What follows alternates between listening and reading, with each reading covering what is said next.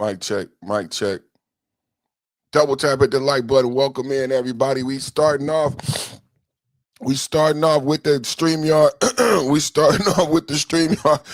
StreamYard never lets us down. Double tap at the like button. StreamYard never lets us down. Let's go, everybody. Welcome to our All We Do Is Win Wednesday. All we do is win, win, win. And if you came from MAGA, put your hands in the air. Let them stay there. Yes, sir. Come on in. Double tap at the like button as you come in. Welcome to the #1 podcast on YouTube for geopolitical and political and domestic debate. Coming to you live from Newark with the latest on the Newark ICE facility protest. You will be surprised with the news that we got today. I tell you, we got some #1 news coming in today. Breaking news. #1, Trump 2026 in the mix.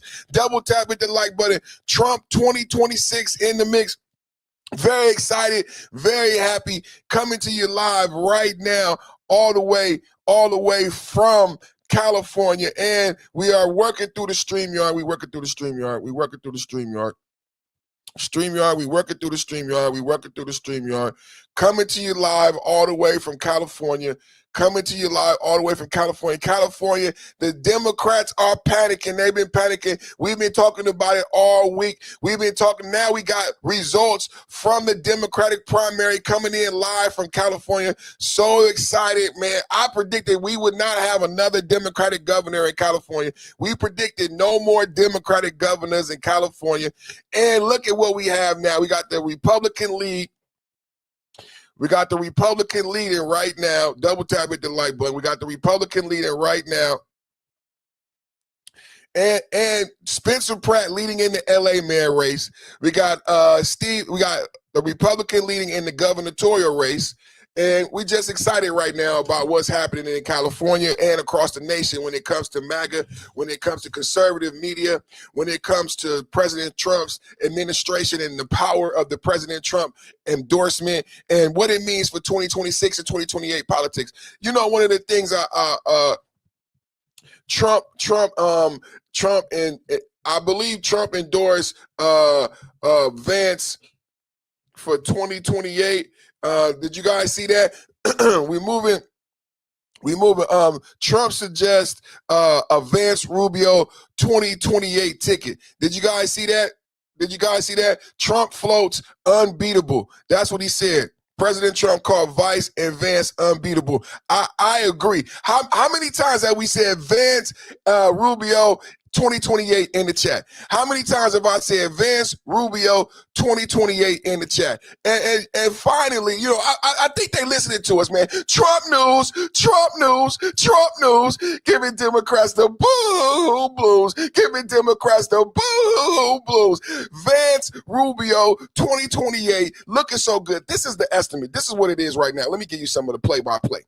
Because everybody doesn't understand what's going on in politics. This right now on YouTube, you're watching the Perfect Timing Podcast. This is the #1 channel for domestic and political discourse. #1 on YouTube, fastest growing channel, #1 channel. So let's get some understanding right now why I'm so excited about Vance Rubio 2028 as we go into 2026 elections and the 2026 election year. It's not just California. It's not just the 37. It's not just Massey. It's not just Ken. It's not just Paxton. It's not just Jasmine Crockett. It's not just MTG. You know, it's not just Ilhan. It's not just all these things. This is what I need you to understand about the strategic 4D chess of Donald Trump. It's all we do is win Wednesday. Double tap at the like button. Today is all we do is win Wednesday. And once again, Trump and MAGA strong. MAGA is winning again. Somebody said just weeks ago, MAGA was dead. I said MAGA was alive. I was the first one who said MAGA was alive. I said MAGA is strong. Let me break down the political outlook for some of you who haven't been paying attention. I said we went to Venezuela first for a reason. Didn't I say that? I said we went to Venezuela first for a reason. Then we went to Cuba. A lot of people now understand about the unsanctioned oil and the illegal way that Iran was making money and funding its proxies. Now that you're learning about Hezbollah, now that you're learning about the Houthis and Hamas, for years, Americans, when you were doing those protests, pro-Palestine protests, you didn't know about Hamas, did you? You truly did not know about Hamas, the Houthis, and Hezbollah, and the Iranian proxy war. Let's just be honest. You're learning about it now. One of the ways you started to learn about the Iranian proxy war is when we went to Venezuela. And Maria Mercado won the Nobel Peace Prize. Then the Iranian proxy armies and Iranian proxy war started to get exposed. So we went to Venezuela first. Let me break down why Vance and Rubio 2028 works and why it wins. We went to Iran before the midterms. A lot of people did not understand why Trump invaded Iran before the midterms. What have I argued and what have I shared with you? I said Iran is in a crisis. Much like Cuba, Iran is right now starving. Trump is playing a waiting game with Iran. The CIA has an assessment. We're going to get into the California election, but I got to give you the breakdown of why Trump is so bullish on Vance Rubio 2028, why MAGA knows the climate so everyone doesn't get blown away when Vance and Rubio is unbeatable in 2028. I agree with Trump. I agree with Trump. Put a 1 in the chat if you agree with the president. Put a 1 in the chat if you agree with the president. Put a 1 in the chat, like, share, subscribe. You're watching the #1 podcast on YouTube. Donald Trump is bullish on Vance and Rubio 2028. Why? Because we invaded Iran before the midterms, and now in Iran, we're playing a waiting game. We're still sending more troops. I just showed a video yesterday where Israel and America is sending more airships. We have 3 aircraft carriers there now, over 10,000 troops. We just drew down 5,000 troops. So we're playing a waiting game in Iran. What happens? We already have Venezuela. We're going to get Cuba. Marco Rubio is going to get the hat for Cuba. Marco Rubio is working in back checks with Cuba. So we got Venezuela. We're going to get Cuba, and we're going to get a deal in Iran. We just left China with a great deal. China is our business partner, unlike any other time in the world. Don't forget the Abraham Accords. These are things that Vance and Rubio, these are successes that Vance and Rubio will be able to run on. Vance and Rubio will be able to run on peace in Gaza and the hostages being returned back to Israel, right? Vance and Rubio can run on the peace in Ukraine because after Iran, we got the peace deal in the Ukraine. Vance and Rubio can run on the peace deal in the Ukraine. Vance and Rubio will run on the peace deal in Gaza. Vance and Rubio will run on a successful end to the Iran conflict because we are in a waiting game with Iran. Iran is starving just like Cuba. Cuba right now has a 96,000 person backlog, over 11,000 children backlog on surgeries. Cuba can't perform surgeries. Cuba can't keep medicines cold because they can't keep things refrigerated. They have 18-hour blackouts. Cuba is withering away on the vine. The same thing is happening to Iran. Iran has several days. According to CIA assessment, Iran has about 3 months. According to CIA assessment, Iran has about 3 months. Let's say we give Iran more than 3 months, because I'm saying that we went into Iran before 2026 midterms for a reason, right? So I'm saying, even if you say Iran could last more than 3 months, even if you don't understand what's truly going on in Iran, there are 2,000 ships in the Gulf. The Straits of Hormuz are closed. The Straits of Hormuz have benefited America. A lot of people talk about inflation and gas prices. You know what I say back to inflation and gas prices? I say Obama. I say Biden. I say prices were higher under Obama. Prices were higher under Biden. We couldn't even buy eggs in my household under Biden. So when you talk about resilience of Iran, you need to talk about the resilience of the American people and how resilient we've been under the Democratic rule and how Democrats have taken and chipped away at American kitchen table politics. Since Obama, we haven't raised the minimum wage. So don't talk to me about Americans. Don't talk to me about inflation. Don't talk to me about gas prices. Americans have dealt with high gas prices going back 15 years. Americans have dealt with high gas prices going back 15 years. So 3 more months or 6 more months to wait out Iran is nothing. It's nothing for Americans. For on the other side of this Iran thing is a better future for America's children, and lower gas prices, if that's all that matters to you. If a free Iran doesn't matter to you, then maybe all you care about is gas prices. If women getting persecuted around the world doesn't matter to you, and all you care about is gas prices, you can wait 3 months. If you don't care about gays getting persecuted, you can wait 3 months. But some of us care about a free Iran. Some of us want a free world. Some of us understand the ramifications on Western ideology if Muslim extremists are allowed to beat women, are allowed to beat gays and unalive people for not wearing hijabs correctly. Some of us understand that, correct? So what I'm saying to you is that the Iran conflict is on a timing schedule of how long can Iran last. And according to CIA assessments, Iran got 3 months. But what I am saying to you is because we went to Iran before 2027, by the time Iran makes the deal, because they will have to make a deal because their people are starving, over 2,000 ships in the Gulf. What's in the Gulf right now?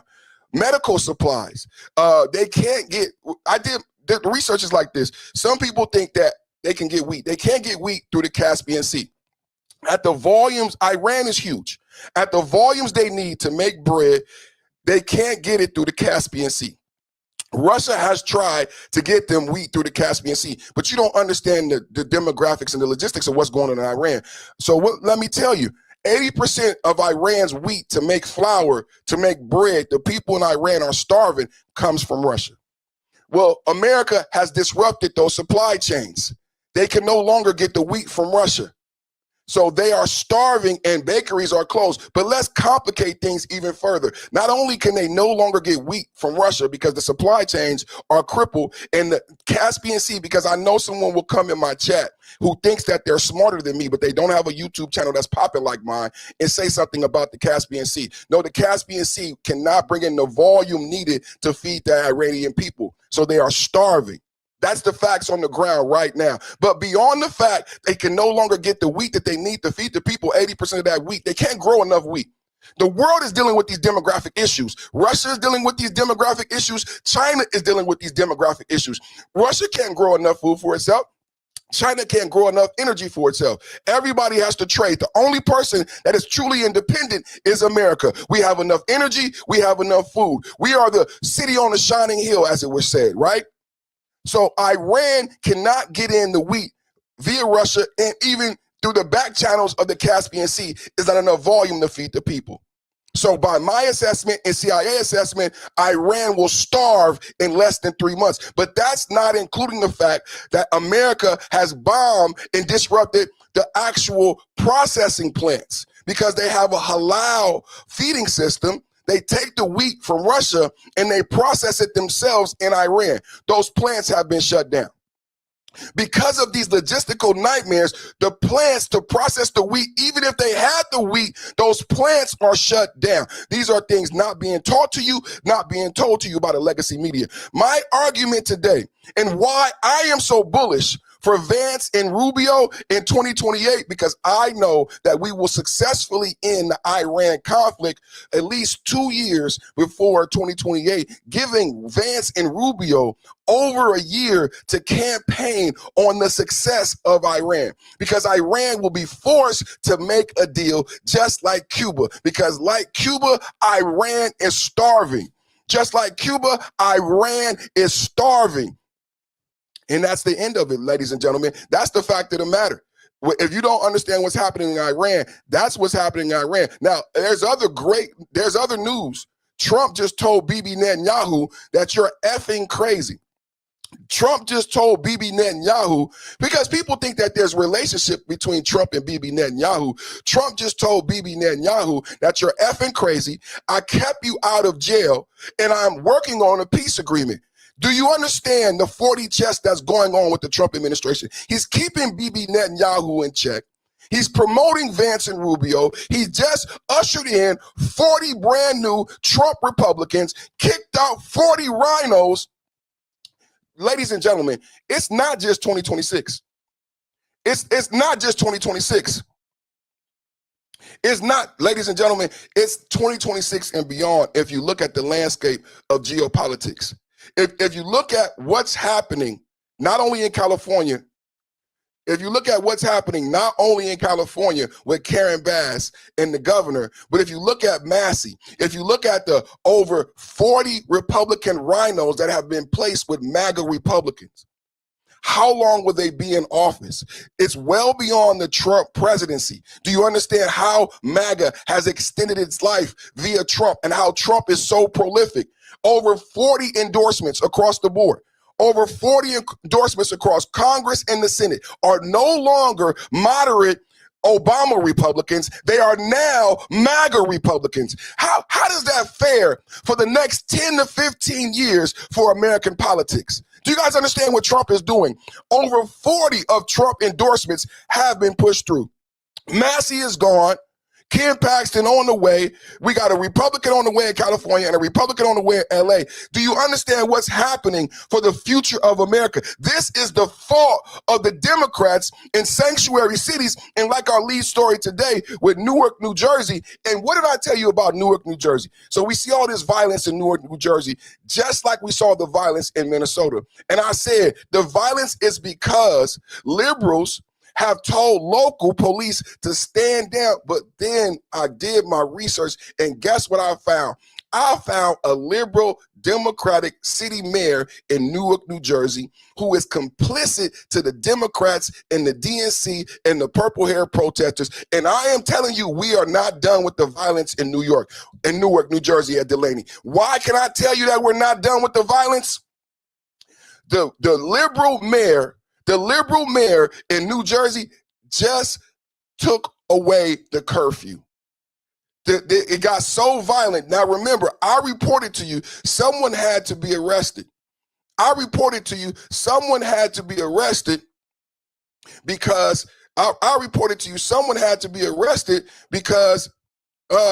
they threatened a federal officer. They were throwing rocks. I got reports today of them throwing rocks at federal officers, right? So we had to call in the state police. Because it got so violent and there was nobody to protect. It was so violent and there was nobody to protect not only the people, the prisoners, but also the detainees. So this all started on May 22nd, May 28th, with the fact that they said there were hunger strikes, right? They said there were hunger strikes, but when I did my research, what I found out is the federal prisoners, but like a lot of us know, the federal prisoners are taken better care of than state prisoners. They have a menu that we saw here, that we read here. They get 3 meals a day. I didn't eat breakfast today. How many people in the chat ate breakfast today? Put a 1 in the chat if you had time to eat breakfast today. I rarely eat 3 meals a day. Put a 1 in the chat if you eat 3 meals a day. They got 3 meals a day, right? And snacks. 3 meals a day and snacks. That was my research, right? So the mayor, if you want to know why you have the protests and the violence in Newark, New Jersey, it's because you have a complicit liberal Democratic mayor who is buying into the propaganda that somehow these criminals should be free. Because you need to understand that Democrats never complete their logic. The Democrats say, oh, food strike, they have bad food, but then no one ever listens. What the Democrats and the purple hair protesters actually want is they want these immigrants freed back into America. They want these immigrants freed back into America. And that's not what they're honest about. They want the immigrant. So just say that you want them free. Don't lie about the facility when most Americans are living from paycheck to paycheck and they don't eat they don't eat breakfast, lunch, and dinner plus 2 snacks. Federal and incarcerated prisoners are eating 3 meals a day. They get to exercise. They have medical care. In California, prisoners were getting sexual changes under the Democrats and Gavin Newsom. I'm going to say it again. In California, incarcerated felony criminals were able to get sexual transition surgery, cost like hundreds of thousands of dollars, and the medication while incarcerated.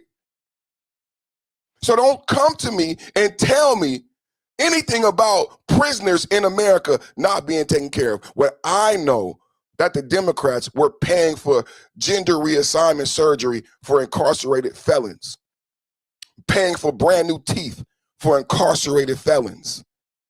So I don't want to hear anything about the prisoners not being taken care of when I know what the system do. When we have talked about it, Let's go to the reports. Let me show you right now what's going on in Newark, and I'm going to go to the mayor who just took away the curfew, and I'm going to show you what the protesters are preparing to become violent again. As soon as the mayor made his statements, as soon as the mayor agreed with the propaganda that the facility should be closed based on food, even though he's never seen the food, he's never seen any mildew food, the protesters are now preparing to go back in immediate front of the detaining center and harass the federal officers, put the prisoners in danger, put themselves in danger, all because of non-leadership from your liberal mayor. It can't be made up. This can't be made up. Let's get into it right now. Delaney, Newark, ICE facility violence, and the background of why we're seeing it and why it's going to escalate. Curfew near Delaney Hall. News Force Checky Beckert has been reporting there for several days. She's back there tonight with how things stand. Checky. Hey, David. Well, protesters are right back where they started, where they had been for more than a week before state police moved them out. Take a look behind me here. They're right in front of Delaney Hall, but there are no ICE officers standing guard in front now, and there is a concrete barricade separating protesters from the street, where one protester was struck by a car last week. Protesters told me yesterday that they were upset that they were pushed so far away because neither ICE or the detainees could hear them, but that is no longer an issue. Back to Delaney Hall they go. Who shut it down? Who shut it down? Protesters denouncing detainee conditions and treatment lining up once again in front of the private detention facility, where protests have often turned violent in the past week. Mayor Ras Baraka lifted a 9 p.m. curfew and let Newark police take control of protests from state police sent in by the governor last Friday, who initially pushed protesters a third of a mile away from the facility.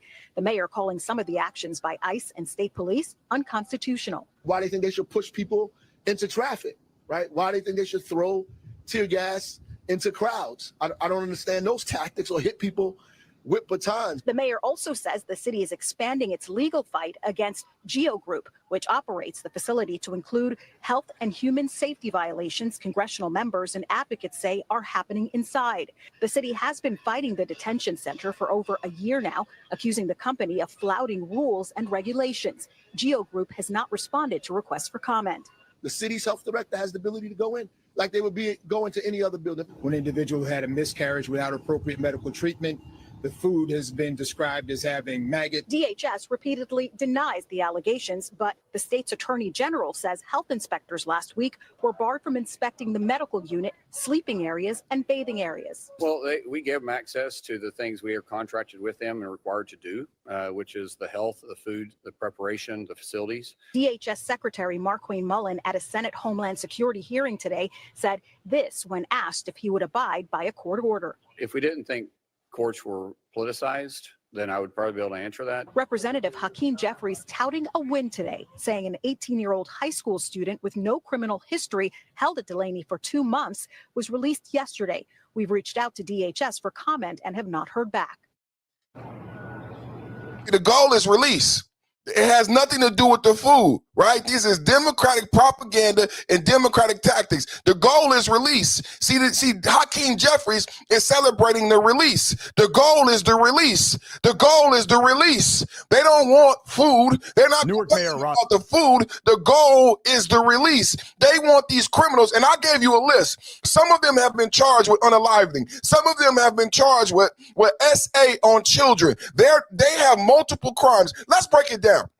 So the crimes for the people in the detention facilities. Number one, like Barack Obama said, they entered the country without the proper process, which is illegal. That's the first crime. The second crime is most of them committed subsequent crimes after coming to America, not going through the proper process. So they were arrested for shoplifting. They were arrested for gangbanging. They were arrested for assault and unaliving, right? And then what happened was they saw an immigration judge. They were given given deportation orders under Joe Biden. Joe Biden did not force them to leave on that day of that arrest. They were allowed to go back home, gather their things, and go back to their country. How can Barack Obama deport 3 million people and say 80% were criminals? I'm going to tell you how Barack Obama deported 3 million people and confidently say 80% were criminals, because he operated on the same deportation order system that Trump is operating under the same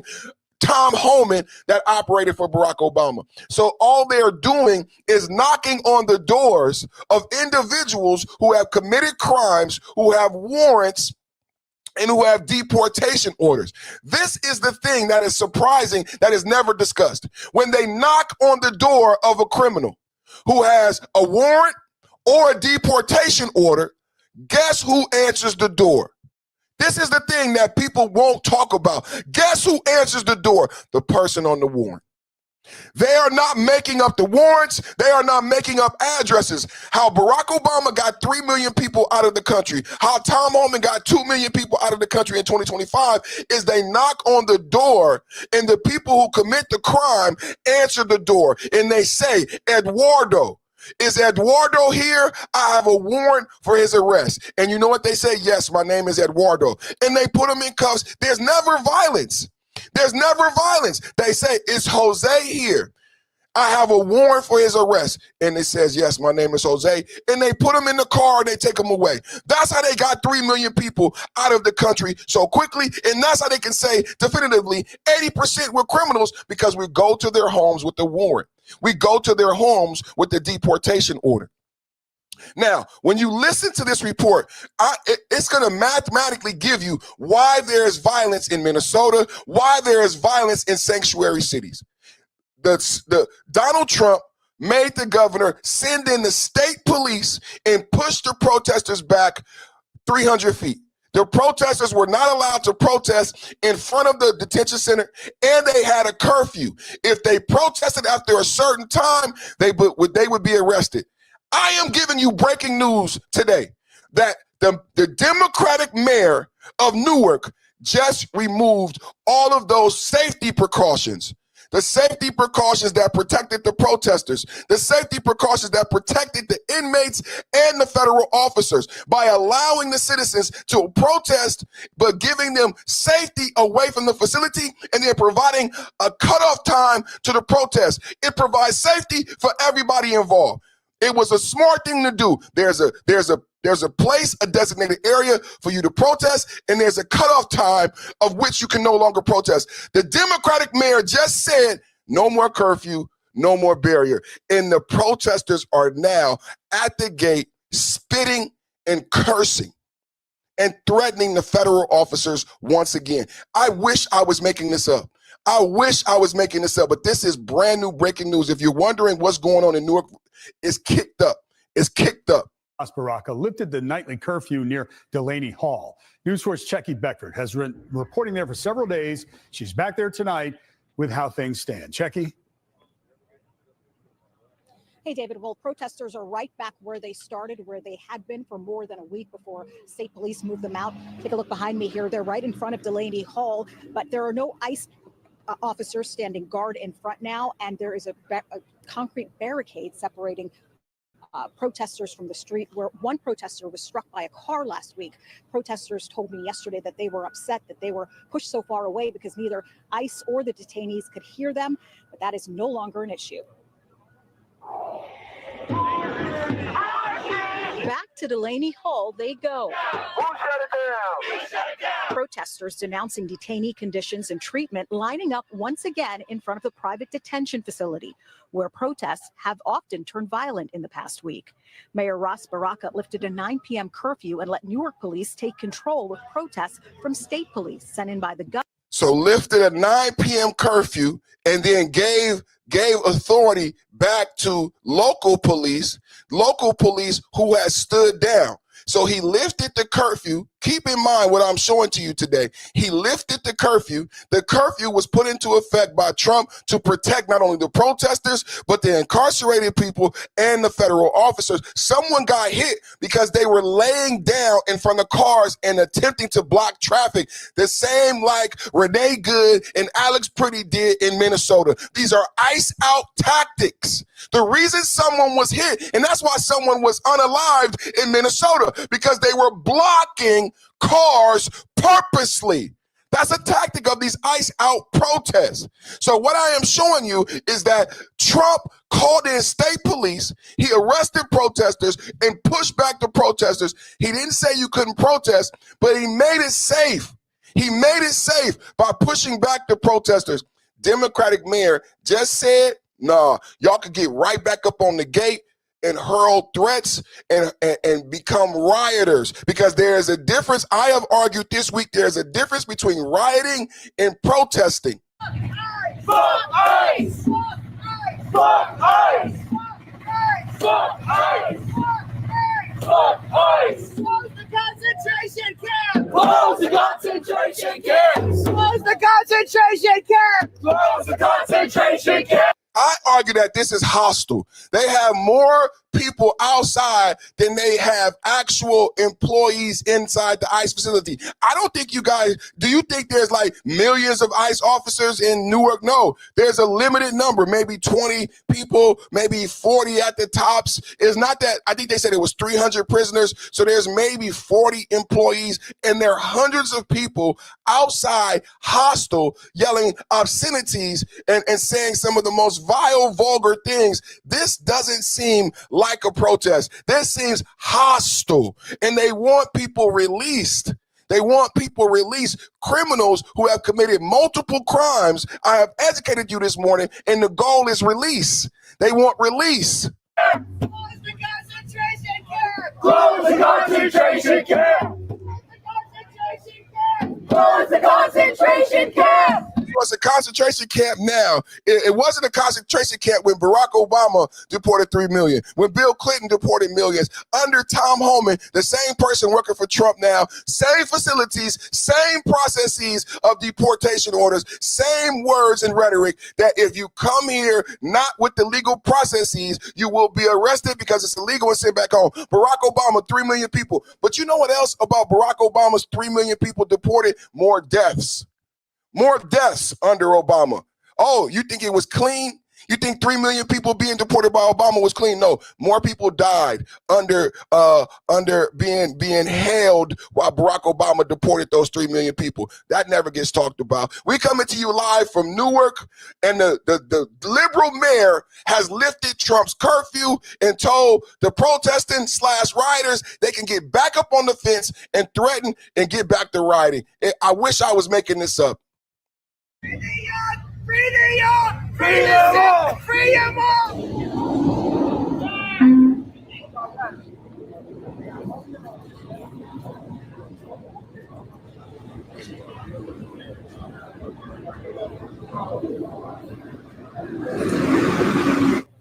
It is our duty to fight for our freedom. It is our duty to fight for our freedom. It is our duty to win. It is our duty to win. We must love and support each other. We must love and support each other. We have nothing to lose but our change. These are socialist indoctrinations. Do y'all hear it? When you don't put a stop to this, it keeps getting further and further. Look how many people outside. Remember what I said logistically. There are not this many employees in the facility. They have told local police to stand down. The mayor has made the state police stand down. Now the people outnumber their employees, and now they are out there talking about socialist indoctrination and rhetoric. I showed you in Minnesota where they said, oh, these are protests, but they're walking around with clipboards asking young Americans to join the Socialist Party. And I'm saying to myself, hey, Minnesota, why are they trying to recruit people into the Socialist Party? I thought this was about Renee Good and Alex Pretty. Now listen to him. It is socialist rhetoric.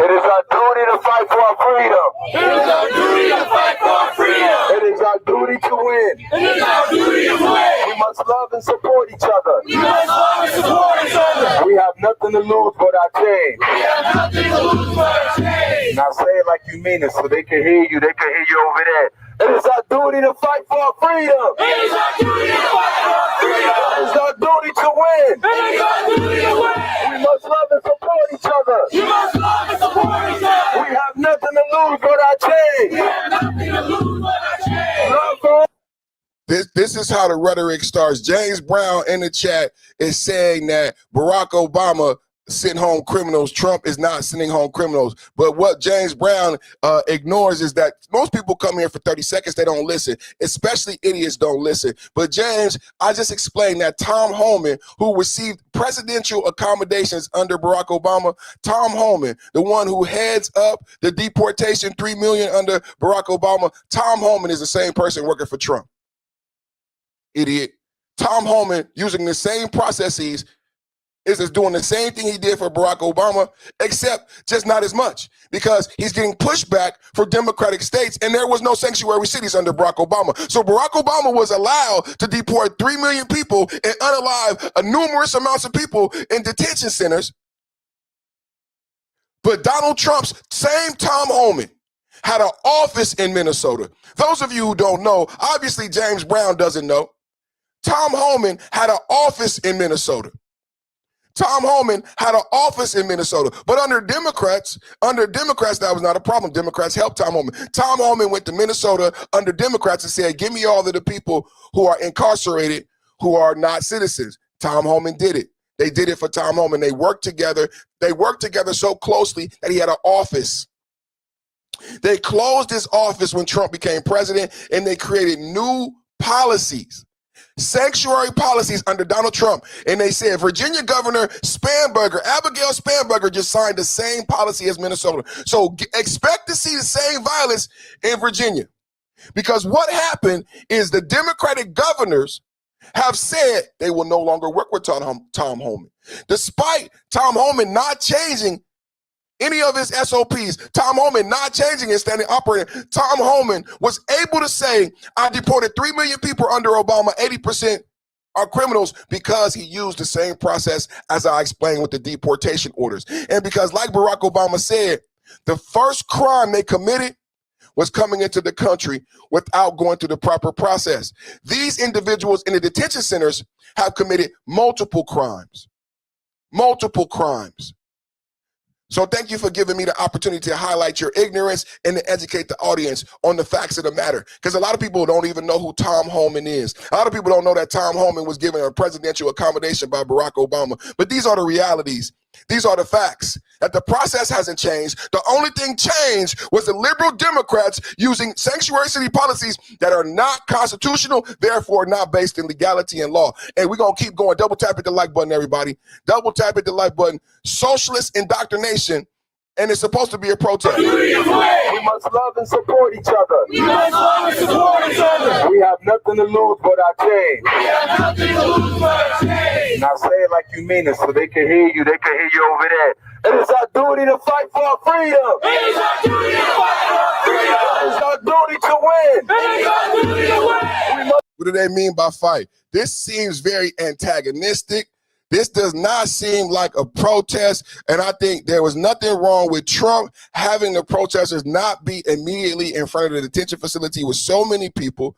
I mean, for their own safety. There's traffic concerns. There's someone already was ran over. What about the employees as they leave the facility? This is so irresponsible. What we're watching right now is the fact that Newark mayor at the Delaney facility has lifted the curfew and is agreeing with the rhetoric that something is somehow wrong with the facility and emboldening protesters to now no longer have a curfew. Most cities have a curfew, right? Most cities have not just for protesters, but just for people walking the street to keep the people safe. Most cities have curfews. So now here it is. The liberal mayor has lifted the curfew and removed the barrier. The liberal mayor has lifted the curfew and removed the barrier and said they can protest as long as you want. And you can protest as close as you want. Newark has been in active litigation with the Geo Group regarding Delaney Hall. And from the beginning, we have advocated for the immediate closure of this building, Delaney Hall, due to the GEO Group's failure to comply with code ordinances, which we believe pose a serious health and safety risk. So when DHS claims that they are working with the city, and I dare to say the state, to protect Delaney Hall and support its operations, it is completely inaccurate. And it also deeply offensive to us and to the residents of our city, because our concerns regarding Delaney Hall have only deepened, especially regarding the treatment of detainees, which remain deeply troubling and inhumane. The reports of detainees suffering miscarriages, receiving inadequate medical care, psychological abuse is troubling, which forces us now to expand, and our business administrator will talk about that, our lawsuit against Delaney Hall further than just code enforcement violations. I already spoke that the city has already implemented a curfew, which by God's grace, we're going to try to lift this evening or tomorrow evening. So he said they implemented a curfew. A 37-year-old woman was shot and killed by an... But they implemented a curfew, but they want to bring the curfew. They implemented a curfew, but he wants to lift the curfew. They implemented a curfew, but he wants to lift the curfew and bring the violence back, as if the violence has stopped, and continue to bring the protests back. That's why we're having the issues in Newark. In case you didn't know, that's why we're having the issues in Newark. It's no surprise. And somebody put it in the chat. Yes, the Democrats want violence. I agree wholeheartedly. And the proof of that is, what have you seen? You've seen Hakeem Jeffries. We've seen Hakeem Jeffries there. We've seen Andy Kim there. Everybody's showing up for the photo op. Everybody's showing up for the photo op. Everybody's showing up for the photo op, but nobody cares about. And this is why 2026 we're doing so well. This is why 2026 we're doing so well. And it's a great thing. This is why in 2026 we're doing so well. Double tap hit the like button, everybody. Let's get the likes up. Double tap hit the like button, everybody. Let's get the likes up. This is why 22 Trump news, giving Democrats the boo-hoo-hoo blues, giving Democrats the boo-hoo-hoo blues. All we do is win. And if you came from MAGA, put your hands in the air, let them stay there. All we do is win Wednesday. Mega MAGA uploaded. Mega MAGA Wednesday uploaded. Perfect Timing Podcast, #1 podcast on YouTube for domestic and geopolitical discourse. Today is a hell of a day. We're starting off in Newark, New Jersey with liberal mayor, what's his name? He got some weird name. It's I forget it. What's his name?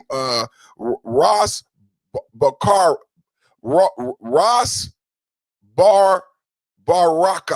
Ross Baraka, just like Barack Obama, another king of Wakanda.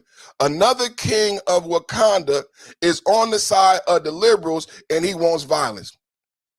He wants violence. Another king of Wakanda is on the side of the liberals, and he wants violence. We had the violence calm down. We had threats.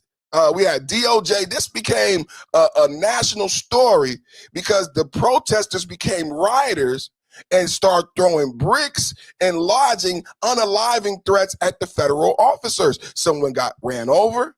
So Trump had to send his state police, because I've been telling you for a week, why is the violence? I said the Democrats. It's the Democrat leadership. They are panicking for 2026, and they are creating these media storms on purpose.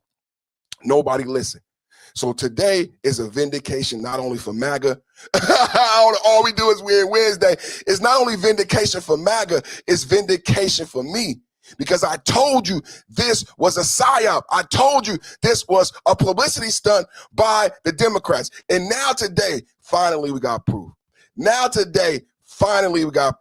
And it's so excited. Cuomo's indicted, and I'm just so happy I can't even hide. Trump was right. I was right. Trump was right. I was right. You know I was right. Trump was right. I told you this was a political psyop. And you know what I don't hear about again? No one's talking about the food. I thought it was about the food. No, it's not about the food. It's about you creating an opportunity for violence so you can get a political press, because there's no press for the Democrats because they have no policy. Spencer Pratt is national news. That should say a lot to everyone watching. We're going to talk about Spencer Pratt in LA. We're going to talk about the governor's race in California, and California going red. Why is California national news? Why is Los Angeles mayor national news? Because it's a signifier of system collapse and the downfall of the Democrats. It's a signifier of a system collapse and the downfall of the Democrats. There is nobody to discuss nationally on the left. There's no Democrat that's worthy of discussing. So all you have is Spencer Pratt. That says a lot. Spencer Pratt should not have that much in the news media, but he does because there's nothing to discuss on the left. And you won't be honest about what it looks like for you in 2026. And we're going to get into Trump endorsing Vance Rubio. Trump said Vance Rubio is unbeatable. Man, that's a hell of a Wednesday.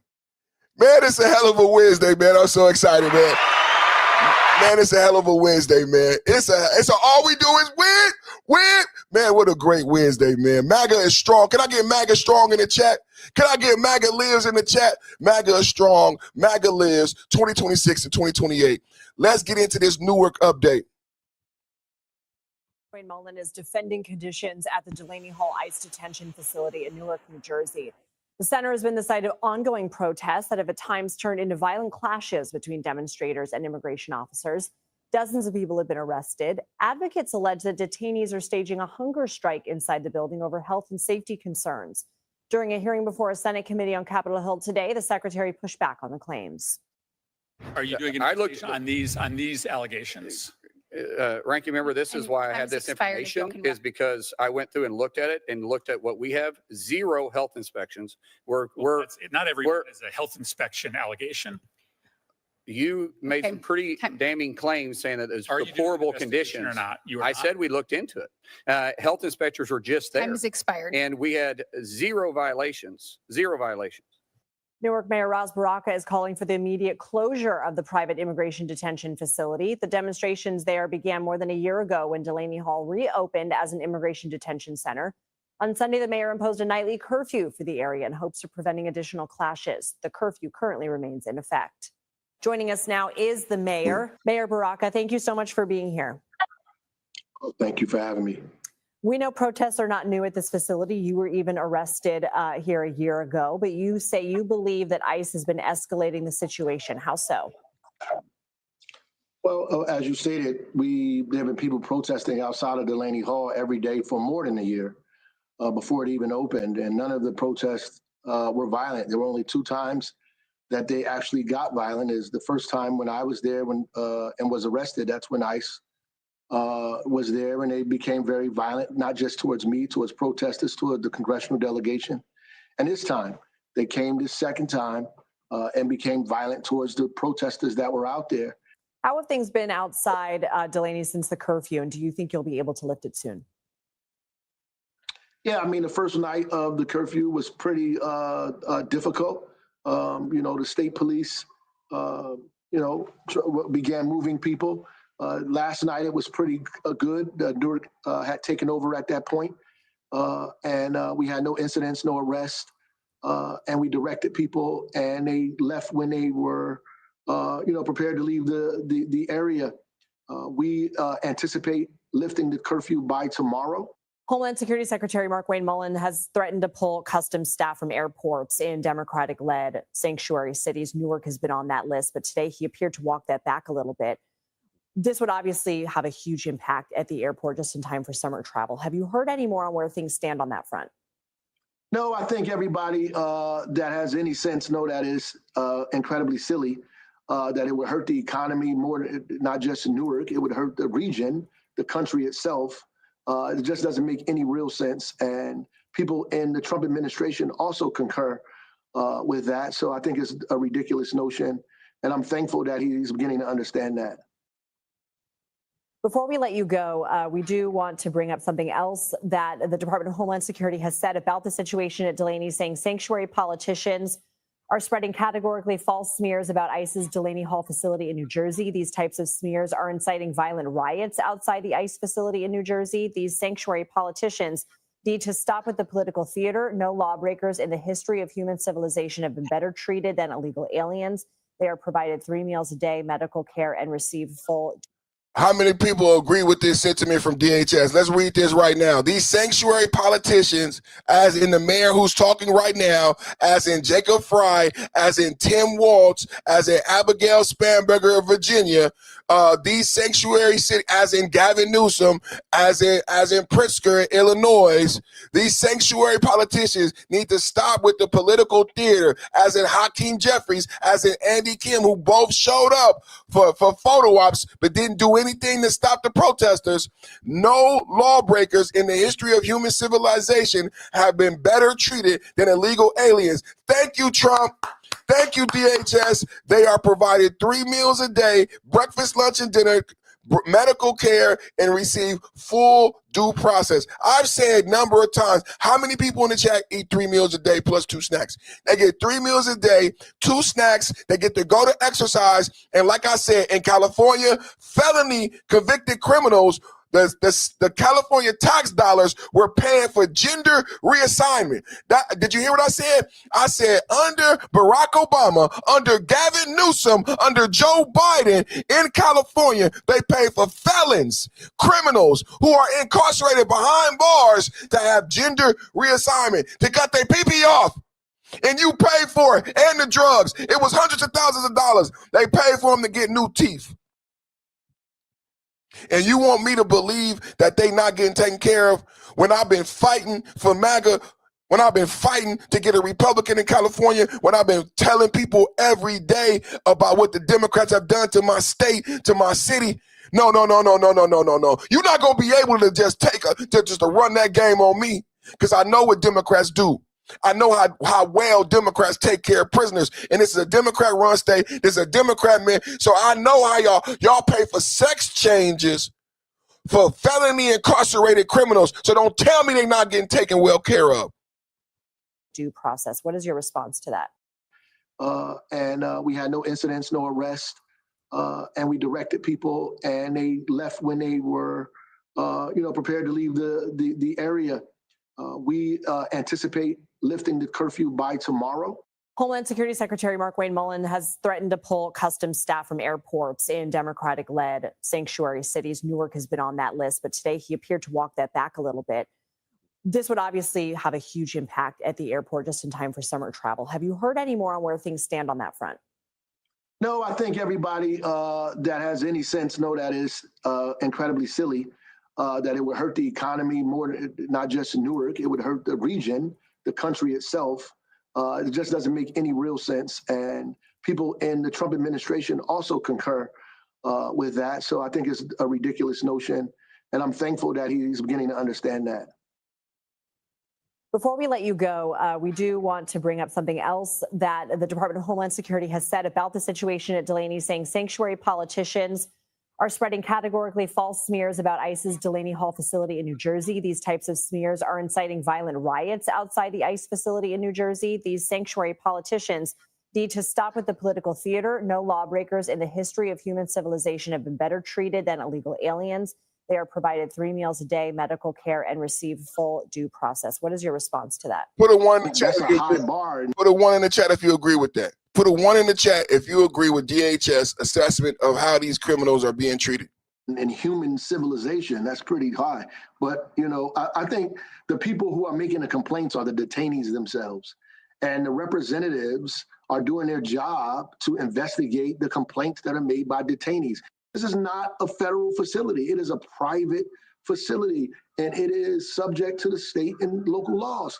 And the congressional delegation is doing their job, just responding to their constituents who are concerned about the behavior and what's going on inside of this building. And they have a right to investigate it. Mayor Ras Baraka. Propaganda. We're watching the Mayor Ras Baraka That's what we watching. Mayor Ross Baraka in Newark. Now we know why we got the violence in Newark, because we got liberal mayor in Newark who is condoning the violence, who is okay with the violence, and who has lifted the curfew. Trump had put in a curfew and told the supporters to stand back.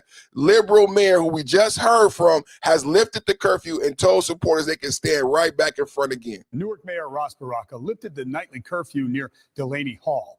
News Force Checky Beckford has been reporting there for several days. She's back there tonight with how things stand. Checky.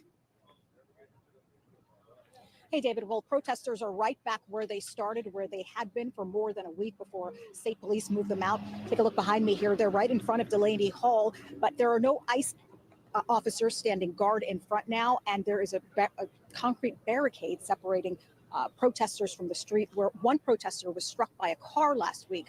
Protesters told me yesterday that they were upset that they were pushed so far away because neither ICE or the detainees could hear them, but that is no longer an issue. Back to Delaney Hall they go. Who shut it down? We shut it down. Protesters denouncing detainee conditions and treatment lining up once again in front of the private detention facility, where protests have often turned violent in the past week. Mayor Ross Baraka lifted a 9 p.m. curfew and let Newark police take control of protests from state police sent in by the governor last Friday, who initially pushed protesters a third of a mile away from the facility. The mayor calling some of the actions by ICE and state police unconstitutional. Why they think they should push people into traffic, right? Why they think they should throw tear gas into crowds. I don't understand those tactics, or hit people with batons. The mayor also says the city is expanding its legal fight against Geo Group, which operates the facility, to include health and human safety violations congressional members and advocates say are happening inside. The city has been fighting the detention center for over a year now, accusing the company of flouting rules and regulations. Geo Group has not responded to requests for comment. The city's health director has the ability to go in like they would be going to any other building. One individual had a miscarriage without appropriate medical treatment.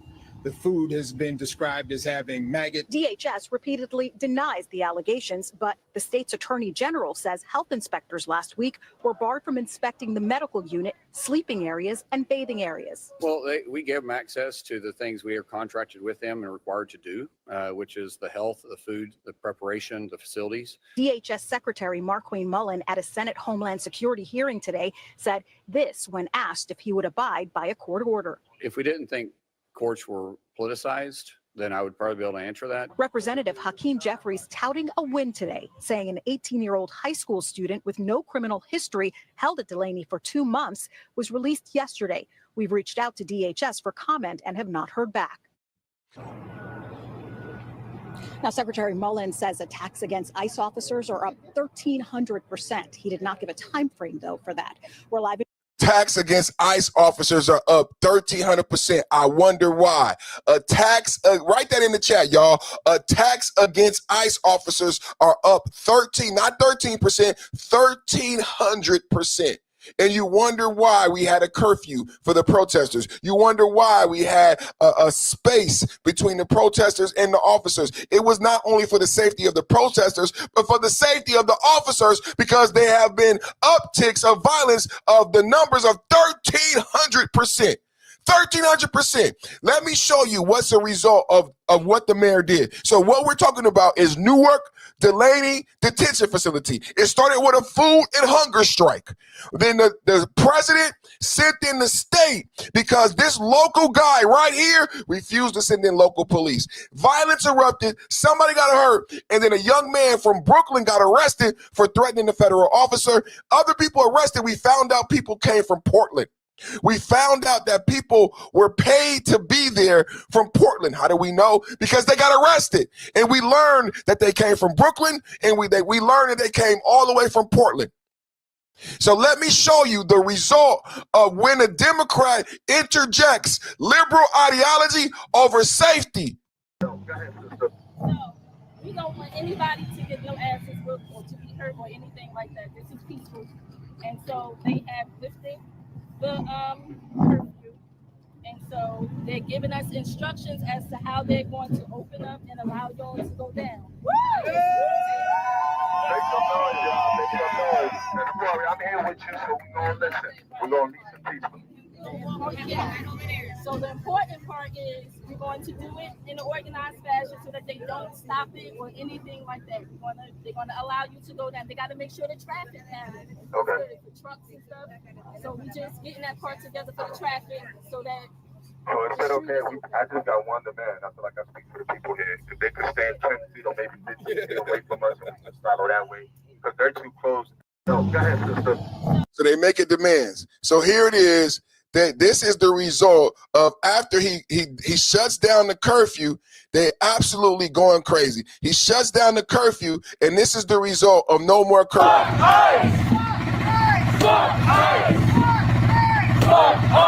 Close the concentration camp! Close the concentration camps! Close the concentration camp! Close the concentration camp! Close the concentration camp! Close the concentration camp! Close the concentration camp! Free the young! Free the young! Free them all! Free them all!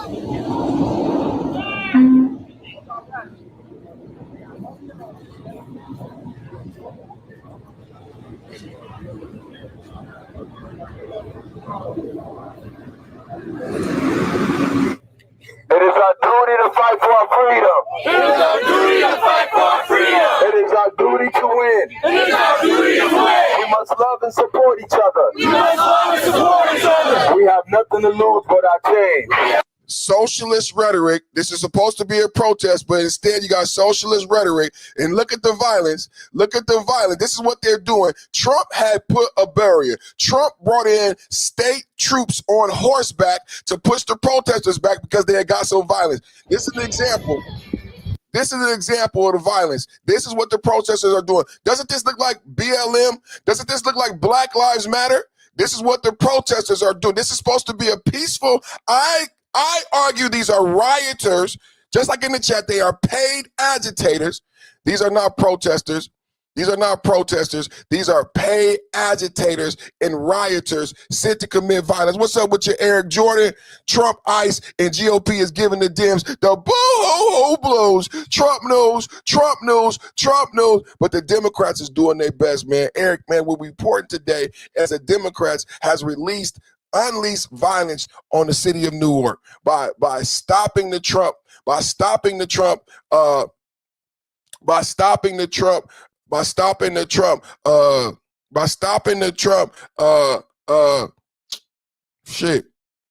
curfew and removing the state police. So one of the biggest things is that a lot of people didn't understand when I said, why are the state police there? It's because local police have been told to stand down by the local authorities. So now the mayor has instructed the state police to stand down. Local police have taken over, and they have allowed the protesters / rioters to go back to the front of the facility.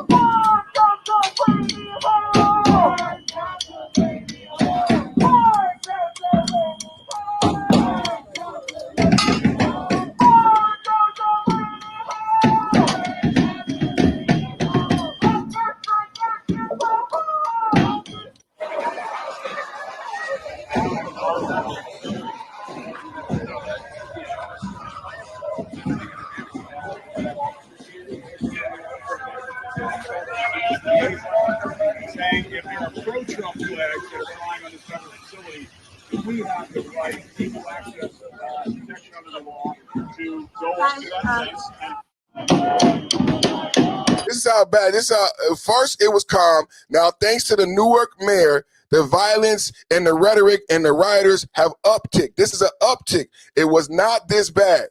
It was not this bad until the Newark mayor just let go of the curfew and told rioters they can now go back to the front lines. This is what it was with the curfew. Double tap, hit the like button as you come in, everybody. You're watching the Perfect Timing Podcast. We're talking about Newark, New Jersey. We're talking about rioters outside of Newark facility, and they are beating each other in the streets. Rioters outside of the Newark facility, beating each other in the streets. And then Trump initiated state police to stop the rioting. And now I'm reporting to you breaking news. All we do is win Wednesday. This is a mega Wednesday. The liberal Democratic mayor said, no, bring the violence back. No more curfew, no more barriers.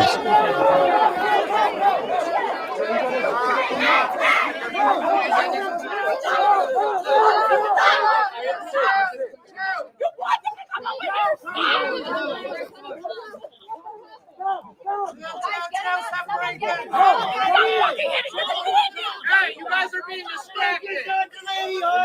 Tear down Delaney Hall. Tear down Delaney Hall. This is about the prisoners. This is about the prisoners. Come on.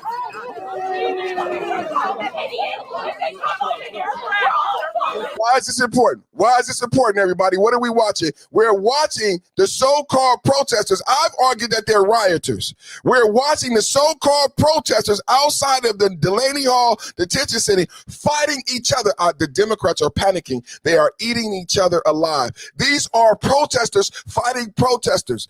I've shown numerous video of protester on protester violence. What and why would the Democrat leadership want people like this? They are so violent they can't even stop beating each other. Why would you want to give them access to the front of the detention facility? Why would you not want them to have a curfew? Mayor of New York, Mayor of Newark, Ras Bakar. Why would these individuals deserve to be able to be at the front of this facility when they have shown this level of violence? Can you tell me that, Democrats? Can you tell me that, liberals? Let's watch. I want everybody, I'm giving context. Let's tee it up. Let's tee it up. What we're watching is the so-called peaceful protesters beating each other. That's what we're watching.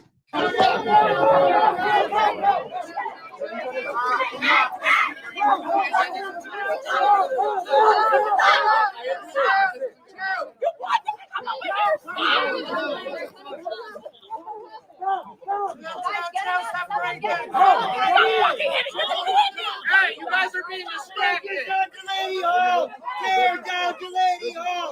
Tear down Delaney Hall. This is about the prisoners. This is about the prisoners. Come on.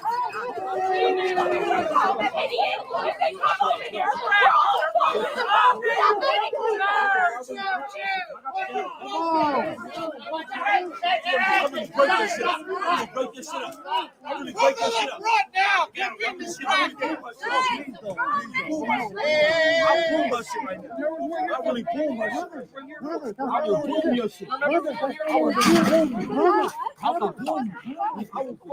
Hey.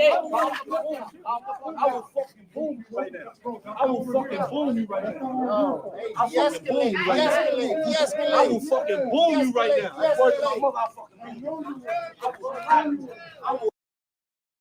This is what's going on. And now the mayor has said these individuals deserve, and the mayor is saying these individuals deserve to go back and protest. And he's saying something is wrong with the facility and not the protesters. What we're arguing today is there's definitely something wrong with the protesters. The area, we anticipate lifting the curfew by tomorrow.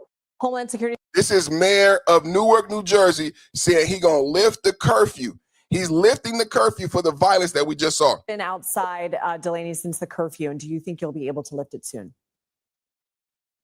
Yeah, I mean, the first night of the curfew was pretty difficult.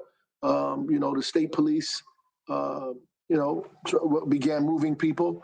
Last night it was pretty good. Newark had taken over at that point. And we had no. It was good when the state police took over. Incidents, no arrests, and we directed people, and they left when they were, prepared to leave the area. We anticipate lifting the curfew by tomorrow. Homeland Security Secretary. So he said we want to lift the curfew because he wants this to go on. That's your liberal leader. That's the mayor of Newark. If you want to know why violence like this is occurring in American cities under sanctuary policies, you just heard it. He wants to lift the curfew, and then this is the result of lifting the curfew and removing the state police and the Mounties on horseback. The protesters are attacking each other. You needed the police there. I've said over and over again, what Trump did not only protected the federal officers, protected the prisoners, but the safety measures that Trump put in place also protected the protesters. What you see here is there are no police. So the protesters could basically hurt themselves. And that's what they're doing because there's nobody to police the violence. And that is the result of your sanctuary city mayor.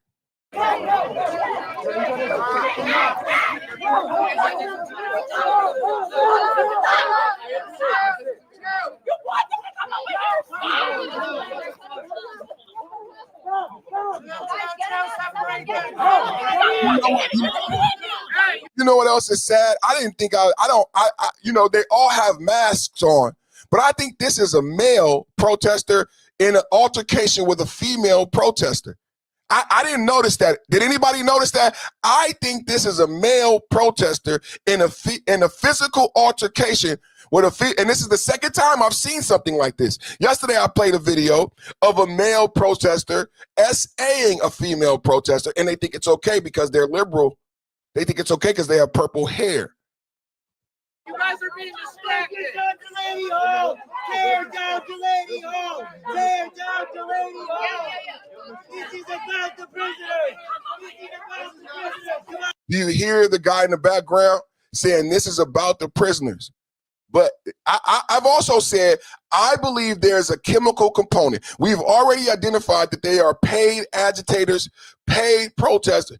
But I believe when you see this, there is a chemical, pharmaceutical component to this that has not been discussed. And that's because the liberal media hates Trump. But I believe that there is a chemical, a pharmaceutical component behind the violence. This is about the prisoners. Come on. This is about the prisoners, and it doesn't stop the violence. Eric Jordan said this mayor needs to get voted out, bro. It's a failure. I agree, Eric. Thank you for the super chat.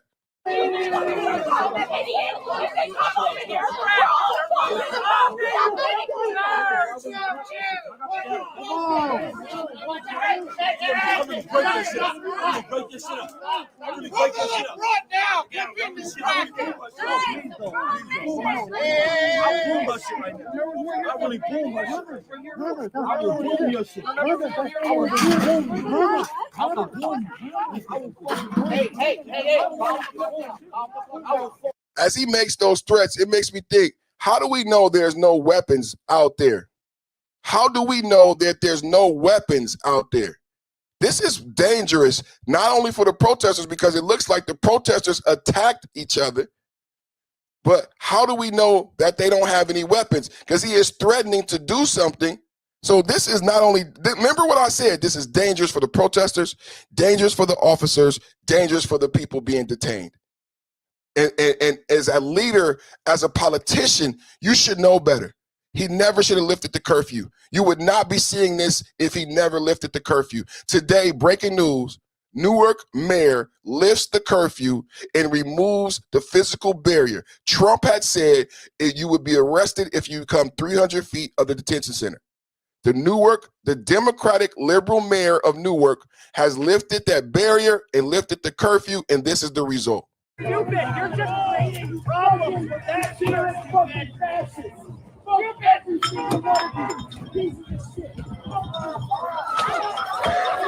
You see that? Did you see? This is the violence, but the Newark mayor said, no, they deserve to be out here. The Newark mayor is saying there's something wrong with the facility, not the people. The Newark mayor said he wants to stop the curfew so this violence can continue. It's just unfathomable. And do you think you'll be able to lift it soon? Yeah, I mean, the first night of the curfew was pretty difficult. The state police, began moving people. Last night it was pretty good. Newark had taken over at that point, and we had no incidents, no arrests. and we directed people, and they left when they were, prepared to leave the area. We anticipate lifting the curfew by tomorrow. Homeland Security.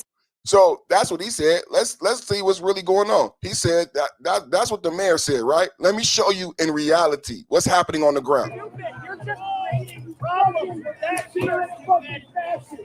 Fuck every single one of you. Piece of shit. Now, I'm going to show this in slow motion. We got to slow. You know I'm the slow motion king. Let's watch it. I'm going to watch the whole thing. Let's watch it again. They're throwing bottles, Malt cocktails at the officers. They're throwing Malt cocktails at the officers. Just watch the whole thing. Then we're going to watch it in slow motion because I'm going to point something out to you. You're just creating problems. That's your fucking fascist.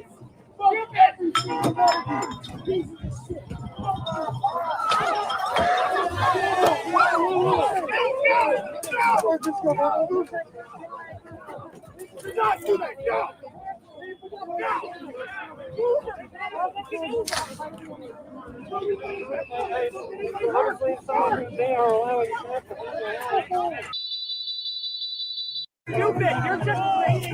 This is the same way in Minnesota someone got unalived.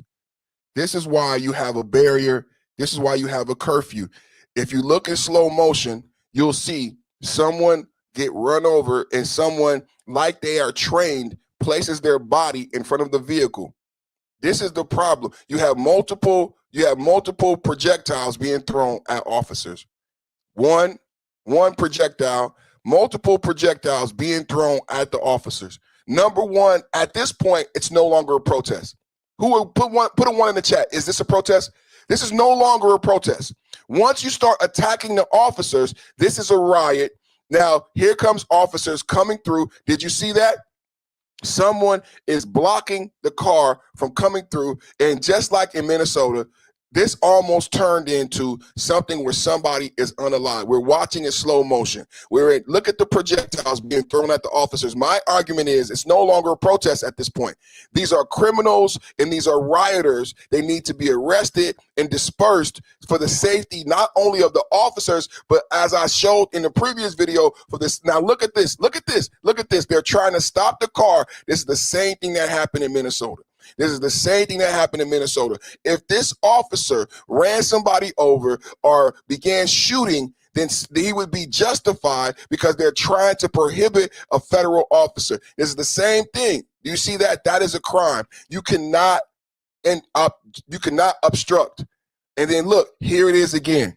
Here it is again. They are in the way. And now this could turn into bad physical violence. Look at this, everybody. If you want to know the mathematics behind the Democrats and the violence, look, and they are attacking the vehicle. This is the same tactics that you saw in Minnesota.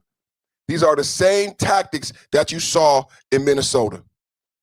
Multiple projectiles being thrown. This is not a protest. This is not a protest. My argument is this is rioting. This is criminal behavior. This is not protected by the Constitution. This is not a protest. You're just creating problems. That's your fucking fascist. Fuck every single one of you. Piece of shit.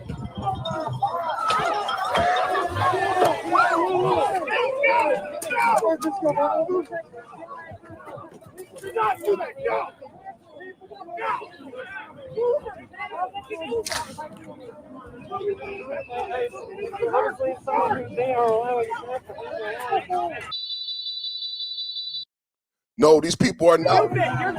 These people are not from New Jersey. We got reports due to arrest. Remember, Trump running the state police. We have people arrested. They are from Portland. They are from Brooklyn. The gentleman who threatened. Remember the video, the gentleman who threatened a federal officer? We have him under arrest. He came here from Brooklyn. He came all the way here from Brooklyn. And we have other rioters who we have arrested who came here from Portland, right? So I am in agreement. And Thank you for coming here. Make sure you like, share, subscribe. If you watch my channel, one of the things that we've talked about in detail is we went into detail about the No Kings protest. And I play and I show my audience the CEO who runs the corporation who pays protesters. He did a CNN interview and he pays people $300 a day. They give out water. And Trump has talked about the prolific graphics in some of the posters. I have a background in logistics, project management, and graphic arts and design. So one of the things I said, along with Trump, who runs a company who has to create poster boards and advertising, Trump said, have you seen those posters? Have you seen some of the posters and how quickly they're able to turn out? This is a professional operation. So not only are they not from New Jersey, but they're paid, and the things that they use have been given to them. If you see the equipment, the masks, everything have been provided to them. This is like opposition.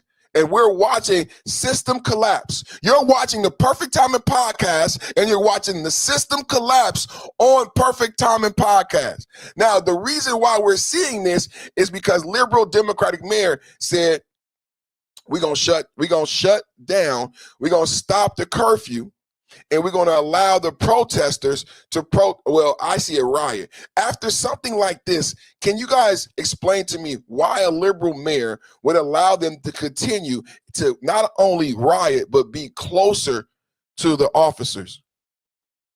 Secretary Mark Wayne Mullen has threatened to pull customs staff from airports in Democratic-led sanctuary cities. Newark has been on that list, but today he appeared to walk that back a little bit. This would obviously have a huge impact at the airport just in time for summer travel. Have you heard any more on where things stand on that front? No, I think everybody that has any sense know that is incredibly silly, that it would hurt the economy more, not just in Newark, it would hurt the region, the country itself. It just doesn't make any real sense. And people in the Trump administration also concur with that. So I think it's a ridiculous notion. And I'm thankful that he's beginning to understand that. Before we let you go, we do want to bring up something else that the Department of Homeland Security has said about the situation at Delaney, saying sanctuary politicians are spreading categorically false smears about ICE's Delaney Hall facility in New Jersey. These types of smears are inciting violent riots outside the ICE facility in New Jersey. These sanctuary politicians need to stop with the political theater. No lawbreakers in the history of human civilization have been better treated than illegal aliens. They are provided 3 meals a day, medical care, and receive full due process. What is your response to that? That's a high bar in human civilization. That's pretty high. But, you know, I think the people who are making the complaints are the detainees themselves. And the representatives are doing their job to investigate the complaints that are made by detainees.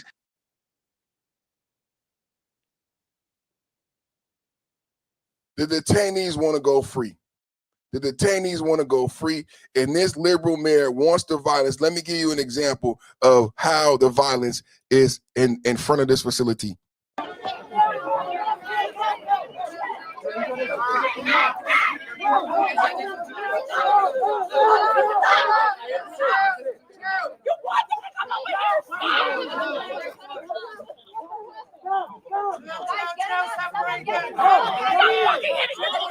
Hey, you guys are being distracted. Tear down Delaney Hall. Tear down Delaney Hall. This is about the prisoners. This is about the prisoners. Come on.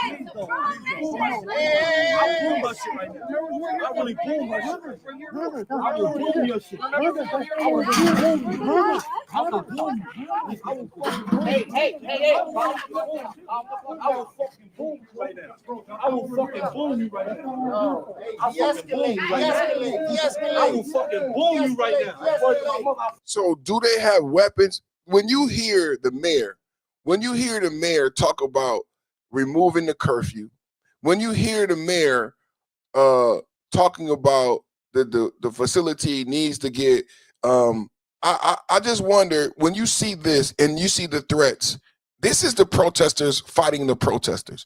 Here's a protester threatening to boom another protester. Now, I had never thought about this. I said that Trump was successful in protecting not only the detainees, the officers, but Trump's security measures protected the protesters. I never thought that the protesters needed to be protected from the protesters. But that's why you have police when you have illegal protests, to keep things from like this from happening. But the mayor told the police to stand down. This is sanctuary city policy. Sanctuary city policy say stand down. Sanctuary city policy says stand down. And this is the result.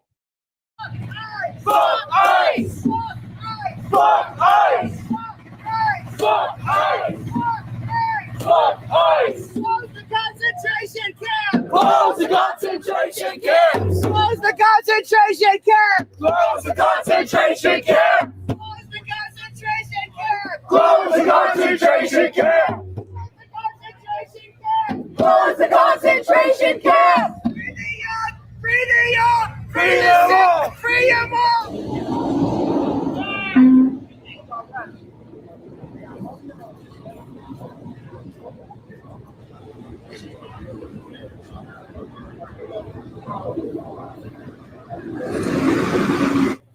It is our duty to fight for our freedom. It is our duty to fight for our freedom. It is our duty to win. It is our duty to win. We must love and support each other. We must love and support each other. We have nothing to lose but our change. We have nothing to lose but our change. Now say it like you mean it so they can hear you. They can hear you over there. It is our duty to fight for our freedom. It is our duty to fight for our freedom. It is our duty to win. It is our duty to win. We must love and support each other. We must love and support each other. We have nothing to lose but our change. We have nothing to lose but our change. This is what's going on. This is what liberals want outside. People got to work. They are causing the violence. They are causing the violence. Put a one in the chat if you think the Democrats are behind the violence. Let's go deeper. You're going to look at these individuals out here. This is what we're dealing with out here. I don't even think these people in their right mind. Double tap, get the like button, get the likes up, everybody. You're watching the Perfect Timing Podcast, #1 podcast. We coming to you live from Newark, Delaney Center protest. Breaking news, in the last few hours, the Newark mayor has lifted the curfew and said that the rioters can go back to the front door of the detention center. You're going to ask whether, if the curfew gets lifted, to have permission to send people back to Delaney Hall. Not to ask for permission. Okay. I'm going to ask if and when. If it's lifted, I'm just going to give you the information. Okay. They're going to give you instructions after that. But there's a possibility that crowds would be able to go back to Delaney Hall, is my point. Okay, thank you. That's what I was wanting to ask. Thank you. Go ahead, I'm listening. You're going to ask. They want the crowds to go back to Delaney Hall. They're going to ask for permission to keep the violence going. Double tap, hit the like button, and it was granted by the mayor. There's some similarities between this person and the mayor. Now let's take a look. The mayor has officially lifted the curfew now they out there eating food. Look at what's going on. They got hijabs and masks. This is what's going on. It's the fake press. Double tap at the like button, you guys. I'm giving you breaking news so you know the truth on the ground before somebody gets hurt. So you can see the mathematics behind the Democrats and how they set up these events. Breaking fuck the news. They are lifting the curfew. Mayor Baraka just put something on Facebook. So, yeah. They're going to read it right now. But they also said earlier that the curfew's lifted, then we can go back to Delaney Hall. Okay, Mayor Ross J. Baraka today announced that the curfew at designated free speech zones established in response to recent events surrounding Delaney Hall will be lifted effective at 9 p.m. tonight. So free speech zones. For the safety of everybody involved, President Trump established free speech zones, meaning that you can have your constitutional right to protest, but we want to keep you safe. We want to keep you from getting ran over by trucks and cars leaving in and out of the facility. We want to keep employees safe who work at the facility so they can come and go to work. So they created designated areas for you to protest, right? designated areas for you to have your constitutional right because you guys weren't able to protest as adults without causing violence or disrupting the flow of traffic. So what has changed today? What I am reporting to you today is that the mayor has lifted that, and he has said he is removing the designated zones and now allowing the rioters, who I've showed you video after video, who are so violent, not only violent toward the federal officers, but they're so violent that they are beating each other. You have to keep in context what I'm talking about today. These individuals have shown the level of violence. I've shown you throwing projectiles at the officers, and I've also shown that they have been so violent that they have attacked each other. And the result of that is the mayor going back on the Trump policies. But they also said earlier that the curfew's lifted, then we can go back to Delaney Hall. Okay, Mayor Ross J. Baraka today announced that the curfew at designated free speech zones established in response to recent events surrounding Delaney Hall will be lifted effective at 9 p.m. tonight, Tuesday, June 2nd. Quote, after last night's protest without a single arrest, we are lifting this curfew to allow full expression of the American right to free speech and to peacefully assemble, said Mayor Baraka. In this spirit, I have full confidence in the ability of the Delaney Hall protesters to operate in a manner worthy of the innocent people incarcerated and mistreated by ICE and the for-profit imprisoners at Geo Group. I have faith in the policies and training of our community-focused police officers and our extended public safety ecosystem for violence prevention. The world is watching. Let us put our focus on the compassion and care of each other as we strive for the liberty and well-being of those inside of Delaney Hall. The city of Newark remains committed to protecting civil rights, advocating for humane treatment, and maintaining public safety. Let's fucking go. That's right. El pueblo unido jamás será vencido. El pueblo unido jamás será vencido. El pueblo unido jamás será vencido. El pueblo unido jamás será vencido. The people united will never be defeated. The people united will never be defeated. The people united. Is that a white woman saying Spanish? Was that a white woman? Is that a white woman doing a Spanish a bilingual chant? What's going on? Was that I think that's a white woman. Unido jamás será vencido. Yes. That's why it sounded so funny and weird. Look at the other white lady in the background laughing. Oh my God. It's just cultural appropriation.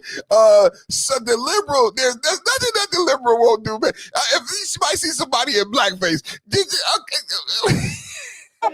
Unido jamás será vencido. Somebody who speaks Spanish come into the chat. Somebody please roast her. Somebody please roast that accent. Oh, I was listening to the thing about my family. Oh man, that's horrible, man. That's it's hilarious. It's hilarious and horrible at the same time, man. Podcast gold, man. Podcast gold, man. Oh my goodness. Was she just doing a bilingual white, purple hair, overweight white woman, purple hair protester with a bilingual chant? How y'all feel about that in the chat? How y'all feel about that in the chat? Oh man, double tapping the like button. Here is the mayor of Newark commenting on Delaney and lifting the curfew and bringing back the violence. Somebody said it doesn't look violent. I got some violence for you. Our objective is to close the building, right? And the people that have the greatest ability to close the building is the Geo Group. That's a private organization. They have a contract with the government, with HSI, to house detainees. This was a halfway house prior to what it is today. It was a halfway house for people who were returning home from incarceration. They changed the use of this property. By virtue of the fact that they changed the use triggers a variance. They have to go through the zoning board and have community meetings like any other building in this state. They bypassed that process. They limited inspections, which by virtue of that does not give them the right to be open, right? And now on the health and human safety issues that we're hearing, the state has the ability to go in. The state health director, the city's health director has the ability to go in like they would be going to any other building. If there was a nursing home in the state of New Jersey that we know about, and we have these complaints, where residents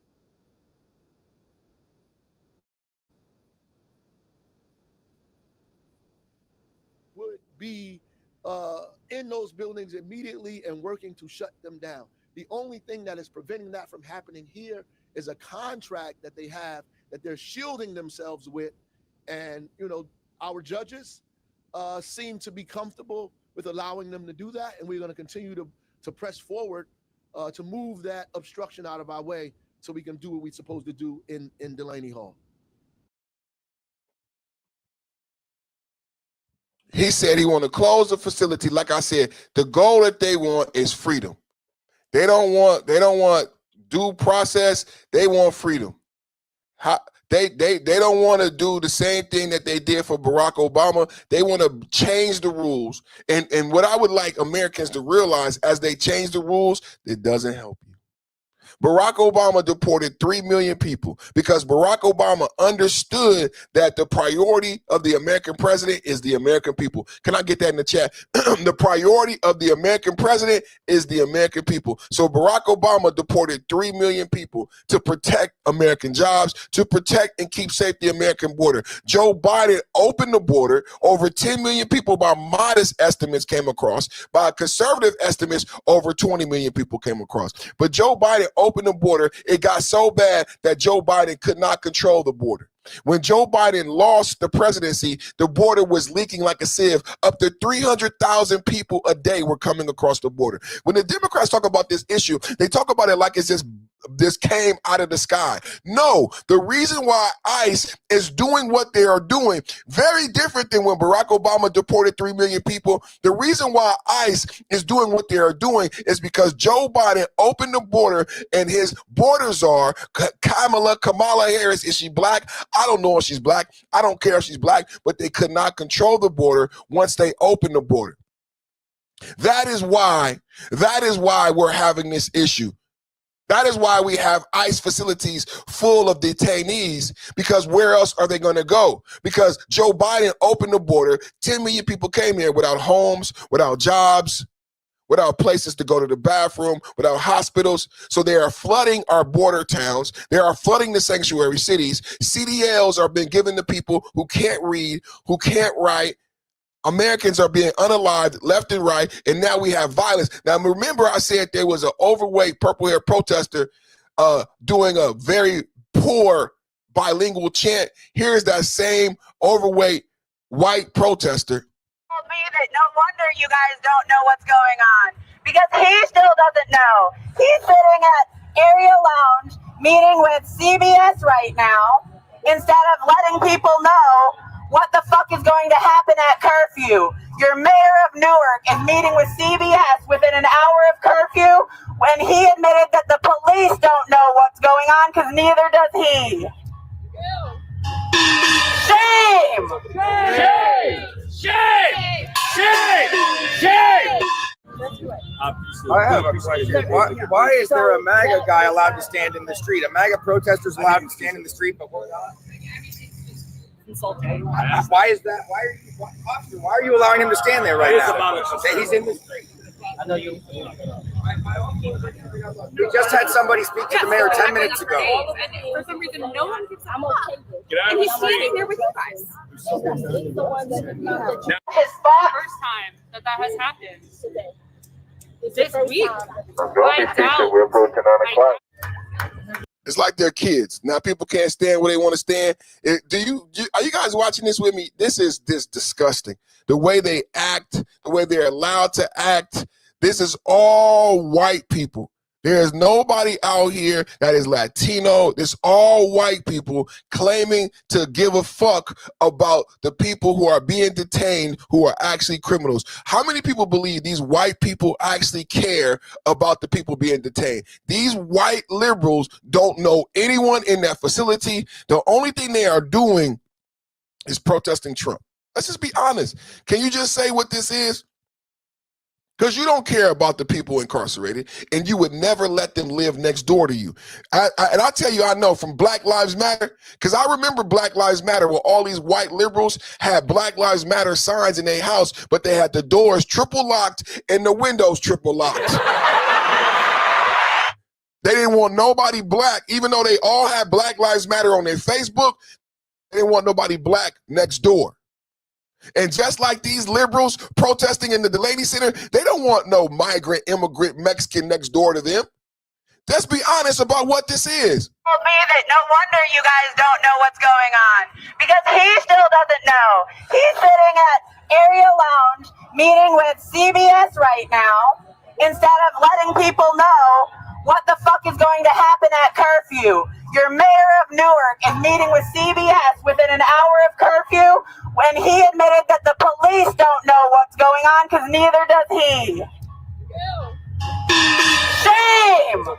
Shame! So here they are, eating their own again. If you guys are wondering why Republicans are winning in California and across the country, here it is, liberal Democrats talking shit about their liberal Democratic mayor saying he's not doing enough. You can never be left enough. For this socialist left, you can never be, unless you are Zarani, the Morani, Mundani, and you say, I am a democratic socialist on my way to communist, you cannot be left enough. He just lifted the curfew, and yet and still they attack him. The protesters attack each other, because I promise you, in this one-party system that they hope to usher in, you cannot be left enough. It is no longer left of the left. It is left of the left of the left. Shame! Shame! Shame! I have a question. Why is there a MAGA guy allowed to stand in the street? A MAGA protester is allowed to stand in the street, but we're not? Why is that? Why are you allowing him to stand there right now? He's in the street. I know you. We just had somebody speak to the mayor 10 minutes ago. And for some reason, no one gives him up. And he's standing there with you guys. His fault. First time that has happened. This week. I doubt. We're approaching 9 o'clock. Market ticket. He can stand where he want to stand. It's a free country. Double tap hit the like button, man. Double tap hit the like button. We coming to you live from Newark, New Jersey, giving you updates in Newark, New Jersey. The mayor just called off the mayor of Newark, New Jersey, Ras Bakara. He must be related to Barack Obama and Kamala Harris. You know what I'm saying? Oh, we away, oh, we away, oh, we away. In the jungle, the mighty jungle, blacks are not apes. In the jungle, the mighty jungle, blacks are not apes. Did y'all know Al Sharpton lost? So much has changed in the political climate. You know, I'm having a little fun. But Al Sharpton had to sign, blacks are not apes. He yelling at President Trump. Al Sharpton been fired. Jasmine Crockett's been fired. Massey's been fired. I mean, we got a red California. We got a red LA. Over 37 rhinos have been put to pasture. I say what I do on my spare time is I hunt white rhinos. Crikey, crikey, what do we see over there? Crikey, I see an elusive white rhino. Crikey, what are we going to do? We're going to capture that white rhino and put him out to pasture. Crikey, we're going to capture a white rhino? That's right. That's what we do here every day at 1 p.m. We go after white rhinos. And the blue-haired protesting Democrats, double tap hit the like button. Newark, New Jersey mayor, fail, fail, fail. Our objective is to close the building, right? And the people that have the greatest ability to close the building is the Geo Group. That's a private organization. They have a contract with the government, with HSI, to house detainees. This was a halfway house prior to what it is today. It was a halfway house for people who were returning home from incarceration. They changed the use of this property. By virtue of the fact that they changed the use triggers a variance, they have to go through the zoning board and have community meetings like any other building in the state. They bypassed that process. Because of the They feds. limited inspections, which by virtue of that does not give them the right to be open, right? And now in the health and human safety issues that we're hearing, the state has the ability to go in. The state health director, the city's health director has the ability to go in like they would be going to any other building. If there was a nursing home in the state of New Jersey that we know about, and we have these complaints, where residents die in a nursing home, and somebody has died in there, in a nursing home. If there were people who have miscarriages, if people were complaining about food, the health department would be in those buildings immediately and working to shut them down. The only thing that is preventing that from happening here is a contract that they have that they're shielding themselves with. And, you know, our judges seem to be comfortable with allowing them to do that. And we're going to continue to press forward to move that obstruction out of our way so we can do what we're supposed to do in Delaney Hall. Put a 1 in the chat if you agree with the mayor lifting the curfew and allowing protesters to go back to the front of Delaney Hall. He said his goal is closure. And what he is not saying is that he wants everybody released. Okay, you want to close the facility, but what happens to the criminals inside of the facility? What happens to them? Hakeem Jeffrey says he's celebrating that an 18-year-old was released. I argue that Democrats not only want closure, they want the criminals who are incarcerated in the facility released into your community. Step back to the barricade.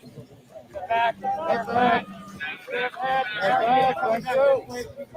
Let's go. Make a hole. Let's go.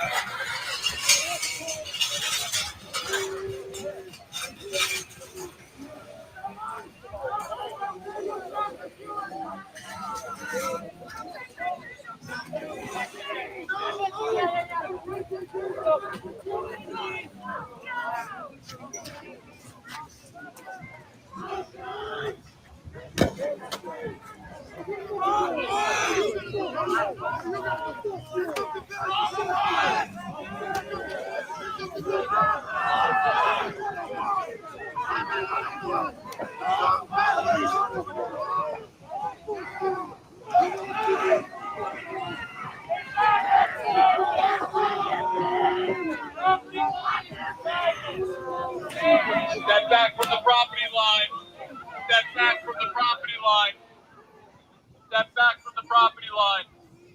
The lawful order, step back from the property line. Step back from the property line. We're not on the grass. Stop giving contradictory fucking orders.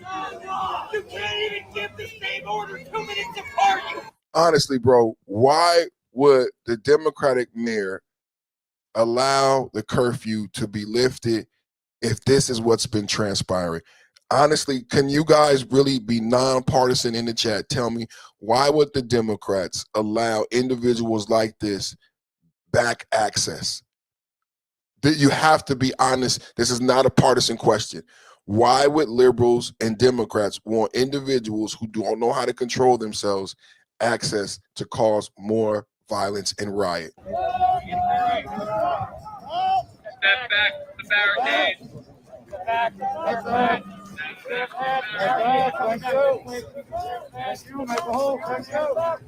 Make a hole. Make a hole. Step back. Make a hole.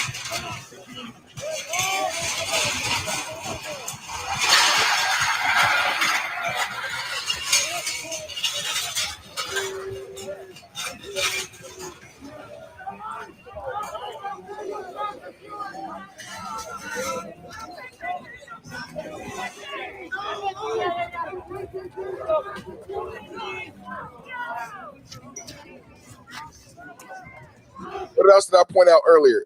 There are more rioters than there are officers. If anybody's wondering, why did the officers come out military style with the guns? Because there's only a limited number of officers, and if they're overran, they wouldn't be able to protect themselves. You saw 6 officers. I see 20 total. I said there's 300 prisoners. There may be 40 to 50 employees. at a max, like the mayor just said, this is a private facility. It only houses several hundred people. At the max, you're talking about 50 employees. And you have hundreds of protesters. Hundreds of protesters. This is a recipe for disaster. Let's look at it again. If you're wondering, well, why are they coming out with guns? Why are they? Step back from the barricade. Step back. Step back. Count 1, 2, 3, 4.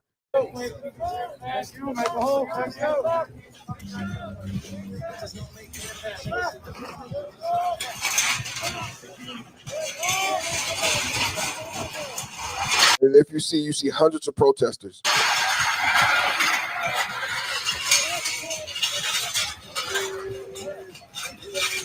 They're grabbing the barricade. The rioters are so violent that they got to have backup so that they can do their jobs by removing the barricades, per the mayor, but they got to have backup with guns so that the rioters don't attack them physically.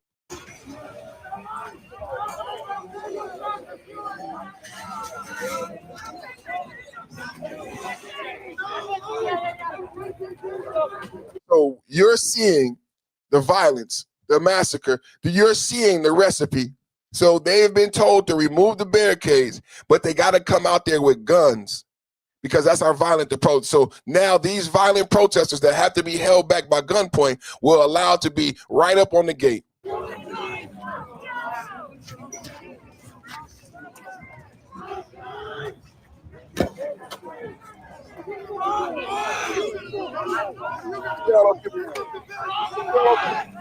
Look at all those people compared to 1, 2, 3, 4 officers.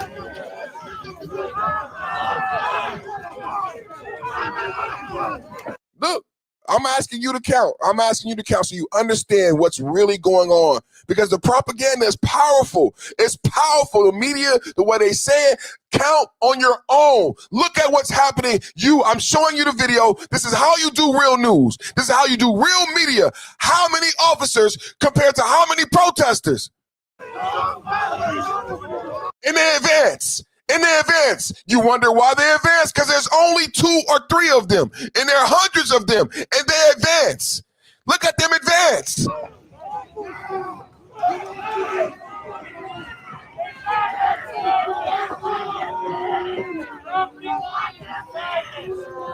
Soon as the barriers are removed, and look at all these individuals. I'm asking you honestly, this is not partisan. There's hundreds of protesters that we have seen violent, and as soon as the barriers removed, they advance on the officers. This is what the mayor wants. Step back from the property line. Step back from the property line. Step back from the property line. The lawful order, step back from the property line. Step back from the property line. Not on the grass. Stop giving contradictory fucking orders. You can't even give the same order 2 minutes apart. Can you believe what we're seeing? Can you believe this is America? So they might say a lot, but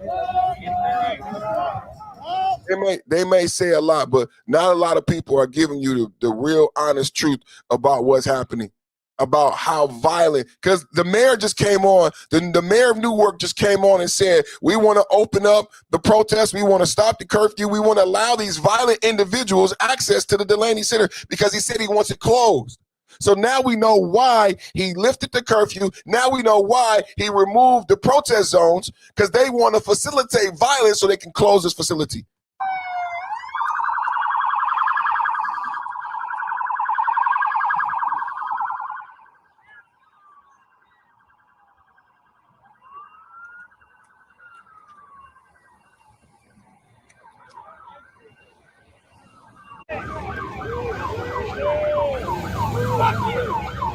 Fuck you!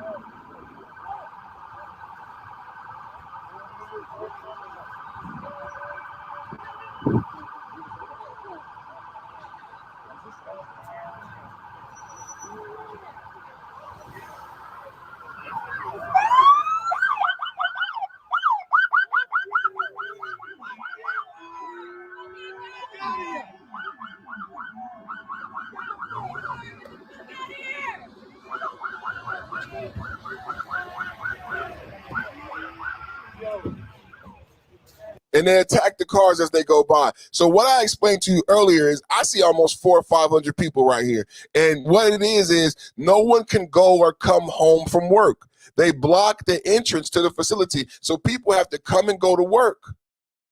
And then you have to go through this whole ordeal just to have a vehicle leave out of the facility. And Trump had created zones for the protesters to be in that kept them out of the harm's way of traffic. And now the mayor has removed those zones and told protesters they can do whatever. And that's what you're seeing the result.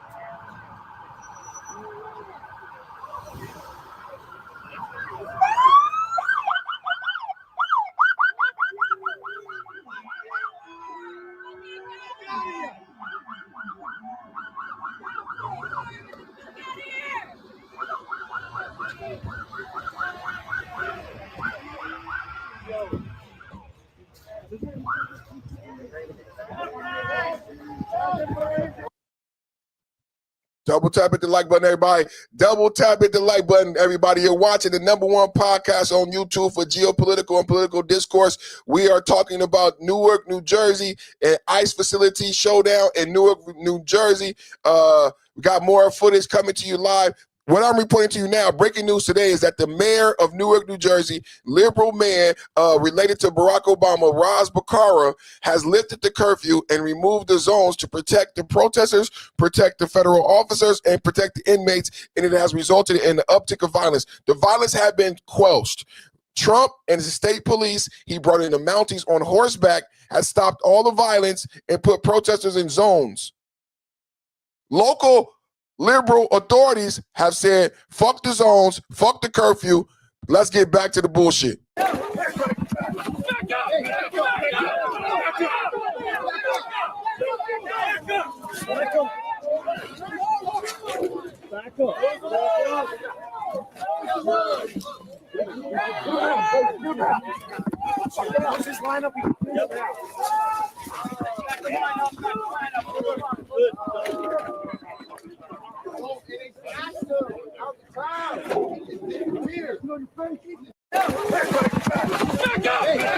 We're watching violence erupt. We're watching violence erupt in Newark, New Jersey, Delaney Center, detention center, where protesters are attacking federal officers thanks to the mayor lifting the barricades and lifting the curfew, and the violence has now upticked once again. Thank you, Democrats.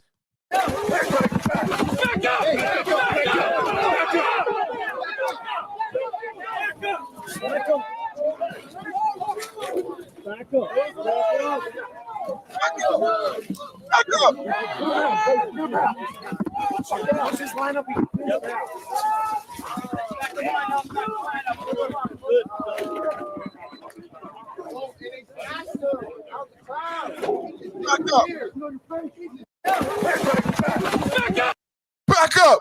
Back up! Back up!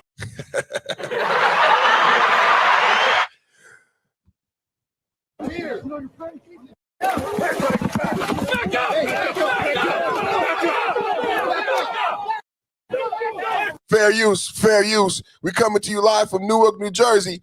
Newark, New Jersey. The mayor has lifted. The mayor has lifted the barricade. The mayor has lifted the curfew. We coming to you live from Newark, New Jersey. Y'all want to check out the panel with the mayor? I don't know if I want to check out the panel with the mayor. Let's listen to this.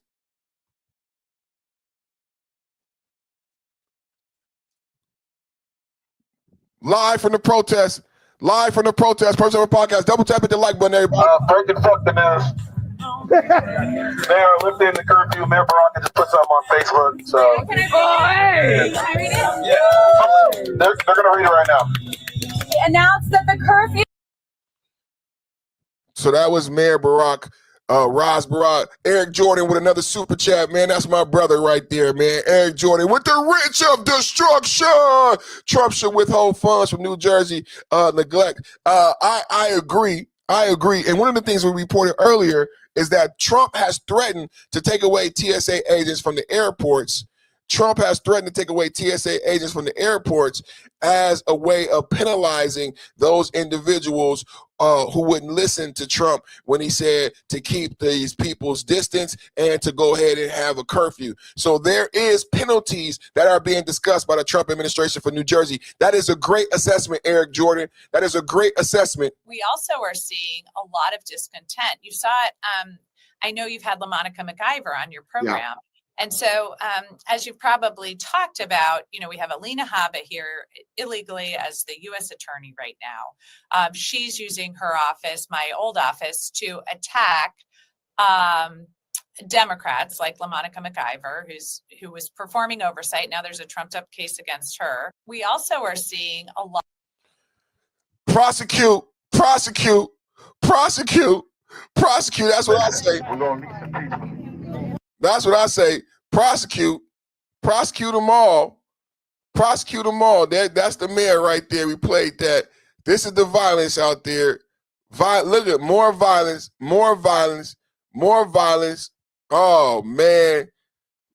Somebody call the police. Somebody come look at this. Somebody call the police. Somebody come look at this. Yeah, man. Oh, here's the mayor. Here's the mayor on Pierce Morgan.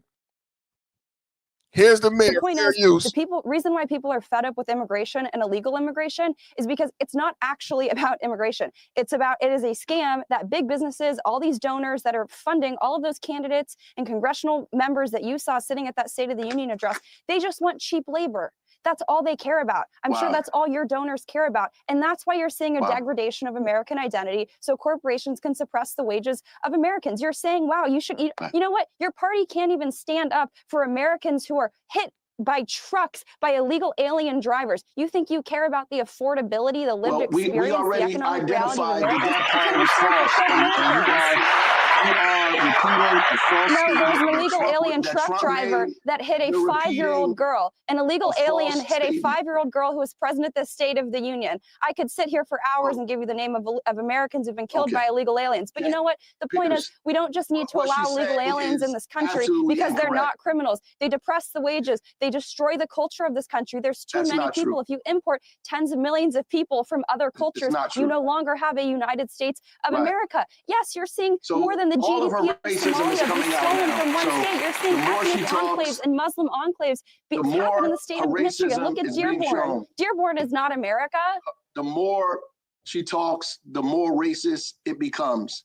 The fact that she's saying people come No, I care about your citizenship. American nationalism, economic nationalism is about maximizing the value of being an American citizen. And you know what? Obama agrees with you. Because if you look at the studies that Obama put out about wages, it's Black Americans who are the most negatively impacted by illegal immigration. Please don't talk over each other because I can't hear either of you. Okay, guys, please stop talking over each other. I can't hear you. Well, you're both talking at the same time. The viewers cannot hear either of you. Let me ask the mayor. So I'm defending myself. Natalie, let the mayor, Mr. Mayor, explain why you think Natalie's being racist. Absolutely. I think that, first of all, everybody, the fact that you mentioned people are coming from so-called failed states, people come here looking for democracy because they don't have it, looking for economic freedom because they don't have it.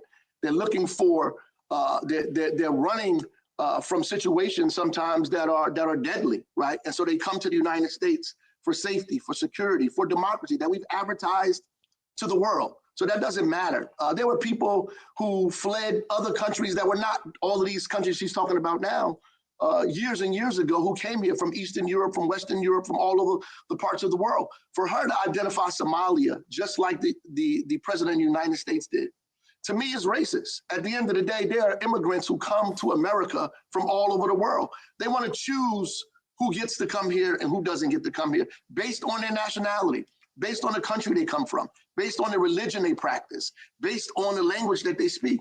And she clearly identified by calling it an ethnic enclave. This is ridiculous. To be able to create a country that is devoid of anybody else in the world except the people you choose, it is white supremacist to say that. It is racist to say that, and it needs to be pointed out. And they say it's culture war. The real culture war is the cleansing that these folks are doing, calling it immigration reform, when you're really just attacking black and brown people on the streets. Barack Obama deported more people. Barack Obama deported more people. It's absolutely sick that left in their lives. Barack Obama deported more people. Bill Clinton deported more people. It's absolutely sick, their lies and rhetoric. Barack Obama deported more people. Bill Clinton deported more people. It's absolutely sick. The point is, reason why people are fed up with immigration and illegal immigration. It's absolutely sick, the rhetoric and their lies. She asked him about CDLs because it's true in New Jersey. It's true in Minnesota. It's licenses for all. Minnesota, governor, sanctuary policy. Illinois, Democratic governor, sanctuary policies. New Jersey, sanctuary policies. California, sanctuary policies. She asked about the CDLs being given to non-citizens who came here in 2022 under Biden, those CDLs have resulted in Americans losing their lives. And he deflects. He deflects. Just answer the question about why Barack Obama deported 3 million. Why do we have CDLs been given to people who can't read and write English? And instead of, this is the same thing they do with the SAVE Act. They get these black Democratic shields to deflect to fucking 1960 and fucking racism and fucking civil rights. It's not about blacks. It's not about racism. It's not about civil rights. It's about motherfuckers from Yemen. Motherfuckers from Venezuela, Trita de Agua, selling fentanyl, driving trucks who can't read. It's not about black and white anymore. Damn. In Iran, wake up. It's not about black and white. In Gaza, in Russia, in Ukraine, stop fucking whining. It's not about black and white no more. We need these. It's not about black. It's not about racism. She didn't even bring up black and she was called a racist. That is racist. Can I get a 1 in the chat? That is racist. She didn't even bring up anything about blacks or whites and you call her a white supremacist. That is racist. How many people agree with me? How many people agree with me? That is the racism on the left. She didn't say anything about blacks. She didn't say anything about whites oppressing blacks. She asked about immigrants who came here during Biden, who have been given licenses for all in sanctuary cities that have resulted in the unaliving of Americans. Nothing about blacks and whites. And he calls her a white supremacist. I argue that is the problem. It's coming from the left. And I argue that is the new racism. Tell me what you think when you listen. The point is, reason why people are fed up with immigration and illegal immigration is because it's not actually about immigration. It is a scam that big businesses, all these donors that are funding all of those candidates and congressional members that you saw sitting at that State of the Union address, they just want cheap labor. That's all they care about. I'm sure that's all your donors care about. And that's why you're seeing a degradation of American identity so corporations can suppress the wages of Americans. You're saying, wow, you know what? Your party can't even stand up for Americans who are hit by trucks, by illegal alien drivers. You think you care about the affordability, the lived experience, the economic reality of Americans? That part you can't even stand false, for killed Americans. And you are repeating a false. So that's false. That's false. I'm lying. She's lying. It's false that illegal immigrants have been given CDLs in California. Minnesota has a policy called licenses for all. Double check me in the chat. Double check my facts. Minnesota has licenses for all. California, the Secretary of Transportation has withheld over $100 million from California because multiple accidents, I can name 3. Up until just 2 weeks ago, there were 2 accidents for immigrants who came across the border in 2022 under Biden who had been given CDLs in California. There was an accident in Southern California that resulted in unaliving Americans. There was an accident in Florida where a CDL was given to a non-citizen who came across in 2022 who made an illegal U-turn. Who remembers the illegal U-turn in Florida? And he unalived. Now, just last week, I reported on my channel a third incident.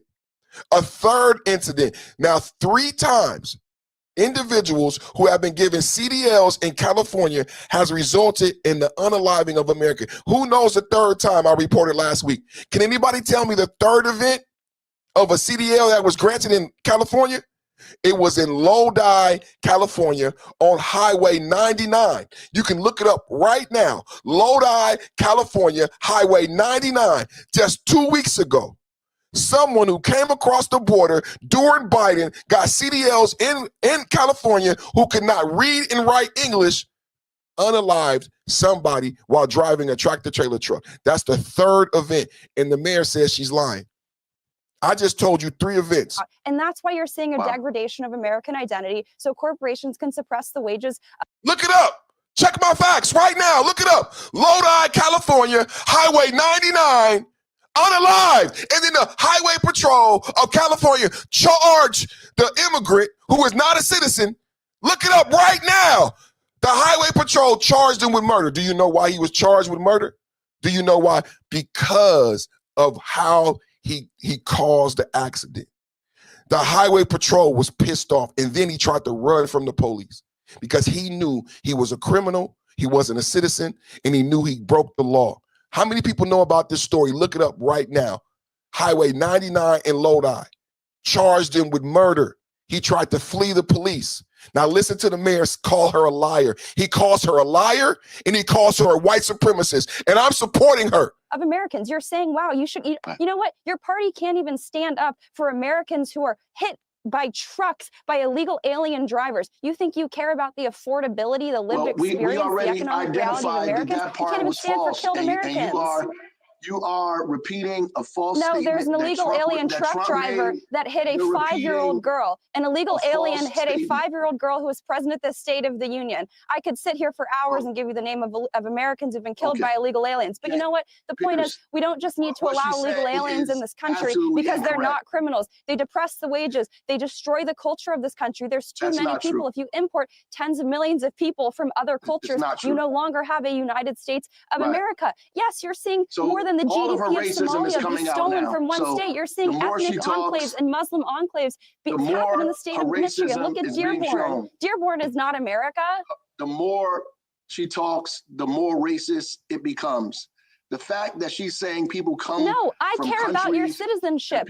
American nationalism, economic nationalism is about maximizing the value of being an American citizen. And you know what? Obama agrees with me. Because if you look at the studies that Obama put out about wages, it's Black Americans who are the most negatively impacted by illegal immigration. Please don't talk over each other because I can't hear either of you. Okay, guys, please stop talking over each other. I can't hear you. Well, you're both talking at the same time. The viewers cannot hear either of you. Let me ask the mayor. So I'm defending myself. Please, Natalie, let the mayor, Mr. Mayor, explain why you think Natalie's being racist. Absolutely. I think that, first of all, everybody, the fact that you mentioned people are coming from so-called failed states, people come here looking for democracy because they don't have it, looking for economic freedom because they don't have it. They're looking for, they're running from situations sometimes that are deadly, right? And so they come to the United States for safety, for security, for democracy that we've advertised to the world. So that doesn't matter. There were people who fled other countries that were not all of these countries she's talking about now, years and years ago, who came here from Eastern Europe, from Western Europe, from all over the parts of the world. For her to identify Somalia, just like the president of the United States did, to me is racist. At the end of the day, there are immigrants who come to America from all over the world.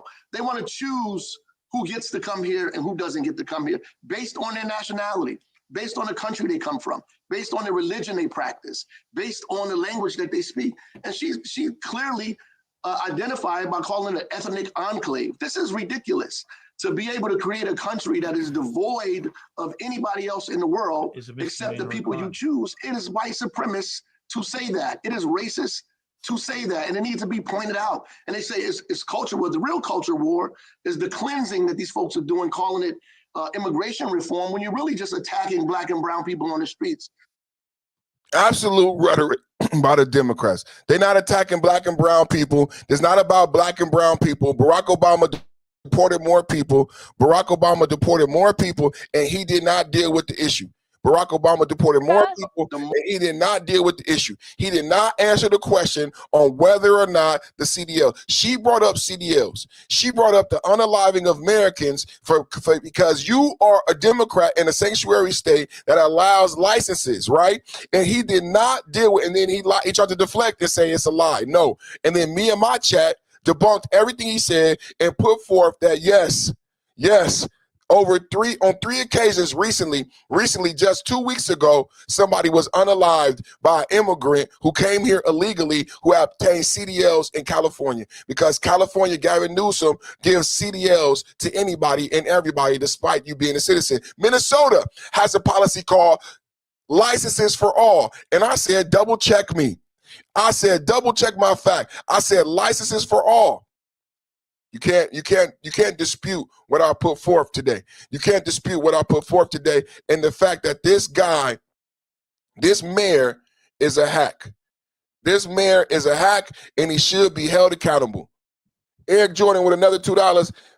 Eric Jordan said, I can't stand black Dems. They all sell out for them folk. They all sell out. I agree, brother. I agree. All sell out for them folk, man. No doubt about that. We talking about Newark, New Jersey, and an update. Mayor Raz Bakari, kinfolk to Barack Obama, King of Wakanda, has just lifted the barricade and ushered back into violence. The nightly curfew near Delaney Hall. News source Checky Beckert has been reporting there for several days. She's back there tonight with how things stand. Checky. Hey, David. Well, protesters are right back where they started, where they had been for more than a week before state police moved them out. Take a look behind me here. They're right in front of Delaney Hall, but there are no ICE officers standing guard in front now, and there is a concrete barricade separating protesters from the street, where one protester was struck by a car last week. Protesters told me yesterday that they were upset that they were pushed so far away because neither ICE or the detainees could hear them, but that is no longer an issue. Back to Delaney Hall they go. Who shut it down? We shut it down. Protesters denouncing detainee conditions and treatment lining up once again in front of the private detention facility, where protests have often turned violent in the past week. Mayor Ras Baraka lifted a 9 p.m. curfew and let Newark police take control of protests from state police sent in by the governor last Friday, who initially pushed protesters a third of a mile away from the facility. The mayor calling some of the actions by ICE and state police unconstitutional. Why they think they should push people into traffic, right? Why they think they should throw tear gas into crowds. I don't understand those tactics, or hit people with batons. The mayor crowd disbursement. They weren't pushing nobody into traffic. It's a tactic by ICE out protesters to lay down in front of cars. They were laying down in front of the cars, and just like for the last 11 years, they used the tear gas to disperse violent rioters, and the protesters have become violent rioters. He acts like he don't know why they use such tactics. Mayor Ras Baraka lifted a 9 p.m. curfew and let Newark police take control of protests from state police sent in by the governor last Friday, who initially pushed protesters a third of a mile away from the facility. The mayor calling some of the actions by ICE and state police unconstitutional. Why they think they should push people into traffic, right? Why they were saving lives. They should throw tear gas into crowds. They throw tear gas in the crowds for the same reason police have always thrown tear gas in the crowds, to disperse a rioting, violent mob. God, dog, wake up, Democrat. I don't understand those tactics, or hit people. That's why you shouldn't be a mayor. That's why you should not have the job. Because that was an elementary school question and you failed. You failed. Why do police throw tear gas into unruly crowds? To disperse them? Anybody? Bueller? Anyone? Bueller? To disperse them. The mayor also says the city is expanding its legal fight against Geo Group, which I honestly think that's why they were invented. I honestly think that's why they're called crowd measures. What are they called? Crowd. Help me out in the chat. That's what these things are called. They were invented to help calm down unruly groups of humans. That's why they were invented, brother. How you don't know that and you the mayor? How you don't know that and you the mayor? constitutional. Why they think they should push people into traffic, right? Why they think they should throw tear gas into crowds. I don't understand those tactics, or hit people with batons. The mayor also says the city is expanding its legal fight against Geo Group, which operates the facility, to include health and human safety violations congressional members and advocates say are happening inside. The city has been fighting the detention center for over a year now, accusing the company of flouting rules and regulations. Geo Group has not responded to requests for comment. The city's health director has the ability to go in like they would be going to any other building. One individual had a miscarriage without appropriate medical treatment. The food has been described as having maggot. DHS repeatedly denies the allegations, but the state's attorney general says health inspectors last week were barred from inspecting the medical unit, sleeping areas, and bathing areas. Well, we give them access to the things we are contracted with them and required to do, which is the health, the food, the preparation, the facilities. DHS Secretary Marqueen Mullen at a Senate Homeland Security hearing today said this when asked if he would abide by a court order. If we didn't think courts were politicized, then I would probably be able to answer that. Representative Hakeem Jeffries touting a win today, saying an 18-year-old high school student with no criminal history held at Delaney for 2 months was released yesterday. We've reached out to DHS for comment and have not. I argue that was the goal the whole time. I argue the whole time the goal was to free the prisoners. That's all they want. They want to free the prisoners. They want a political. At this hour. They want to free the prisoners, and they want a political. They want a political psyop and a photo opportunity. Probably the worst night so far, Kevin. 10 days in, they're still trying to figure out how to keep this calm. The governor tried something different yesterday. She moved ICE agents out, gave security responsibilities to New Jersey State Police as well as city police out in front, but that did not seem to make a difference. About 100 people have gathered here so far today. They've reinforced those barricades. They've pushed them back another half mile. But overnight, we saw more violence, and some of the worst violence yet. It happened, as is usual, just after dark. A group of the protesters took those barricades, which were supposed to provide a safe area for them. Instead, they used them as weapons, turned them on the police, many of whom initially were not in riot gear, and charged the police. The police responded with tear gas pretty much fired directly into those protesters. And this turned into a pitched battle for about 2 hours. Protesters trying to hold onto their position in the street.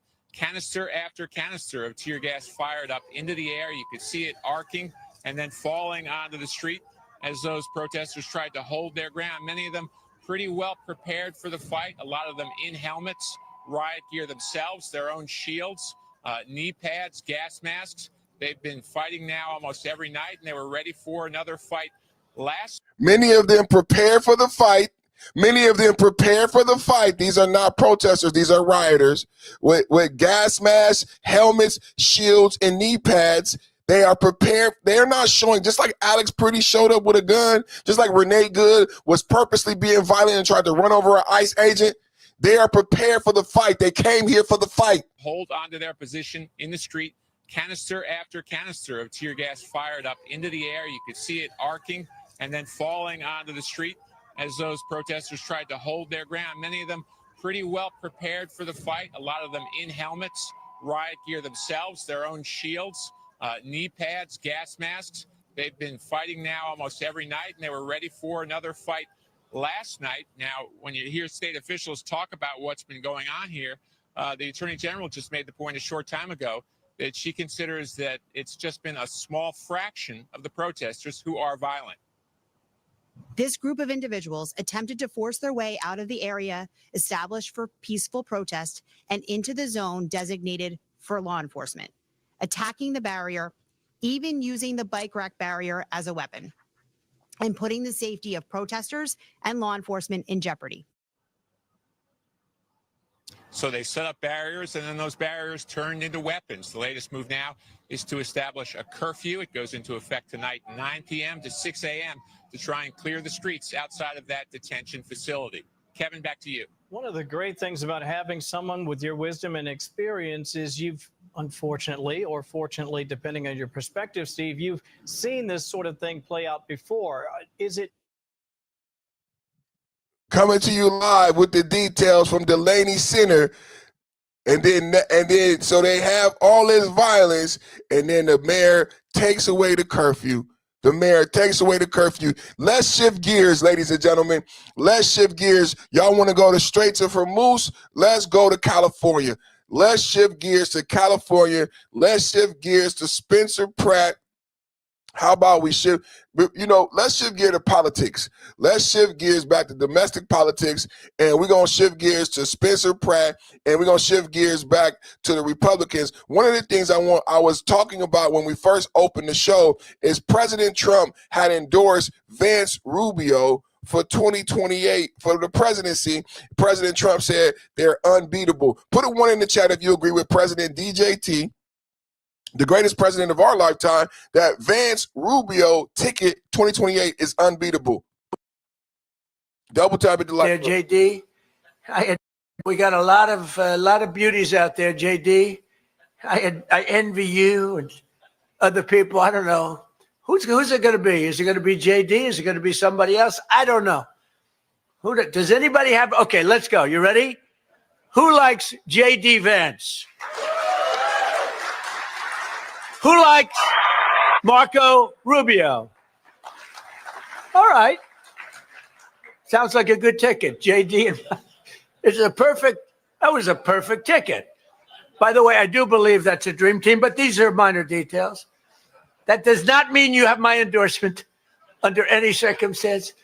But, it's it was a big and then a very nice. I think it sounds like presidential candidate and vice presidential candidate. Woo! Whoa, that MAGA! Whoa, that MAGA! Whoa, that MAGA! All we do is win, win, win. And if you came for MAGA, put your hands in the air. Let them stay there. All we do is win Wednesday. It's another all we do is win Wednesday. MAGA in the chat. MAGA strong in the chat. How you like that, man? How you like? Oh, man, I love it, man. He said, who likes... Can I do it? I want to do it. Who likes Marco Rubio? Put a 1 in the chat right now. Put a 1 in the chat. Who likes JD Vance? Who likes JD? Put a 1 in the chat right now. That's a strong ticket, right? That's a strong ticket, right? Vance Rubio 2028. It's unbeatable. It's unbeatable. How many of you excited? I'm excited for 2028. I can't wait to vote. How many people can't wait to vote? Look at how we looking in California. Look at how we looking. Red, red. California goes red. California goes red. I'm so excited, man. I'm so excited. Cuomo's indicted. Hey, Marco Rubio, Rubio Vance, what a ticket. Rubio Vance, what a ticket. What a ticket. Can we see it again? Can we see, oh, he's the greatest president. And he look happy. I'm happy. Are you happy? Happy that, cause I'm happy. Now, another thing I'm happy about. Another thing I'm happy about is not just that Trump has endorsed Vance Rubio, the 2028 ticket, and saying that they can't be beat. It's what I said to you at the beginning of the podcast.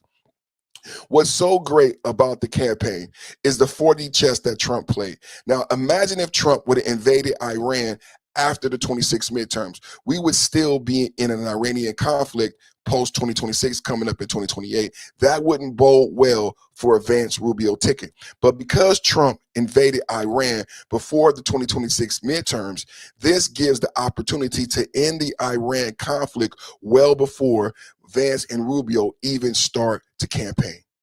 That's what I've argued today. Well before Vance and Rubio start the campaign, the Iran conflict will be ended, and Vance and Rubio will be able to campaign on the successes, not only in Iran, but in Venezuela and also in Cuba. He will be able to campaign on the successes of the Trump tariffs, the Trump deals in China, the Boeing jets, everything that we have done thus far. Correct? See, the Democrats only have Trump hate to run on, but Vance Rubio ticket is unbeatable for the same reasons that Trump just won 15 months ago. Why did Trump just beat Kamala Harris 15 months ago? Because even according to the Wall Street Journal and New York Times, the Americans don't trust the Democrats on geopolitics. My podcast, my bread and butter is geopolitics.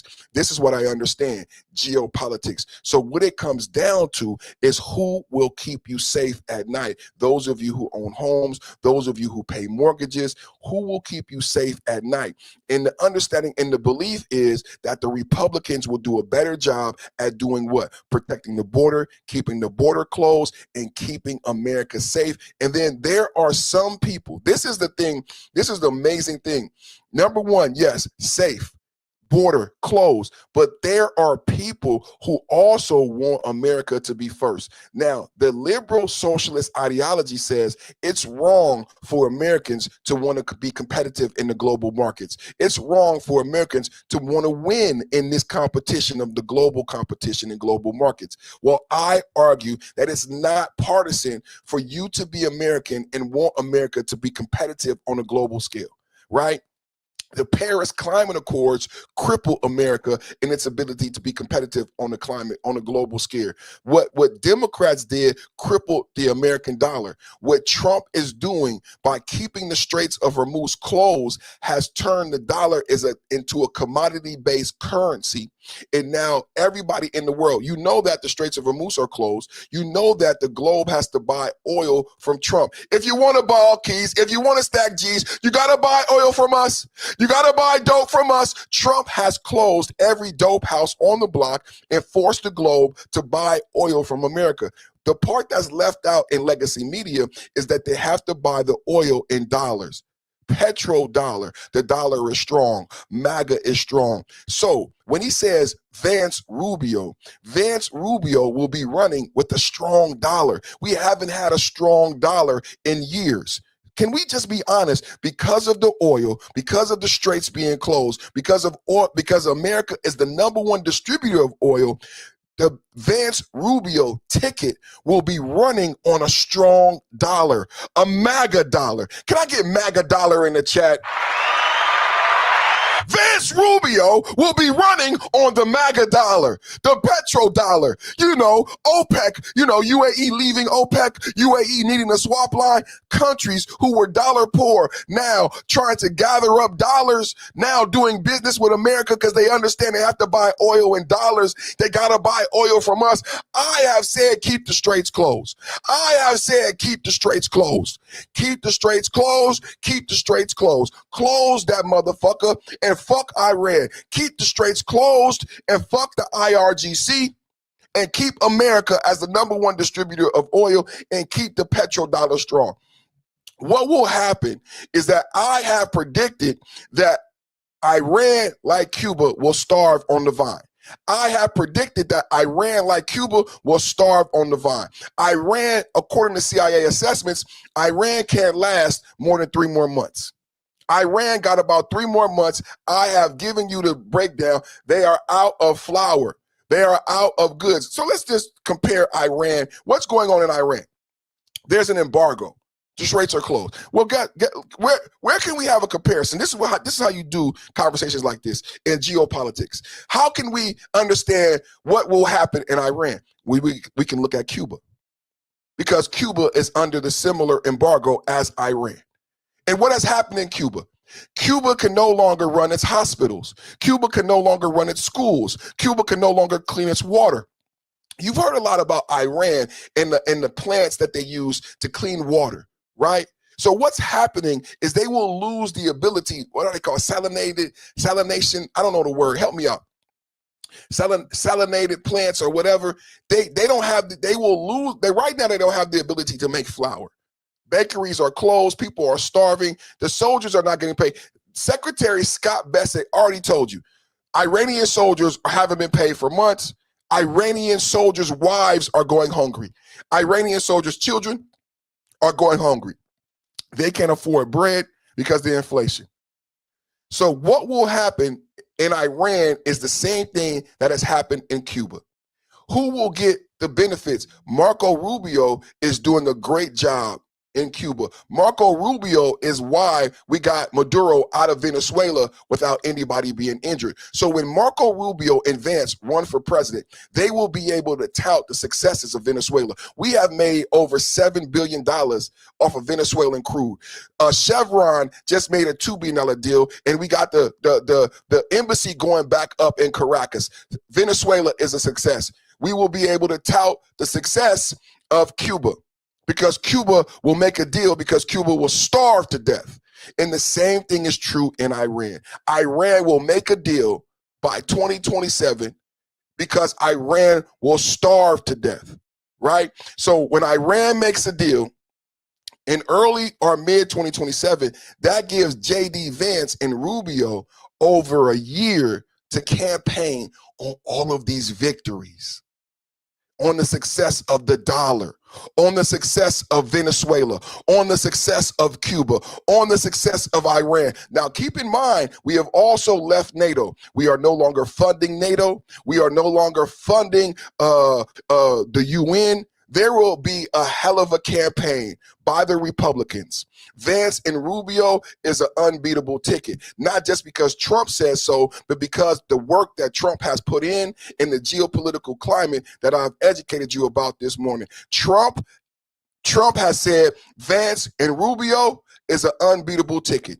Put a 1 in the chat. How many people voted for Vance Rubio 2028? I know I am. Vance Rubio 2028, unbeatable. Vance Rubio 2028, unbeatable. Put a 1 in the chat if you agree with me. Double tap, hit the like button, everybody. Double tap, hit the like button. There, JD. We got a lot of beauties out there, JD. I envy you and other people. I don't know. Who's it going to be? Is it going to be JD? Is it going to be somebody else? I don't know. Does anybody have? Okay, let's go. You ready? Who likes JD Vance? Who likes Marco Rubio? All right. Sounds like a good ticket. JD, that was a perfect ticket. By the way, I do believe that's a dream team, but these are minor details. That does not mean you have my endorsement under any circumstance. But, you know, it was a big and then a very nice. I think it sounds like presidential candidate and vice presidential candidate. I think it sounds like a president and vice president too. Go Trump, go Rubio, go Vance. I'm so excited, man. And you know, a lot of us in MAGA country have been waiting for this endorsement. A lot of us have been waiting for this endorsement. We're excited for this endorsement. I don't know what to say, man. I'm just so excited today. This is All We Do Is Win Wednesday. If you came here for MAGA, put your hands up. If you came here for MAGA, put your hands up. Trump, fired up, ready to go, happy, excited, invigorated. And he's talking about Vance Rubio 2028 unbeatable. And I love it. I envy you and other people. I don't know. Who's it going to be? Is it going to be JD? Is it going to be somebody else? I don't know. Does anybody have? Okay, let's go. You ready? Who likes JD Vance? Who likes Marco Rubio? All right. Sounds like a good ticket. JD, that was a perfect ticket. By the way, I do believe that's a dream team, but these are minor details. That does not mean you have my endorsement under any circumstance. But, you know, it was a big and then a very nice. I think it sounds like presidential candidate and vice presidential candidate. I love it. I love it. Somebody in the chat don't remember how much we love Trump. How many rap songs has Trump been in? You know, I love this. I'm gonna Google it. I'm gonna Google it for the chat. How many rap songs has Trump been in? How many rap songs before he became president? How many rap songs was Trump in before president? We love Trump. He partied with Muhammad Ali. He partied with Jesse Jackson. He gave a great eulogy to Jesse Jackson. He partied with P. Diddy. Donald Trump was referenced in more than 300 rap songs. I love the trolls. You know, troll. You know, it's a lot of idiots. Thank you, Donald Trump, because Donald Trump be called them idiots, and I don't get a chance to call them idiots. I would love to call them idiots too, man. Donald Trump, can I call them idiots too? Because they're idiots. Because they said, somebody in the chat, they like to say Donald Trump is racist, right? When did he become racist? He became racist when he became president. Donald Trump was referenced or name dropped in more than 300 rap songs prior to becoming president, right? That's just a fact of the matter, man. That's a fact of the matter, man. Donald Trump was name dropped and loved by Black America, loved by all America. He had a #1 talk show.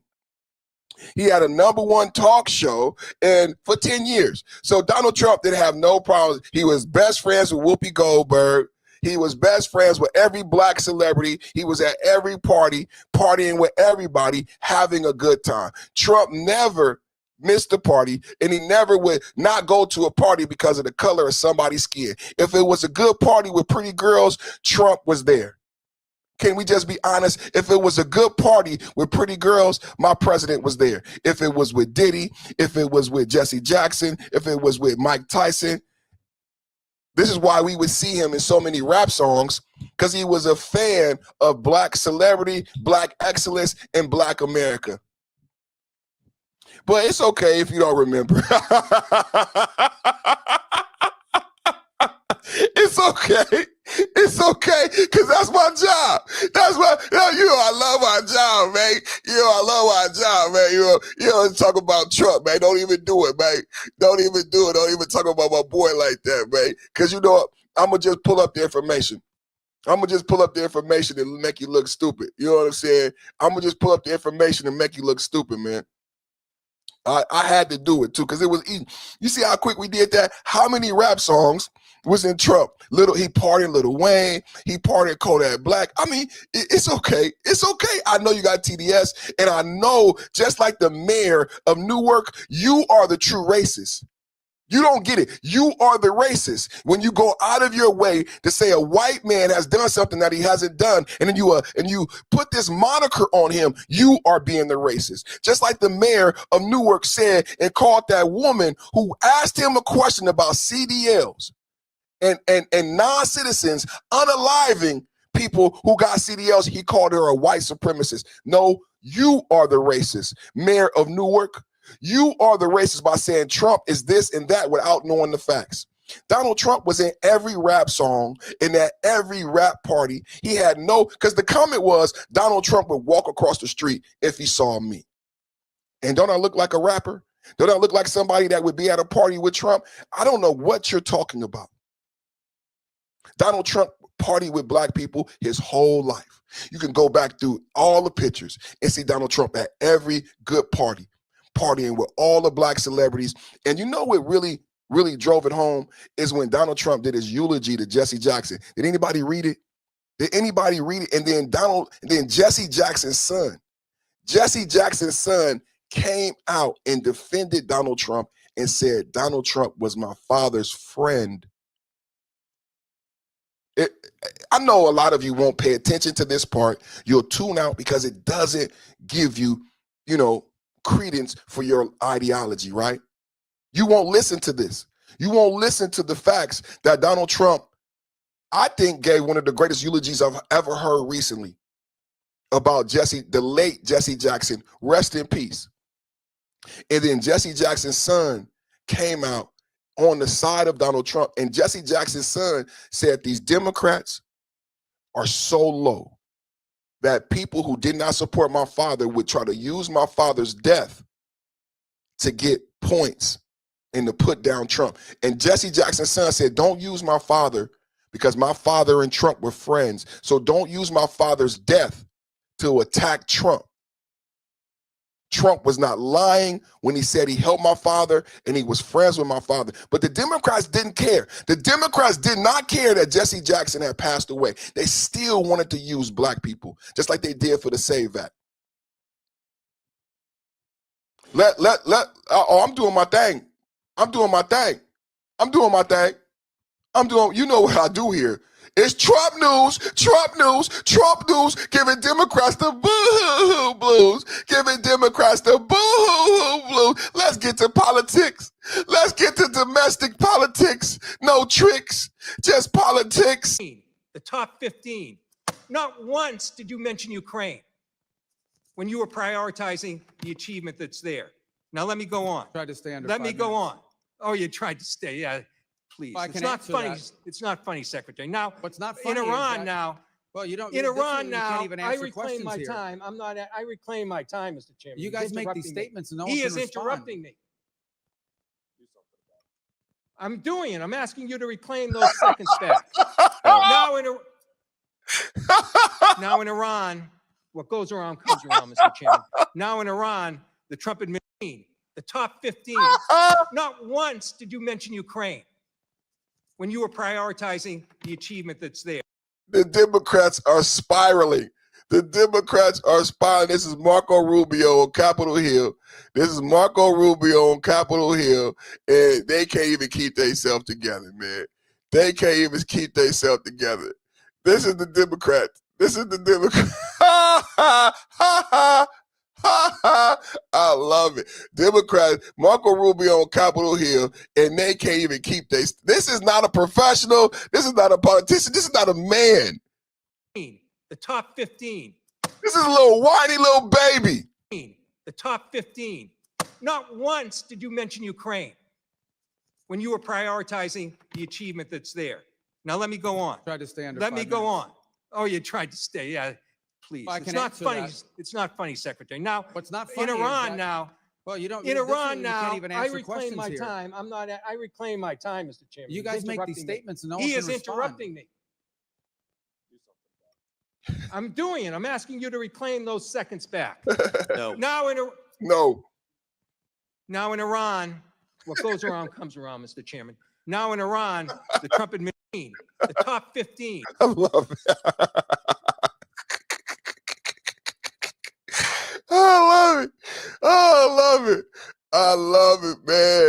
I love it, man. Let's go, man. Let's go, MAGA. Let's go. All we do is win. And if you came for MAGA, put your hands in the air. Let them stay there. All we do is win. And if you came for MAGA, put your hands in the air. Let them stay there. All we do is win Wednesday, Mega Wednesday, perfect timing podcast. Double tap hit the like button. You know what you got to do, man. You got to hit the subscribe. You got to hit the plus sign. You got to subscribe right now. We're doing a Somalian special. We are the world.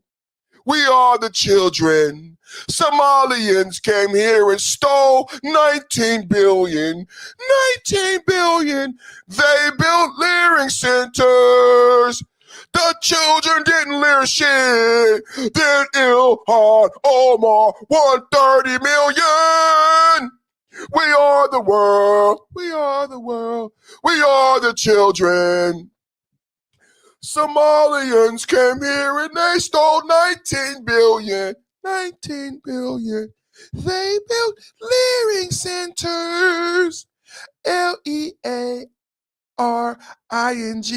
They built clearing centers, but the children didn't learn shit.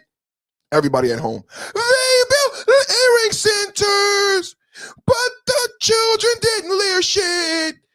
Ilhan Omar stole 30 million. The bitch stole 30 million. Cause we are the world. Hit the like button, hit the subscribe. When you subscribe, you're gonna get the plus sign. It's called the Somalian Special. Join the channel, support the channel. Eric Jordan, shout out to you for the super chats. Shout out to all the members. Hit the like, share, and subscribe. Hit the super chat. Send the gift. My Cash App is in the ticker. $ Big D Rants. #1 podcast on YouTube. You got to support the channel. We need the monetary support. We need the money, people.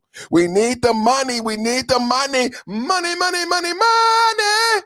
Money. Double tap at the like button. Hit the super chat. We need the money. We need the support. It's part of life. I know it sucks. I know it sucks. But we need the money. We need the money. So you got to double tap. You got to hit the like button. You got to subscribe, hit the notification bell. When you subscribe, hit the plus sign, become a member. I'm running a special membership. We got some discount memberships. It's called the Somalian Special. You can become a member of my channel for less than 25 cents a day, $5 to $10 a month. That's like 25 cents a day. You can become a member of my channel, or you can feed starving Somalians and support Somalian fraud. Who knows where Al-Shabaab is?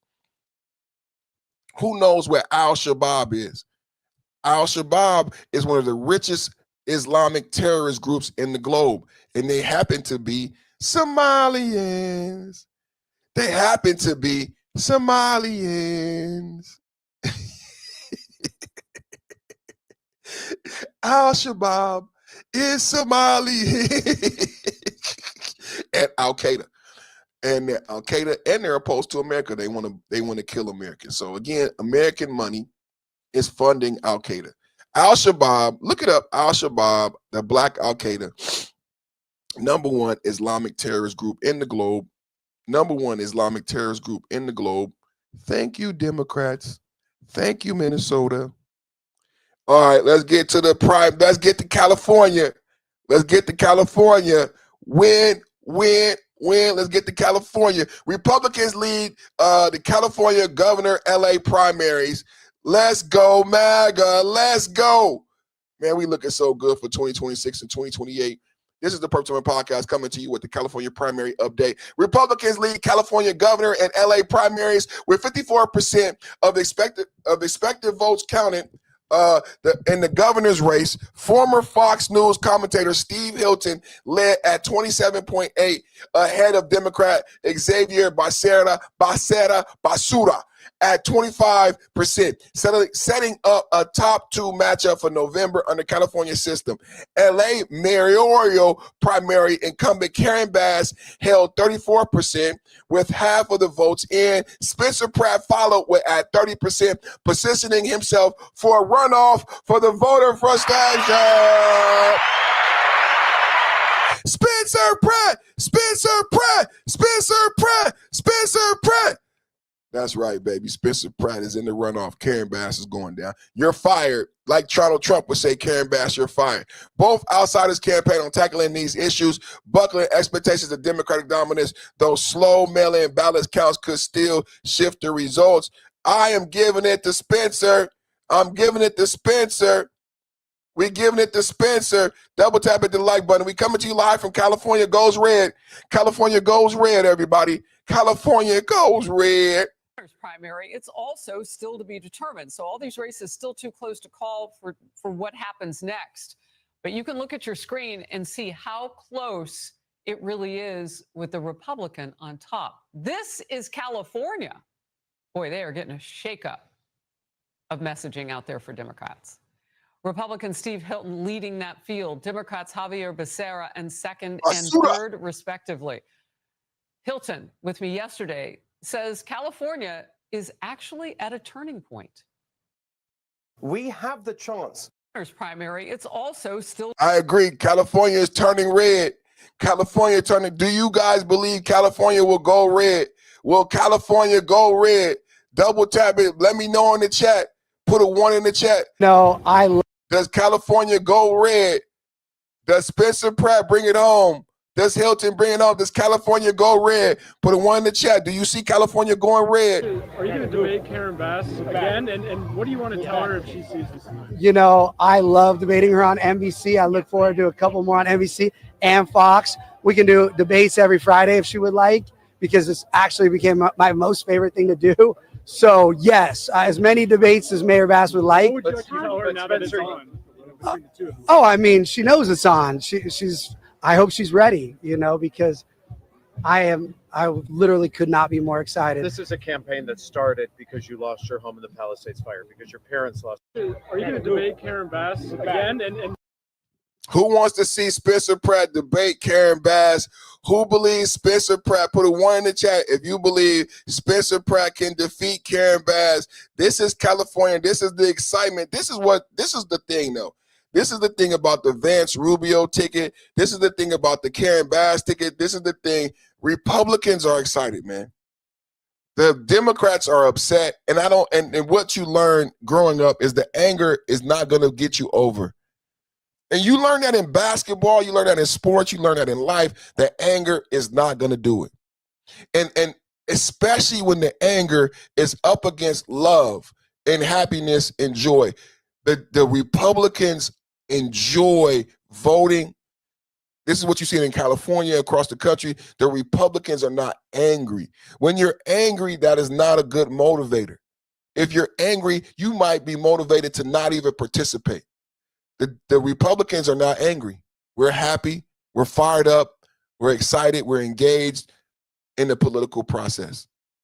If you don't know that by the comment section on how much intelligence the Republicans on some of these issues that I'm even surprised that they have, it's because they're fired up. And Republicans are looking forward to voting while the Democrats are upset. And I believe it will keep Democrats home. The violence, the rhetoric, the protesting will keep Democrats home. And that's when Republicans will not only win, but like Donald Trump, win every single swing state. It's a much more lively vibe, and in very LA fashion, there's now a chopper flying overhead. He's having his party at a Mexican restaurant that he has loved for years. And there's some Spencer Pratt supporters here who seem in a very good mood. Yeah. You guys have Instagram Patriot Wildcamp. You guys have probably seen the latest batch of polling that just came out. Shows him doing pretty well in second place, just 10 points behind Karen Bass. How are you feeling about that? Do you feel really confident that he's going to make it to the runoff? Definitely, he's going to make it to the runoff.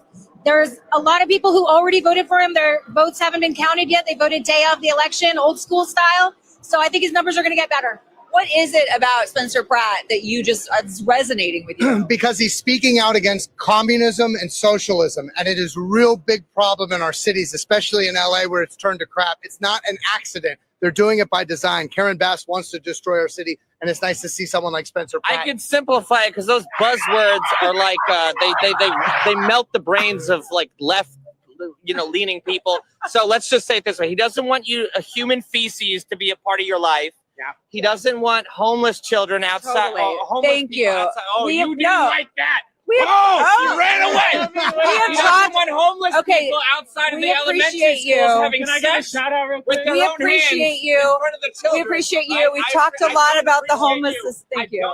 All right. I'm gonna Listen, don't Liz, appreciate you, ma'am. I got it. Thank you for navigating that so well. No, we can. The people are excited. The people are happy. They're fired up. It's very different on the left, right? No purple hair. It's a much more lively vibe, and in very LA fashion. Much more lively vibe. Far left candidate breaks down in tears as she falters behind Spencer Pratt. Those are called crocodile tears, not crocodile. Remember Jasmine Crockett cried after she lost? I coined these crocodile tears. That's what they are. Crocodile tears. Spencer Pratt. Losing all the failures of our mayors. Spencer Pratt makes it to the runoff. Spencer Pratt makes it to the runoff. Tonight.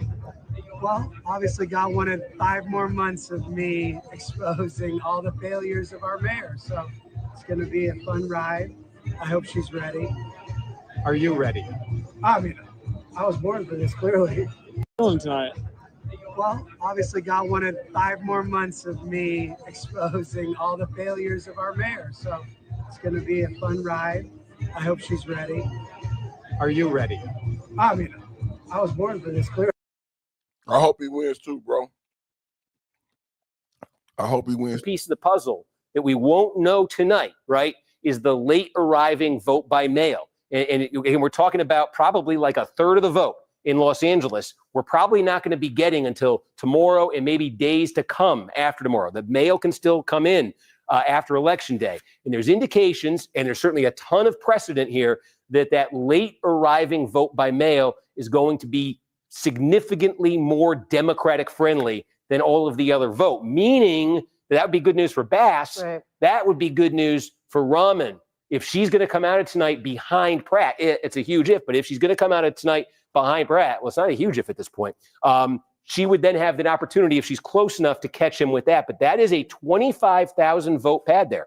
8 percentage points that Pratt has managed to build. Remember, the final piece of the puzzle that we won't know tonight, right, is the late arriving vote by mail. And we're talking about probably like a third of the vote in Los Angeles. We're probably not going to be getting until tomorrow and maybe days to come after tomorrow. The mail can still come in after Election Day. And there's indications, and there's certainly a ton of precedent here, that late arriving vote by mail is going to be significantly more Democratic friendly than all of the other vote, meaning that would be good news for Bass. Right. That would be good news for Rahman. If she's going to come out of tonight behind Pratt, it's a huge if, but if she's going to come out of tonight behind Pratt, well, it's not a huge if at this point. She would then have the opportunity, if she's close enough, to catch him with that. But that is a 25,000 vote pad there. Do you think they're gonna try to cheat? They're gonna try 25,000. I don't think he comes back. I don't think she can make it back, but they might try to cheat us. What y'all think? They might try to cheat us. For what happens next. But you can look at your screen and see how close it really is with the Republican on top. This is California. Boy, they are getting a shakeup of messaging out there for Democrats. Republican Steve Hilton leading that field. Democrats Javier Becerra and second and third, respectively. Hilton, with me yesterday, says California is actually at a turning point. We have the chance. Primary. It's also still to be. I believe California is at a turning point also, and I'm prepared for. I'm ready for California to go red. I'm ready for California to go red. Cool. Do you see an uphill battle in the next 5 months? Absolutely not. I think the next 5 months is I'm going to have time to build out this team to show everybody the level of Democratic supporters that I have behind me, the heavy hitters that are in this room, that are all behind me. And I think this idea that I don't represent Democrats and Republicans and independents, anyone that's just a Los Angeles citizen that wants basic quality of life, I'll be able to show that in 5 months. Right now, the media likes to say, oh, he's this. I'm not that. I'm an Angelino who said enough is enough, and I had to step up. I didn't know I'd be here tonight, but it's obviously God's plan, and I'm going to go all the way, and I'm going to show everybody that I'm their mayor. Do you see an uphill battle in the next 5 months? Absolutely not. I think the next 5 months is I'm going to have time to build out this team to show everybody the level of Democratic supporters that I have behind me, the heavy hitters that are in this room, that are all behind me. And I think this idea that I don't represent Democrats and Republicans and independents, anyone that's just a Los Angeles citizen that wants basic quality of life, I'll be able to show that in 5 months. Right now, the media likes to say, oh, he's this. I'm not that. I'm an Angelino who said enough is enough, and I had to step up. I didn't know I'd be here tonight, but it's obviously God's plan, and I'm going to go all the way, and I'm going to show everybody that I'm their mayor. Do you see an uphill battle in the next 5 months? Absolutely not. I think the next 5 months is I'm going to have time to build out this team to show everybody the level of Democratic supporters that I have behind me, the heavy hitters that are in this room, that are all behind me. And I think this idea that I don't represent Democrats and Republicans and independents, anyone that's just a Los Angeles citizen that wants basic quality of life, I'll be able to show that in 5 months. Right now, the media likes to say, oh, he's this. I'm not that. I'm an Angelino who said enough is enough, and I had to step up. I didn't know I'd be here tonight, but it's obviously God's plan, and I'm going to go all the way. And I'm going to. God's plan. God's plan. Spencer Pratt. Put a one in the chat if you back Spencer Pratt for LA mayor. I believe California is going red, and I believe the country is going red. Final piece of the puzzle that we won't know tonight, right, is the late arriving vote by mail. And we're talking about. In the chat, they said they printing the ballots right now. I agree. Y'all remember what happened with Trump? They said it was a water leak in Fulton County. Remember what happened with Trump? They said it was a water leak in Fulton County, and we woke up in the morning and Biden won. Then, and not only Biden won, but then we woke up in the morning and they told us that Biden had the most votes ever. They told us that Biden had more votes than Barack Obama. But only thing is, when Barack Obama was elected, I saw people in lines nationwide. There were video of people waiting in lines in Barack Obama changed T-shirts and changed bumper stickers. I never saw one Biden-Harris bumper sticker. I never saw one Biden-Harris T-shirt. I never saw one Biden-Harris lawn sign until after the victory. Tonight. Well, obviously God wanted 5 more months of me exposing all the failures of our mayor. So it's going to be a fun ride. I hope she's ready. Are you ready? I mean, I was born for this, clearly. Tonight. Well, obviously God wanted 5 more months of me exposing all the failures of our mayor. So it's going to be a fun ride. I hope she's ready. Are you ready? I mean, MAGA's ready. Can I get MAGA's ready in the chat? MAGA's ready. MAGA's strong. 5 more months. More months of me exposing all the failures. God wanted him here. God wanted, and I agree with you, Spencer. Look at the map. Look at the map. I've been saying, is California going red? If you look at the map, it's not just the loud black guy with the tight eyes. You know what I'm saying? Look at the map.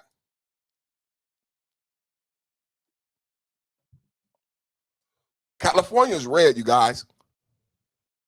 California is red. Can we just deal with it? California is red.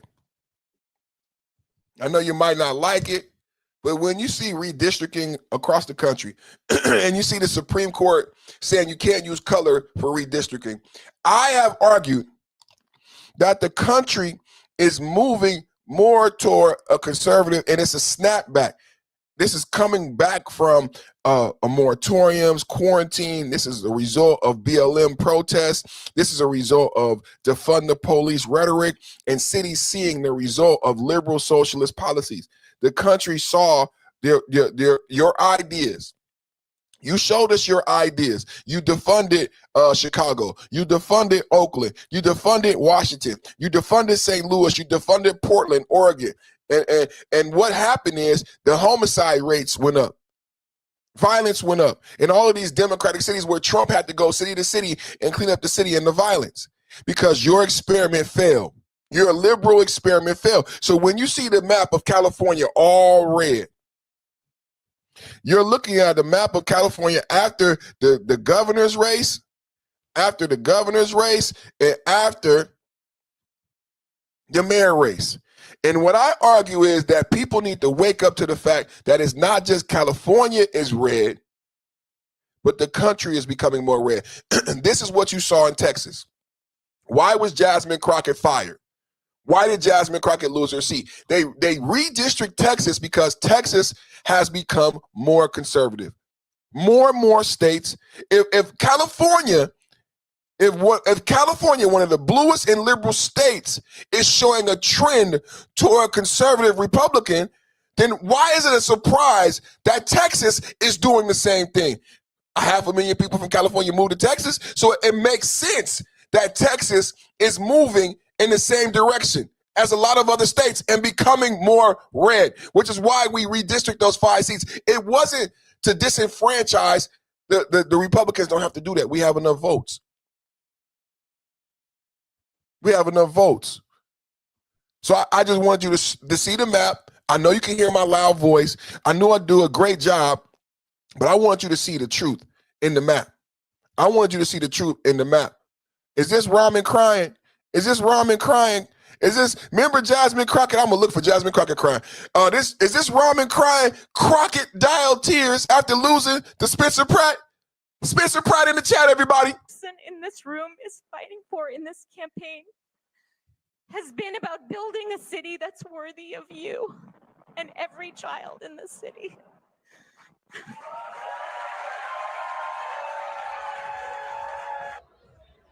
And so while the tone tonight certainly was celebration and it was the tone of a victory party, let's be clear, this is very much a wait and see. Person in this room is fighting for in this campaign has been about building a city that's worthy of you and every child in this city.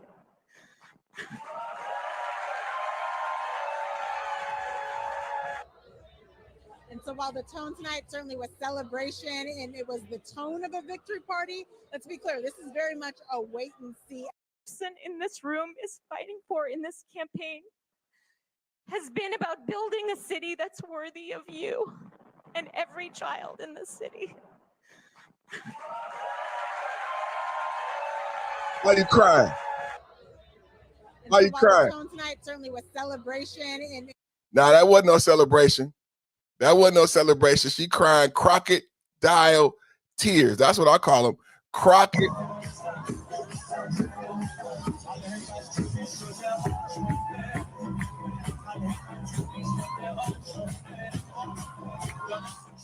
Oh, we love to see it. And they're holding a Trump picture. They love him. And how about Kamala Harris getting walloped by this Iranian? He has put American troops in harm's way. I unequivocally oppose this war of choice. But I have to say, I am tired of seeing some politicians here in America, especially Democrats, making this about their own politics, scoring political points like Kamala Harris. Suddenly, she kept quiet about the massacre. Suddenly, she found a voice. Yes, Kamala found her voice and probably a bottle of wine.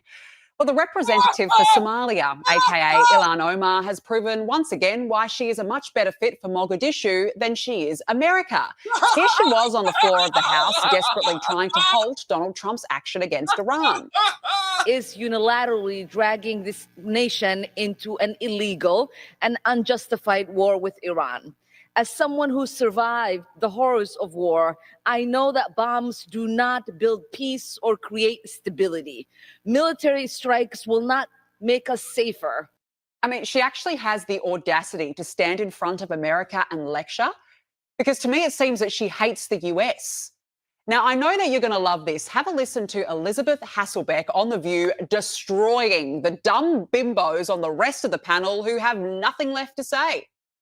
We need a strong border, especially now with our current global situation. And I believe that you may say you don't want border control and you're against ICE, but I actually don't believe you in your daily lives. How many people in the audience here had to go through security to get here? Raise your hand. Just be honest. Otherwise, you go to jail, I guess, for illegal trespassing, right? This is an authorized audience. They had to go through security to get through the border, to get right here to just hear us talk. We need strong borders more than ever right now. We are being infiltrated. But listen, can I give you And let's be honest, they'll never have her back again because she's too good. I like that.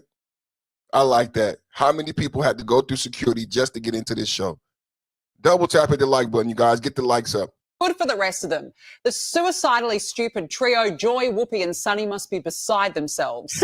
Well, good news, folks. It's all over for deranged lunatic and crock of you-know-what, Jasmine Crockett, because she's officially an all-American reject. She's been forced to concede her race for the US Senate in Texas after suffering a humiliating and embarrassing defeat to a lesser-known Democrat, State Representative James Tallarico. No one.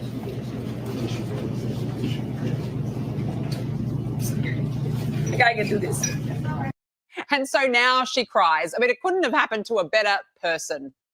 You're yelling. You don't want calm me to down. Be, Can no, you please calm down? Don't tell me to calm down. Calm down. Because y'all talk calm noise, down. and then You're can't out of take control. Because if I Look, come, Chairman, if I can come we and send talk outside to shit take a about break her, for 5 Just because someone has committed a crime, it doesn't make them a criminal. I'm tripping, I'm sliding, I'm riding through the back like fuck. Must that on a beat, bro, any rap, he a freak though, man down, call like Ember Lambs, tell him breathe, let them boys get a Yes, goodbye and good riddance, you race-baiting, in need of anger management classes, utter moron. And yet, right on cue, here are the lefty meltdowns about it. this is not America. Okay, I'm so upset. I cannot believe this is happening to our country. Y'all should be ashamed of yourselves, Governor Abbott. All y'all. Shame. Shame on you guys. This is ridiculous. You're gonna do whatever you can to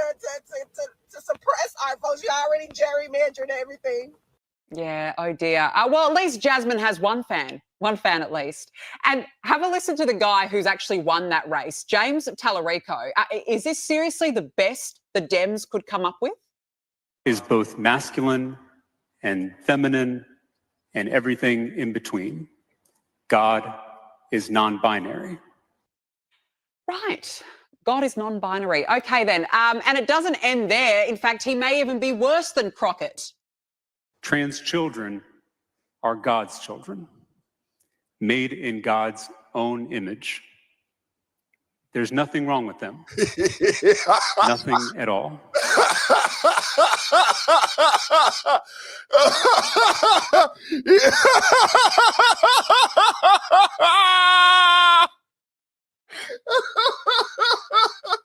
This is the guy who beat Jasmine. This is who the DNC they gave Colbert. They gave him the Colbert interview. They gave him the Colbert interview.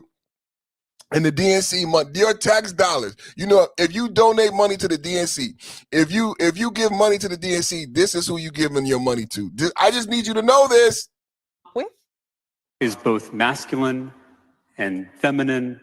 God is both. I'm not even gonna repeat it. I'm not. You know, he almost got me blasted. No, you ain't gonna get me. God gonna sit me down. Perfect. Why did you repeat that, white man? I don't know. I was doing a TV show. I almost did. I'm not gonna do it. I'm not gonna do it. I just wanted the audience to know what he was saying. He talking about our Father. Just so y'all know. Least. And have a listen to the guy who's actually won that race, James Tallarico. Is this seriously the best the Dems could come up with? Is both masculine and feminine and everything in between. God is non-binary. What is it? The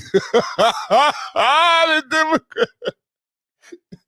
God, would you strike him down? He said masculine, feminine, and everything in between. Help us out. We got some baby boomers in the chat. I'm Gen X. Is anybody millennial? Come on, we need some help with the young people.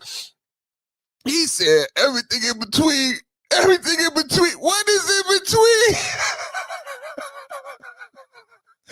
What is in between? James, what's in between male and female? He said male, female, and everything in between. Did y'all catch that? Please tell me what is everything in between. Donald Trump, this is why we voted for Trump. People be saying, did you get what you wanted for when you voted for Trump? And I say, yes, because Trump always says there's only two. There's male and female. That's what Donald Trump always says, male and female. That's it. But the Democrats have nominated, this guy's a pastor. I hope everybody watching understands.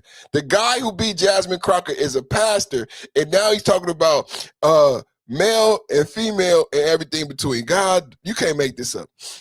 Trans children are God's children, made in God's own image. There's nothing wrong with them. Nothing at all. They are perfect, they are beautiful, and they are sacred. I mean, this is truly sick. This is peak lunatic asylum.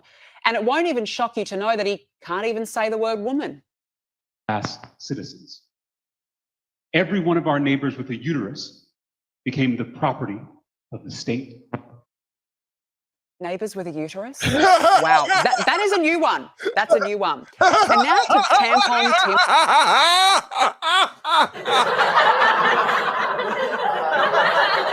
I love it. Neighbors with the uterus. Neighbors with the uterus. Neighbors. Oh, God, can we use that back up? Can we use that? Neighbors with the uterus? Nothing at all. They are perfect. They are beautiful, and they are sacred. I mean, this is truly sick. This is peak lunatic asylum. And it won't even shock you to know that he can't even say the word woman. As citizens.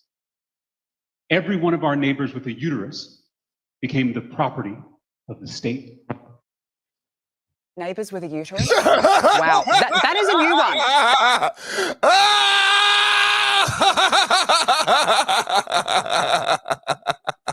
And it's a woman.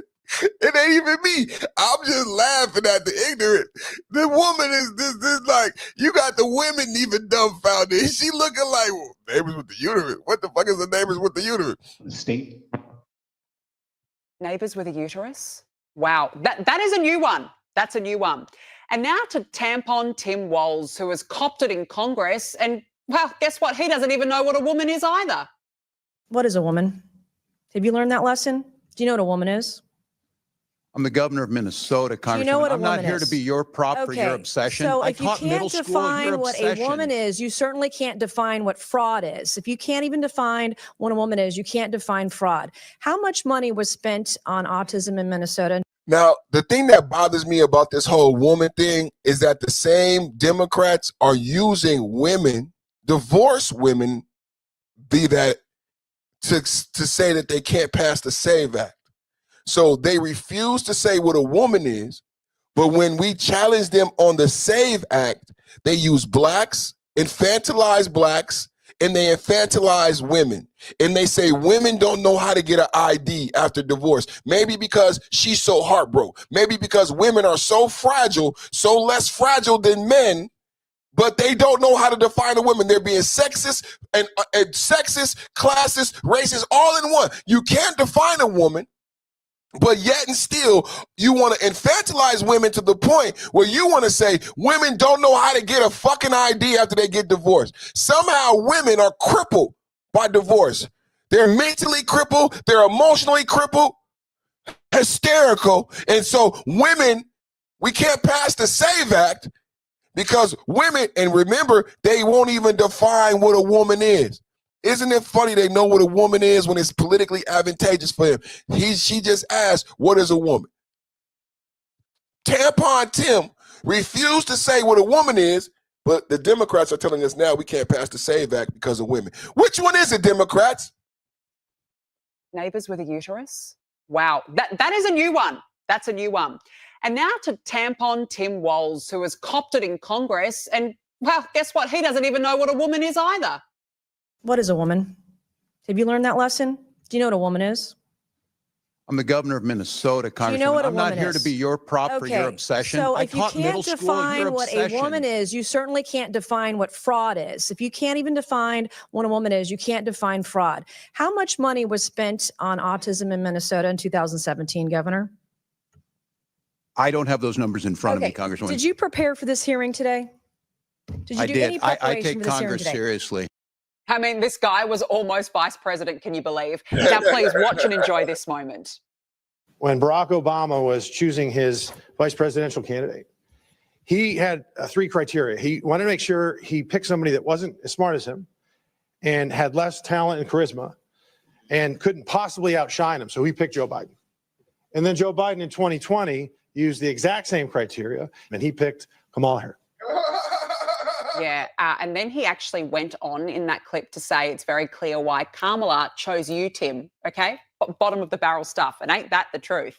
Now to Elizabeth Warren, who went to a classified briefing only to report back on said classified briefing. I just left a classified briefing on Iran, and here's what I can say. It is so much worse than you thought. You are right to be worried. I mean, the propaganda is outstanding. And look, while the world is dealing with a crisis in the Middle East...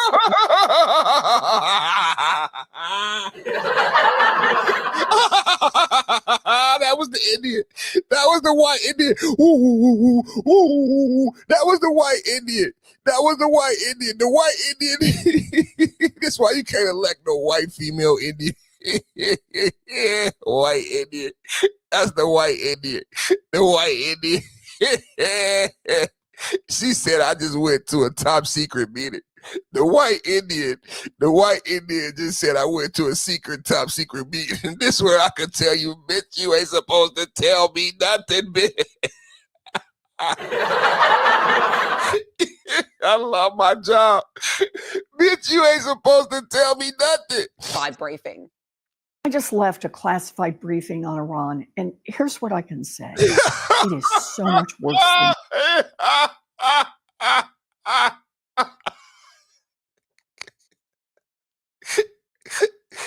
You ain't ain't supposed to tell me nothing, bitch. She said, I just left a classified briefing on Iran, and this is what you get when you elect these motherfuckers, man. Oh, dog. Oh, this is, I love it. Oh.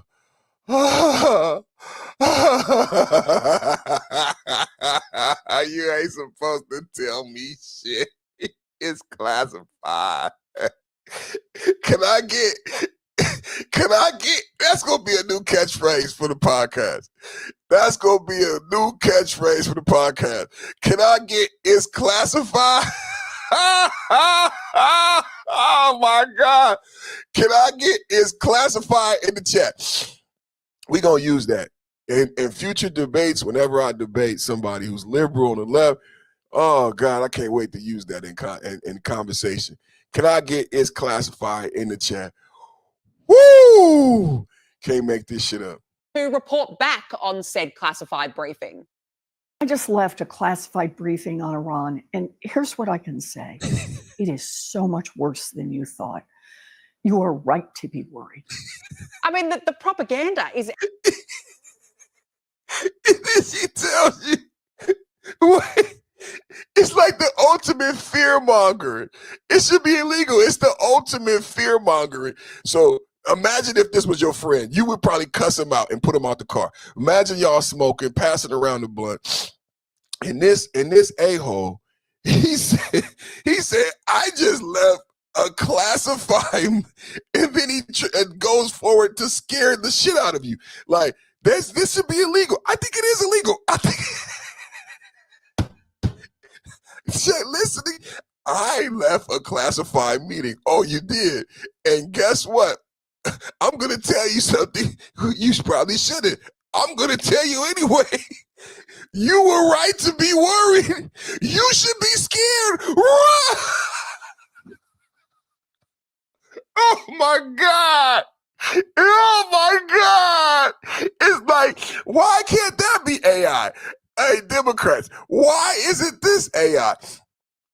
Everything is AI. Well, Democrats, why isn't this AI?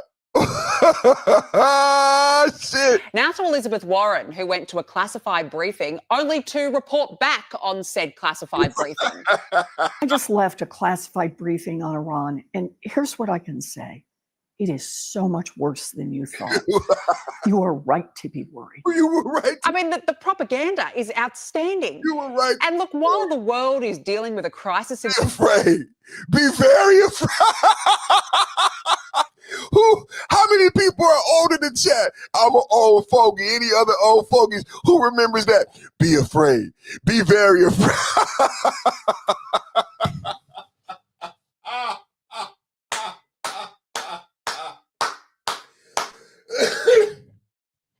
Oh, I love it. Oh, Elizabeth Warren, Pocahontas in the chat. It's classified Pocahontas. She said, be afraid. Be very afraid. Bitch, we seen the movie, bitch. You can't scare us, bitch. We seen the movie, bitch. You must be talking to our sons and daughters. They don't watch nothing that's good. But, bitch, we seen the movie, bitch. We know the quote. Be afraid. Be very afraid. Did she just use a movie quote on us? Bitch, did you just move a movie quote? Bitch, did you, Pocahontas, did you just use... briefing. I just left a classified briefing on Iran, and here's what I can say.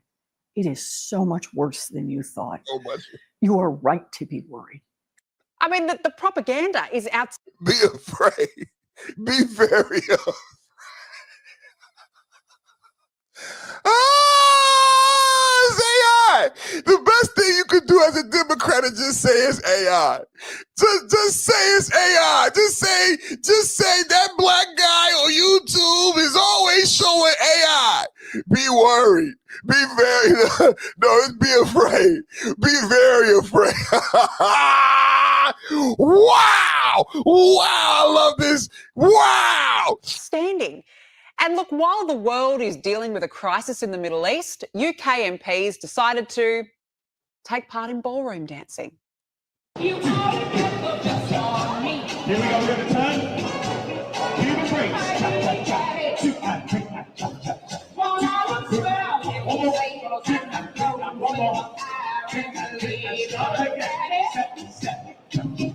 always get the best of me. Very good. 2, 3, New York. Well, the Iranian regime is gasping for air as the joint US-Israeli assault on the nation continues. So we're in a very strong position now, and their leadership is just rapidly going. Everybody that seems to want to be a leader, they end up dead. Meanwhile, White House Press Secretary Caroline Leavitt has served CNN anchor Caitlin Collins on a plate after the journalist ranted about the criticism of the liberal media's coverage of the deaths of 6 US service personnel in the Iranian strikes. But Hexeth was complaining that it was front page news about these 6 service members who were killed. That's not what the secretary said, Caitlin, and that's not what the secretary meant, and you know it. You know you're being disingenuous. There is not. We've never had a secretary of defense who cares more. That's not what she said, Caitlin. That's not what she said, Caitlin. And you know. About the criticism of the liberal media's coverage of the We had a sleepover. Is this a sleepover or is this a press conference? Let's listen. This sounds like a sleepover. Of 6 US service personnel in the Iranian strikes. But Hexeth was complaining that it was front page news about these 6 service members who were killed. That's not what the secretary said, Caitlin, and that's not what the secretary meant, and you know it. You know you're being disingenuous. There is not. We've never had a secretary of defense who cares more. Tragic things happen. It's front page news. I get it. The press only wants to make the president look bad. Yeah, as you know, we cover the deaths of U.S. service members under every president. The press does only want to make the president look bad. That's a fact. Especially you. No, listen to me. Does the press want to make the president look bad? Put a 1 in the chat. Is the press working to make the president look bad? Put a 1 in the chat. If you disagree, put a 2. Especially you and especially CNN. And the Secretary of Defense cares deeply about our war fighters and our men and women in uniform. He travels all across this country to meet with them, to connect with them, and your network has hardly ever probably reported on that. Joining me now is Wrong Speak Publishing founder Adam B. Coleman. Adam, good to see you. Thanks for joining me. What is with the liberal media's obsession with demonising the president, even during an historic moment in time when a threat to the West has now been taken out? Yeah, well, I mean, old habits die hard. They can't help themselves but to frame just about anything that he does as being negative. All common sense goes out the window when your only objective is to attack the president. This is not to say that Donald Trump shouldn't have some sort of criticisms about how the war is even started in the first place. He's the president of the United States, so he's not immune from criticism. But when one particular media outlet, let's say CNN, for example, 99% of the time publishes commentary that is explicitly negative towards the president, they have a bias. In the same way, if I publish 99% of commentary against the Democrats, I guess I have a bias as well, right? But they are unwilling to acknowledge these things. They think that they're arbiters of truth, and they're not. Base 44 super agent is the catalyst for my growth. It's going to take 1 in the chat. Put a 1 in the chat. Put a 1 in the chat. Put a 1 in the chat. You watching the Perfect Timing podcast. Donald Trump confirms to Axios News that he told Netanyahu in the latest phone call, "You're effing crazy. You'd be in prison if it weren't for me." Double tap hit the like button. Donald Trump handling it on a geopolitical scale. Axios reported that you had a phone call with Bibi Netanyahu, the Prime Minister of Israel, in which you were angry with him. You said, "Are you effing crazy? What are you effing doing? I helped you stay out of jail." Is that true? Did you speak to him in those terms? I did. I wouldn't say angry. I was a little bit perturbed at his constantly fighting with Lebanon. You know, at some point I said, "Bibi, we got to stop this. We got to stop it." But I have a very good relationship. We've done well together. He always says, we could never have done it, but everybody knows that we could have never done it without the United States. But I've worked very well together. I like Bibi a lot, and I've worked very well with him. We had I'm a wartime president. He's a wartime prime minister, very important part of the world, and I think we've done very well. we've gotten along very well together. Axios reported that you had a phone call with Bibi Netanyahu, the Prime Minister of Israel, in which you were angry with him. You said, "Are you effing crazy? What are you effing doing?" I helped you stay out of jail. Is that true? Did you speak to him in those terms? I did. I wouldn't say angry. I was a little bit perturbed at his constantly fighting with Lebanon. You know, at some point I said, Bibi, we got to stop this. We got to stop it. But I have a very good relationship. We've done well together. He always says, we could never have done it, but everybody knows that we could have never done it without the United States. But I've worked very well together. I like Bibi a lot, and I've worked very well with him. We had I'm a wartime president. He's a wartime prime minister. Very important part of the world, and I think we've done very well. We've gotten along very well together.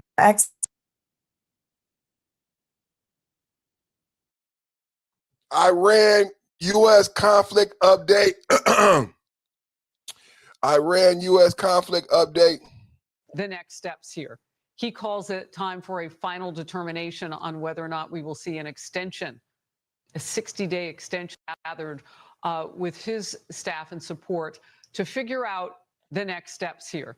He calls it time for a final determination on whether or not we will see an extension, a 60-day extension to the ceasefire and the war with Iran. And in that time, here's what he wants to see. This is what he has put out on his Truth Social.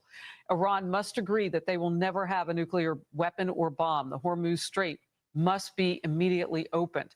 No tolls for unrestricted shipping traffic in both directions. All water mines, bombs, if any, will be terminated. And then he goes on to say, ships caught in the strait due to our amazing and unprecedented naval blockade, which will now be lifted, may start the process of heading home. We are awaiting word from the president right now about what happens next. And we'll continue to put more of his posts there on the screen. I want to really stick on one point with my next guest. The president says the enriched material. So this is really the first time that we know of that Iran has potentially been looking at something that they would consider that has their nukes in it. So the enriched material, sometimes referred to as nuclear dust specifically, which is buried deep underground with virtually collapsed mountains caused by our powerful B-2 bomber attack 11 months ago, still sitting on top of it. That nuclear dust will be unearthed by the United States. Double tap hit the like button, everybody. Everybody watching right now, make sure you hit the subscribe button. It's absolutely free to hit the subscribe button. Getting you a U.S. With his staff and U.S. Iran update. Double tap hit the like button. Double tap hit the like button. Like, share, and subscribe. Let's get it going in the chat right now. Get the super chats. Get the gifts going.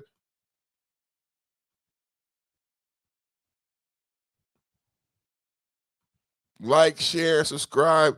Giving you the latest update. U.S. Iran Purpose of a Podcast back with the blast. Double tap at the like button. Like, share, and subscribe. Get the updates now. And we talking about California going red. We talking about Trump and the new shift and the dealing with Iran and the escalation. And we talking about Iran and we talking about California going red. Double tap at the like button.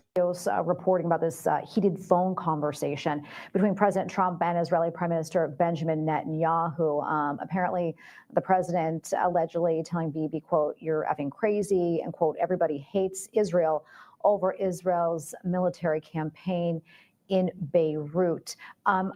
What more do you know about this? I mean, we do know France did call for a meeting of NATO nations over Israel's push into Lebanon. But do you think that this is becoming a distraction? And how do you see Iran seeing all this? Well, this is a distraction, and I know of somebody who was on the line with that call, and they are denying every word that Axios wrote. This is basically what has not been said. So we do not know if Axios is embellishing. We know that the mainstream media is just looking for anything to exaggerate lies. Conversation between world leaders are always classified, and they always disagree. They always have been disagreements on issues. But I doubt that transpired exactly the way Axios is laying it out. We know that the president is not happy with Israel going into Lebanon. Israel came to the United States because Netanyahu wanted to go in and finish the job in Lebanon. What most people don't realize that since we signed the ceasefire between Lebanon and Israel, Hezbollah has launched over 2,400 rockets into Israel. Some Israeli towns have to be evacuated. And so Israel has to defend itself. And Israel is basically retaliating. Did you hear that? Thank you for this report, because I'm the only one that I've ever heard give this honest account of how Israel has been a major target of the Iranian proxies. Everybody keeps saying about Israel this and Israel that. Israel has been the victim. Israel has had 2,000 rockets launched against them by Hezbollah from Lebanon since the ceasefire. But everybody wants to demonize Israel. Listen to this once again. I'm the only one that tells people that when you bring up Israel, I think it's intellectually lazy to say that the U.S. invaded Iran because of Israel, or that Israel is the puppet master of the U.S. I think that's intellectually lazy, and I know that's a person who is not well-versed in geopolitics. You do not understand this report. Listen to this. Israel, Hezbollah has launched over 2,400 rockets into Israel. Some Israeli towns have to be evacuated. And so Israel has to defend itself. And Israel is basically retaliating against Hezbollah, who broke the ceasefire. So Netanyahu wanted to go more into Lebanon. So that's since the ceasefire. That's not before the ceasefire. That's not including October 7th. This is just since the ceasefire. How much Israel has been bombarded with missiles. Job in Lebanon. What most people don't realize that since we signed the ceasefire between Lebanon and Israel, Hezbollah has launched over 2,400 rockets into Israel. Some Israeli towns have to be evacuated. And so Israel has to defend itself. And Israel is basically retaliating against Hezbollah, who broke the ceasefire. So Netanyahu wanted to go more into Lebanon to basically deal with Hezbollah even more and drive them further. And this is why President Trump had to have the conversation with Netanyahu, saying we needed to slow down because we need to make sure that this does not impede our conversation with Iran. And so what President Trump is hoping to do is separate the parties enough to see what's going to happen or what's going to transpire with Iran. That's what the conversation was all about. I doubt it was exactly the way Axios is trying to make it sound. We know there obviously has been disagreements, but I don't think it's to that level. You only getting this update here. You only getting this update here. Reporting about this heated phone conversation. So, and now remember, so I'm reporting to you, Donald Trump had a conversation with Bibi Netanyahu where Donald Trump told Bibi Netanyahu that he is effing crazy. Right? Donald Trump had a conversation with Bibi Netanyahu where he told Bibi Netanyahu he's effing crazy and I kept you out of jail. And then that's the reports, right? And then I played the video of Donald Trump actually saying, yes, we had that conversation. Axios. This is Donald Trump admitting that he had a conversation with Bibi Netanyahu telling him you're effing crazy. Reported that you had a phone call with Bibi Netanyahu, the Prime Minister of Israel, in which you were angry with him. You said, are you effing crazy? What are you effing doing? I helped you stay out of jail. Is that true? Did you speak to him in those terms? I did. I wouldn't say angry. I was a little bit perturbed at his constantly fighting with Lebanon. You know, at some point I said, Bibi, we got to stop this. We got to stop it.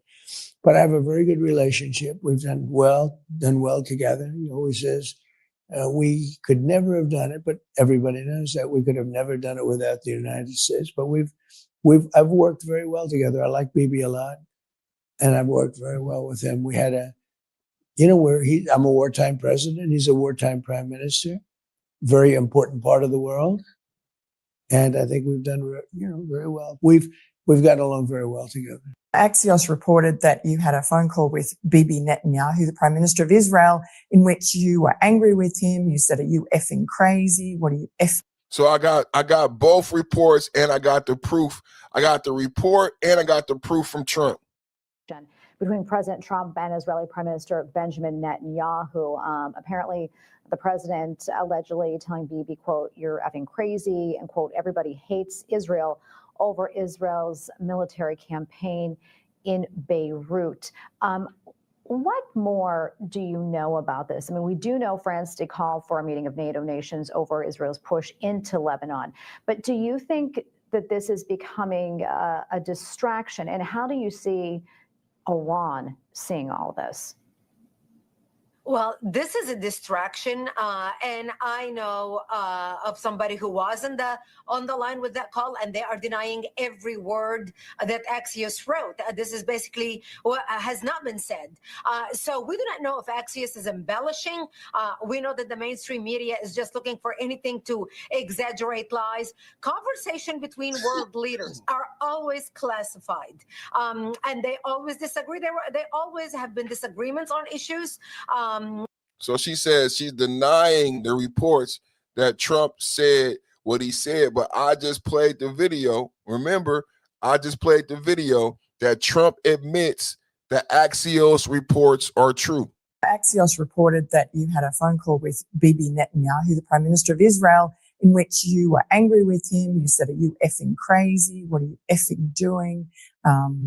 I helped you stay out of jail." Is that true? Did you speak to him in those terms? I did. I wouldn't say angry. I was a little bit perturbed at his constantly fighting with Lebanon. You know, at some point I said, "Bibi, we got to stop this. We got to stop it." But I have a very good relationship. We've done well together. He always says, we could never have done it, but everybody knows that we could have never done it without the United States. But I've worked very well together. I like Bibi a lot, and I've worked very well with him. We had I'm a wartime president. He's a wartime prime minister. Very important part of the world, and I think we've done very well. We've gotten along very well together. Axios reported that you had a phone call with Bibi Netanyahu, the Prime Minister of Israel, in which you were angry with him. You said, so that's the report right there. Back to California.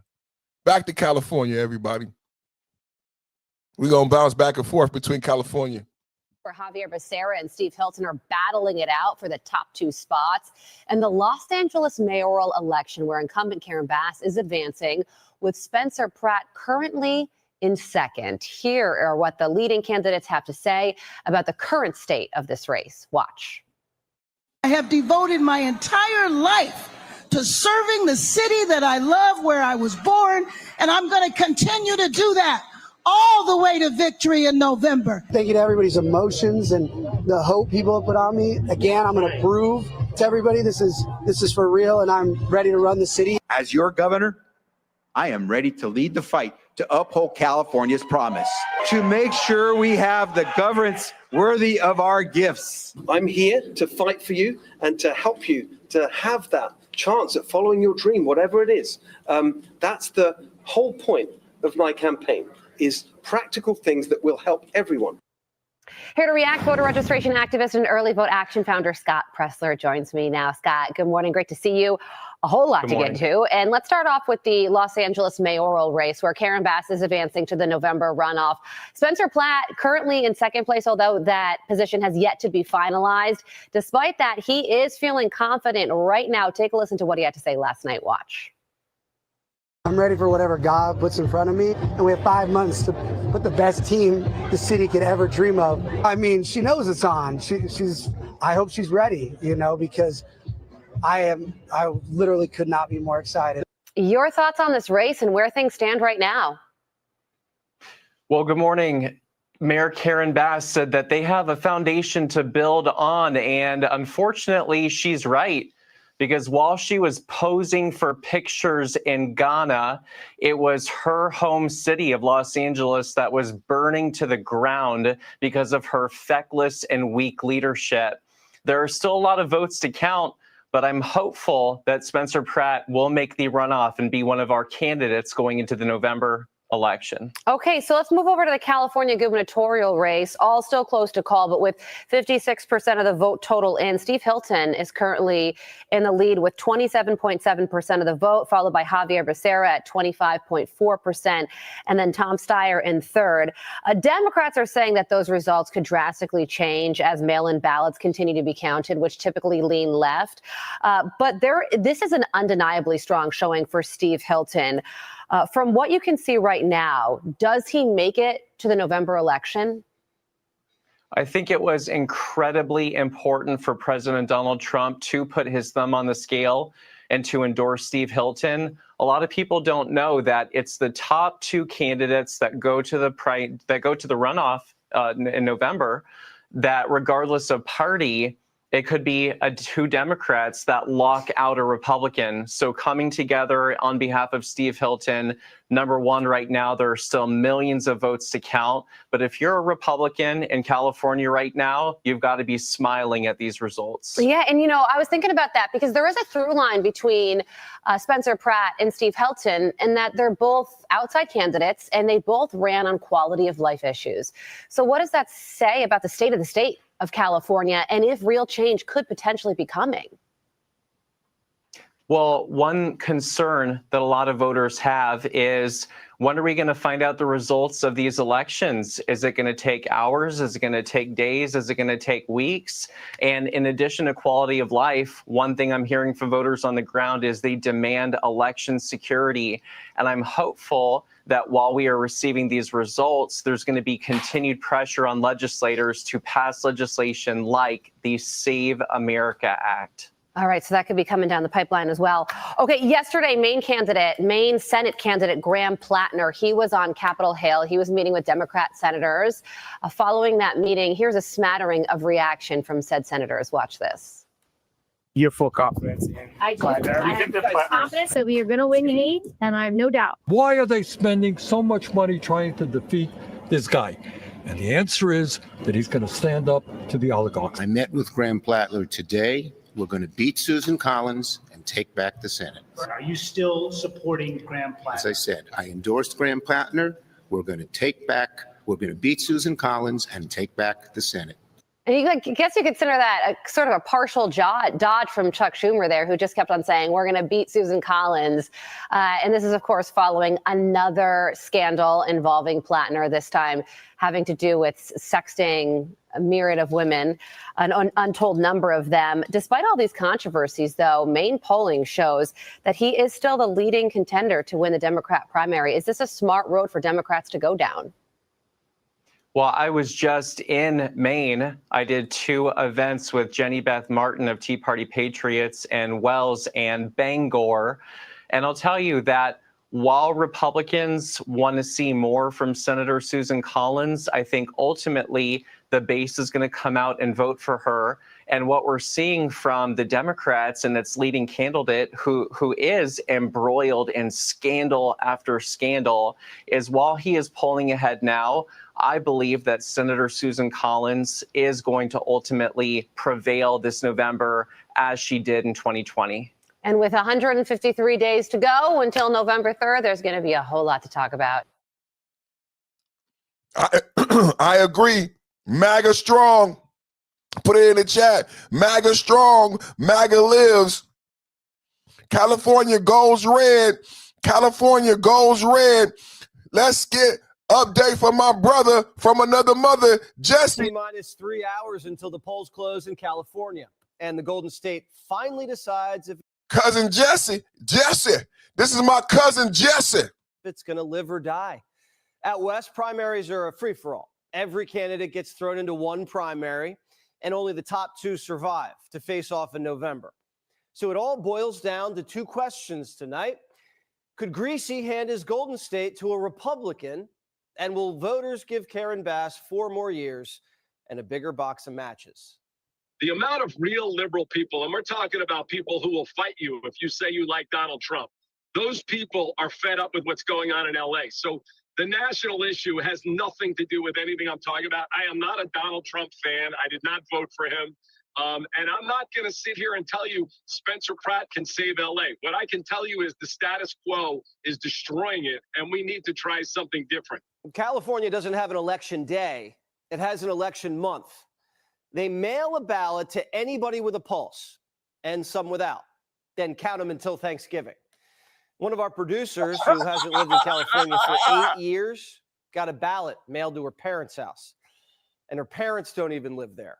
It's their beach house. It's a mess. California sends out ballots to anyone who's ever been registered, ever. And they don't clean up the rolls. So nobody can predict how Spencer Pratt will do. He's got a skinny campaign team and no institutional turnout machine. He could finish third, or he could shock the world like Trump in 2016. Here's what we do know. LA voter registration numbers are only moving in one direction, and it isn't towards Democrats. GOP registration's up 14% since 2022. Dems, less than 0.5%. Even Beverly Hills, the young voters who were supposed to be a lock, they're swinging to Republicans by double digits. Pratt's slashing message has landed everywhere, even in Hollywood. Half the city's ash, the other half's naked in the street. But Noodles, she couldn't be more out of touch. But it has definitely, this has gone far beyond what I expected the campaign to be about. I, again, thought it would be about bike lanes. Bike lanes? She thought the race would be about bike lanes. After the fires, the corruption, and the homelessness, bike lanes. No one in LA rides a bike. It's too big. Now, in the governor's race, Steve Hilton, the Republican, he's the one to beat. We'll see if he cracks the top two tonight and breaks out of the jungle. On the Democrat side, there's a big oil billionaire who basically bought his way to the top and has a way with words. I'm Tom Steyer, and I'm about to ride the D.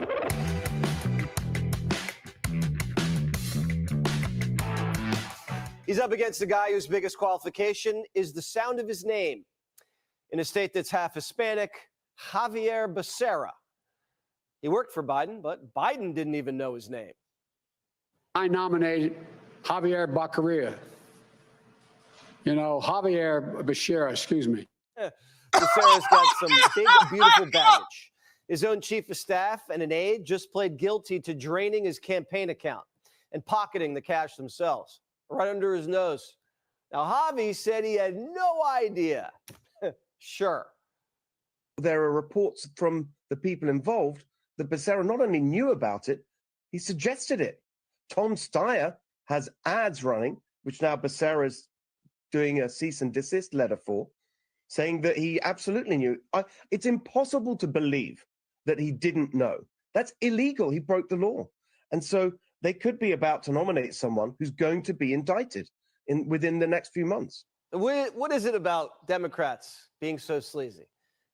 All roads lead to the Senate through Maine. Democrats don't take back the majority without it. So who'd they run? A communist nipple Nazi whose wife just caught him sexting a dozen girls. This was the guy who was going to help Democrats win back men.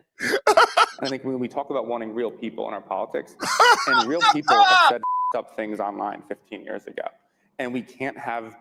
But wait, don't forget, in California, don't forget the Democratic congressman that stepped down because 5 women accused him.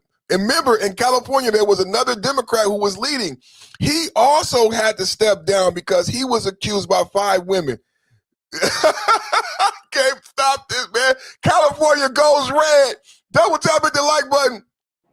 One without the other. I think what people say is like, we've spent so much time. Like every cable news, every segment. How are we going to win back the people Trump has taken? How are we going to win back the young men who we've lost online? It's like, no, we have someone who was one of them and found his way out the other side and who can uniquely tell that story.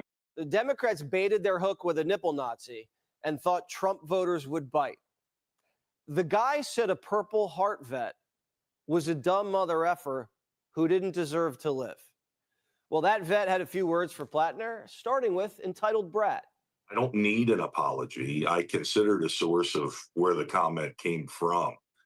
And I'm the type of person that in order for me to worry about what you say, first I have to respect you. and there's zero to no respect for a self-proclaimed communist. The ironic thing is some guys run towards gunfire and other guys run towards keyboards. And I think that's a big difference. The whole working man thing's just an act too. Nipple graduated from boarding school. His daddy bought him his house. His mommy bought him his oyster farm. It sits on his rich buddy's private island. The farm's best customer, mommy's restaurant. And the farm still makes no money. His main income is disability. So his parents bankroll him, and he puts his wife on the campaign payroll. He got caught creeping, and they cut her a check for 30 grand. And then she did a video and stood by her man. Now, we've known for months this guy was a walking red flag. Bernie gave birth to him and stuck Schumer with him. Maybe Democrats are the ones dropping the oppo on him to push him out before it's too late. Give him the old Swalwell treatment. Schumer still has Democrat Governor Mills in his pocket, the one they shoved aside for the oysterman. She just popped back up to remind everybody she's still on the ballot. Here's the problem for the party. Every Democrat in the country is now getting asked about Plattner the perv. He's a liability, and nobody knows what else is about to drop. But not Adam Schiff. Schiff wants seconds. Do you think he's fit? Do you worry about Graham Plattner? Are you okay with him because he's a Democrat? Well, I'm going to wait to learn more about these recent allegations involving his texting other women. I'm very confident we are going to win Maine. Your full confidence. I have confidence that we are going to win Maine, and I have no doubt. Does he put Democrats, though, in a tough spot with it? I'm not weighing in on any of the campaigns around the country. Makes sense. Winning Maine was never about Maine. It's about taking the Senate, packing the court, and turning D.C. and Puerto Rico into states. The Senate seat's the linchpin, and Republican Susan Collins is in the way. Maine likes her. They've elected her 5 times. Not just anybody beats her, certainly not a fake oyster shucker with Anthony Weiner energy. Quote, up until now, the things that have come out, most Mainers have been pretty forgiving, enough to force out a sitting governor in a primary. The thing that bothers me about Graham is every week it seems like it's something else. I worry because I have the scars of trying to beat Susan Collins for many cycles. Scam Plattner's a drag. Even CNN's nerd says he may have already blown it for Democrats, and he's got a name for it. Watch. Republicans are now slightly favored to take back the Senate, no doubt in part because of what is going on in Maine. This feels like a Plattner tax right now. The first round was just the warm-up. If Plattner was sexting on an app crawling with minors, the next question writes itself. Who were the women? How old? Did he ever meet them? Quote, it's not a possibility that more will come out. It's a certainty.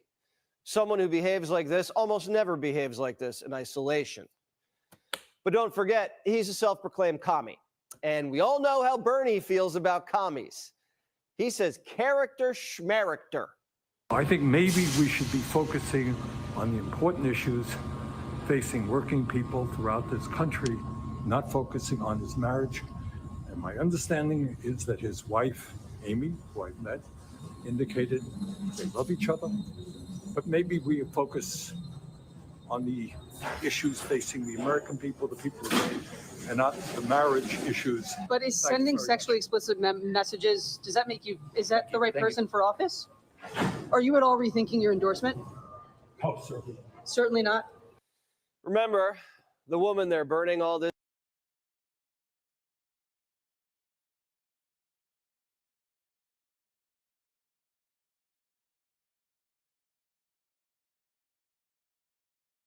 House Ethics Committee investigation and expulsion.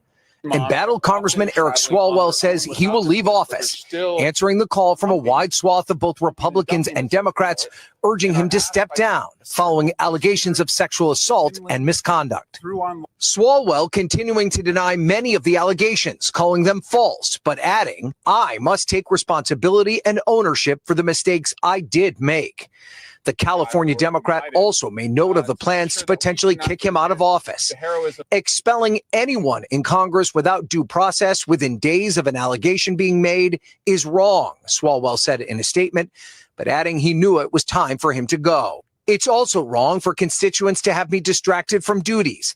Therefore, I plan to resign my seat in Congress. Swalwell was a leading candidate for governor of California. The next governor has to be a fighter protector for all Californians. But suspended his campaign in response to the backlash. His resignation will end the threat of a congressional probe, but he is still facing the possibility of a criminal investigation in New York, where one of the alleged incidents took place. Multiple women have accused Swalwell of sexual misconduct and assault. One woman telling the San Francisco Chronicle that she had several sexual encounters with the congressman while working in his office. She also accused him of sexually assaulting her twice while she was too intoxicated to consent. NBC News has not verified her allegations, but it confirmed her identity and that she worked for Swalwell from 2019 until 2021. This accuser sharing her story with CNN. He said to me, "You're right. It's probably not good for a congressman to be caught with his pants down." All right, Ryan Nobles joins us now live from Capitol Hill. And Ryan, we just got word another congressman facing serious allegations is also resigning tonight. Yeah, that's the Republican Tony Gonzalez of Texas. He was accused of having an affair with a staffer who later took her own life. He, too, was facing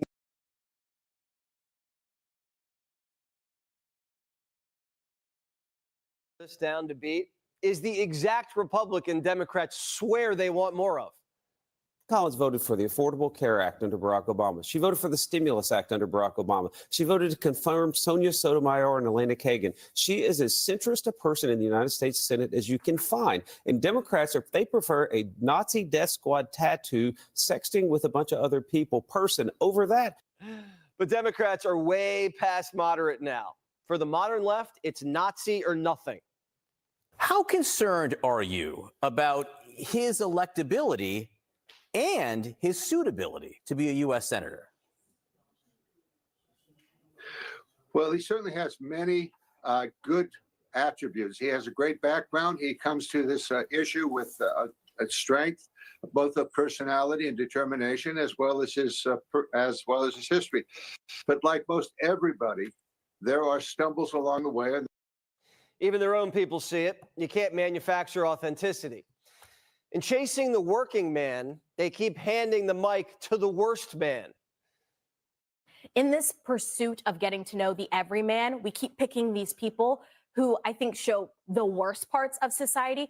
If I am to believe that Graham Plattner can relate to everyday Americans, then that means I am to believe that everyday Americans are okay with Nazi tattoos because they get them accidentally when they're drunk, or because they served in the military. They have very regressive views on race and on gender.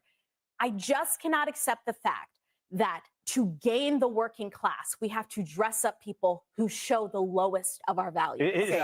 Now, Maine doesn't vote until next week. We're sending Johnny up to Portland to feel it out. But tonight tells you where the whole party's headed, because coast to coast, the future of the Democrat Party is on the ballot.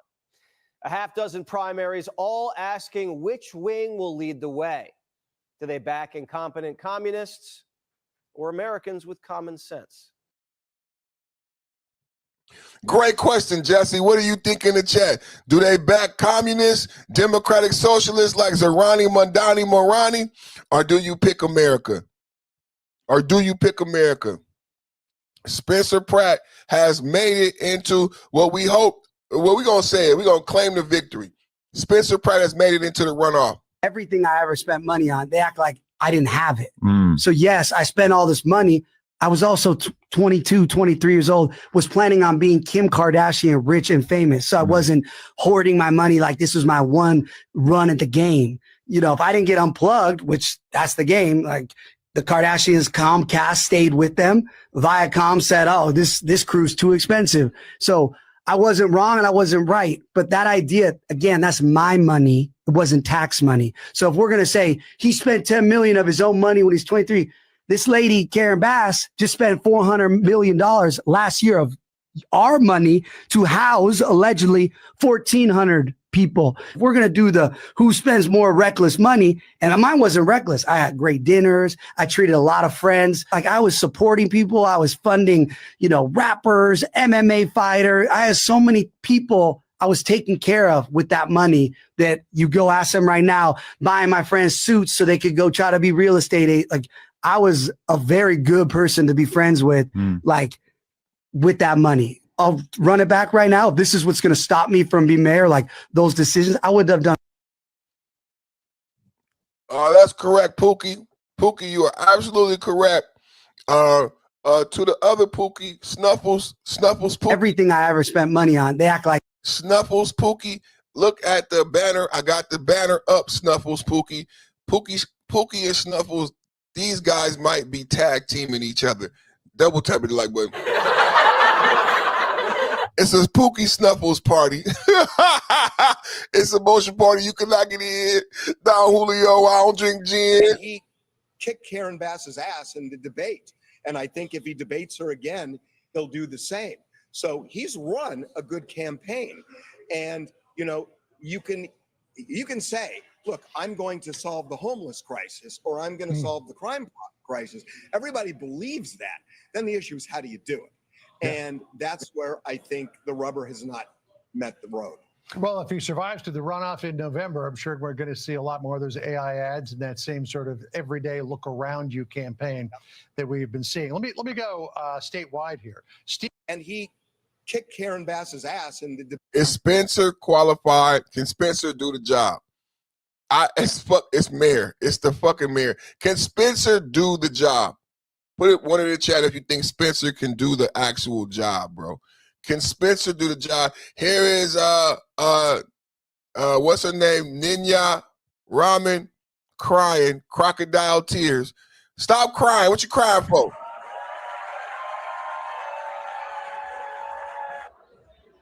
And so while the tone tonight certainly was celebration, in this room is fighting for in this campaign has been about building a city that's worthy of you and every child in this city.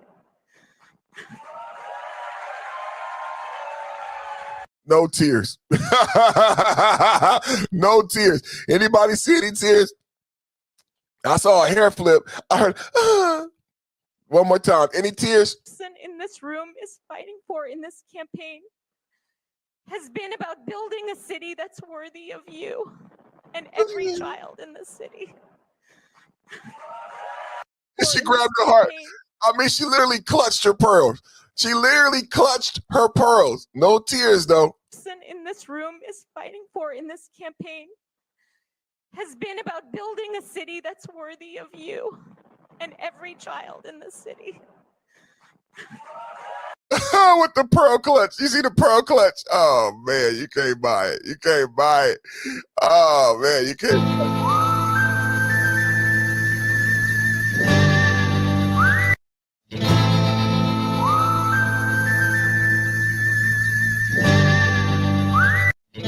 Put a 1 in the chat for Spencer. Put a 2 in the chat for Karen Bass.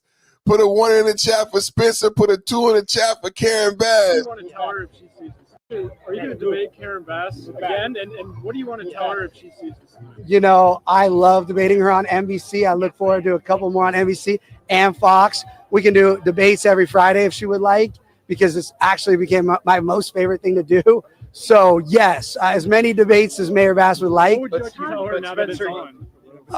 I mean, she knows it's on. She's. I hope she's ready, you know, because I literally could not be more excited. This is a campaign that started because you lost your home in the Palisades fire, because your parents lost. Are you going to debate Karen Bass again? And what do you want to tell her if she sees this? You know, I love debating her on NBC. I look forward to a couple more on NBC and Fox. We can do debates every Friday if she would like, because it's actually became my most favorite thing to do. So, yes, as many debates as Mayor Bass would like. Snuffles, which one you voting for, Snuffles? Pick one.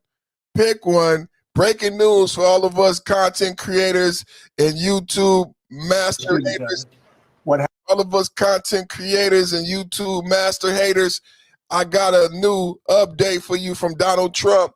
Brand new Donald Trump for all of my YouTube content creators and master haters. I got a new update coming to you live from Donald Trump. Live from Donald Trump, desk of the president. Desk of the president coming to you live. Brand new update. Donald Trump says Elon Musk should purchase YouTube. Donald Trump says Elon Musk should purchase YouTube. Student of it. What happened? Huge. It's huge. This is a very big, huge update. Donald Trump says Elon Musk should purchase YouTube. Student of it.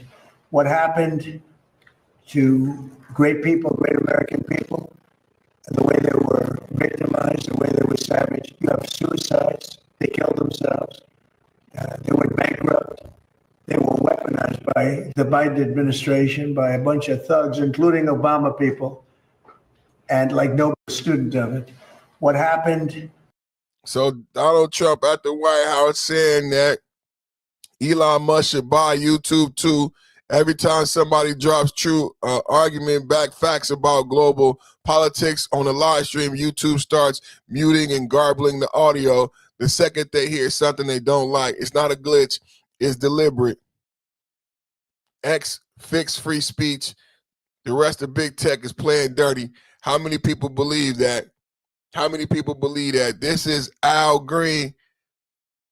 Blacks are not apes in the jungle, the mighty jungle. Blacks are not apes. A weem away, a weem away, a weem away, a weem away. In the jungle, the mighty jungle. Blacks are not apes. Al Green voted out. Al Green fired. Al Green fired. The homie said prayers do work. The homie said prayers do work. Dual Iran citizen living in a 30. Oh man. National security risk. A great Al Qaeda Islamic jihadist sympathizer is coming to Congress in New Jersey. So they got the guy in Maine with the tattoos who's a sympathizer and a womanizer texting all type of women while he's married. That's who the Democrats are backing in Maine. You had Starwell in California who did the same thing, manipulating women. Now, this is the guy that they want in New Jersey. The Democrats just make it easy for us.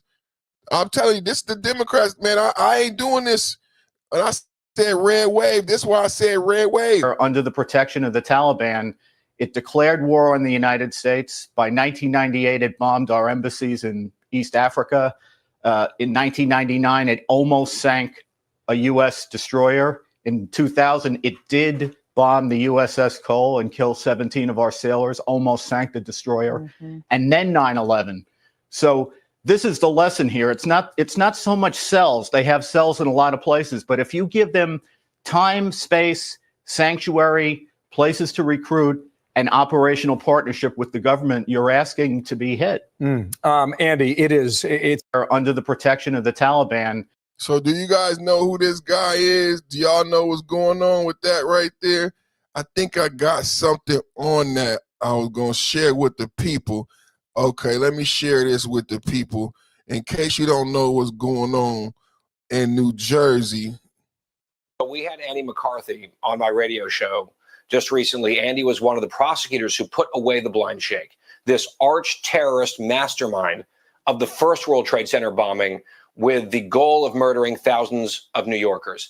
And the man you just mentioned running for Congress in New Jersey was his interpreter, traveled around with him, was a confidant, and was a defense witness at that trial. Beyond that, Brian, Jewish Insider has reported that same man subsequently went to Bosnia to volunteer for an organization that was later exposed as an al-Qaeda front and shut down. We had Andy McCarthy on my radio show just recently. Andy was one of the prosecutors who put away the blind shake, this arch terrorist mastermind of the first World Trade Center bombing with the goal of murdering thousands of New Yorkers.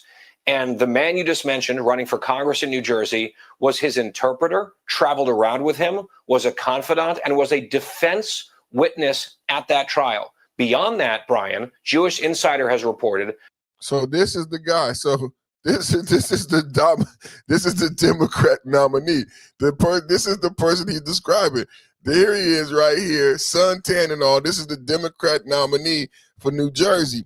And my brother from another mother just gave his background that he was a Al-Qaeda 9/11 sympathizer to where he left out the country and tried to join the group, but now somehow he came back to America, and now the Democrats want him to be in the Congress. You can't make this up. Under the protection of the Taliban, it declared war on the United States. By 1998, it bombed our embassies in East Africa.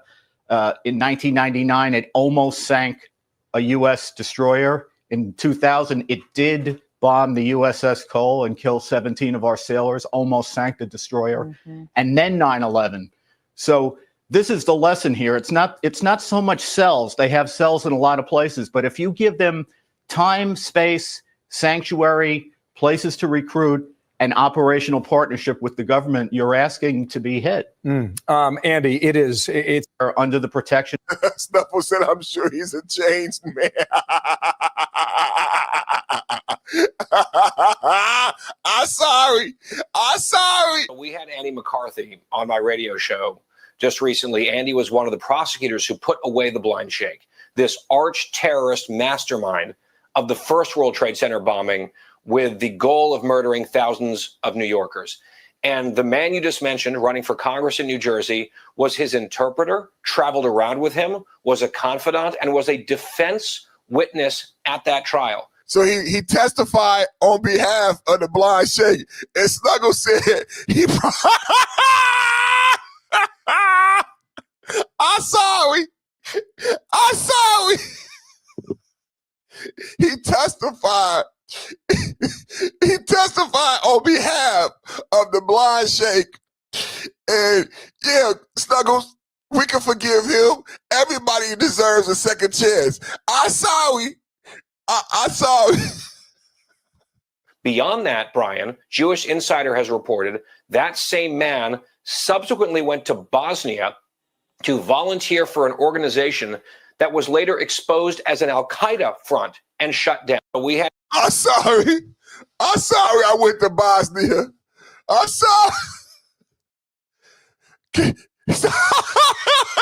sorry.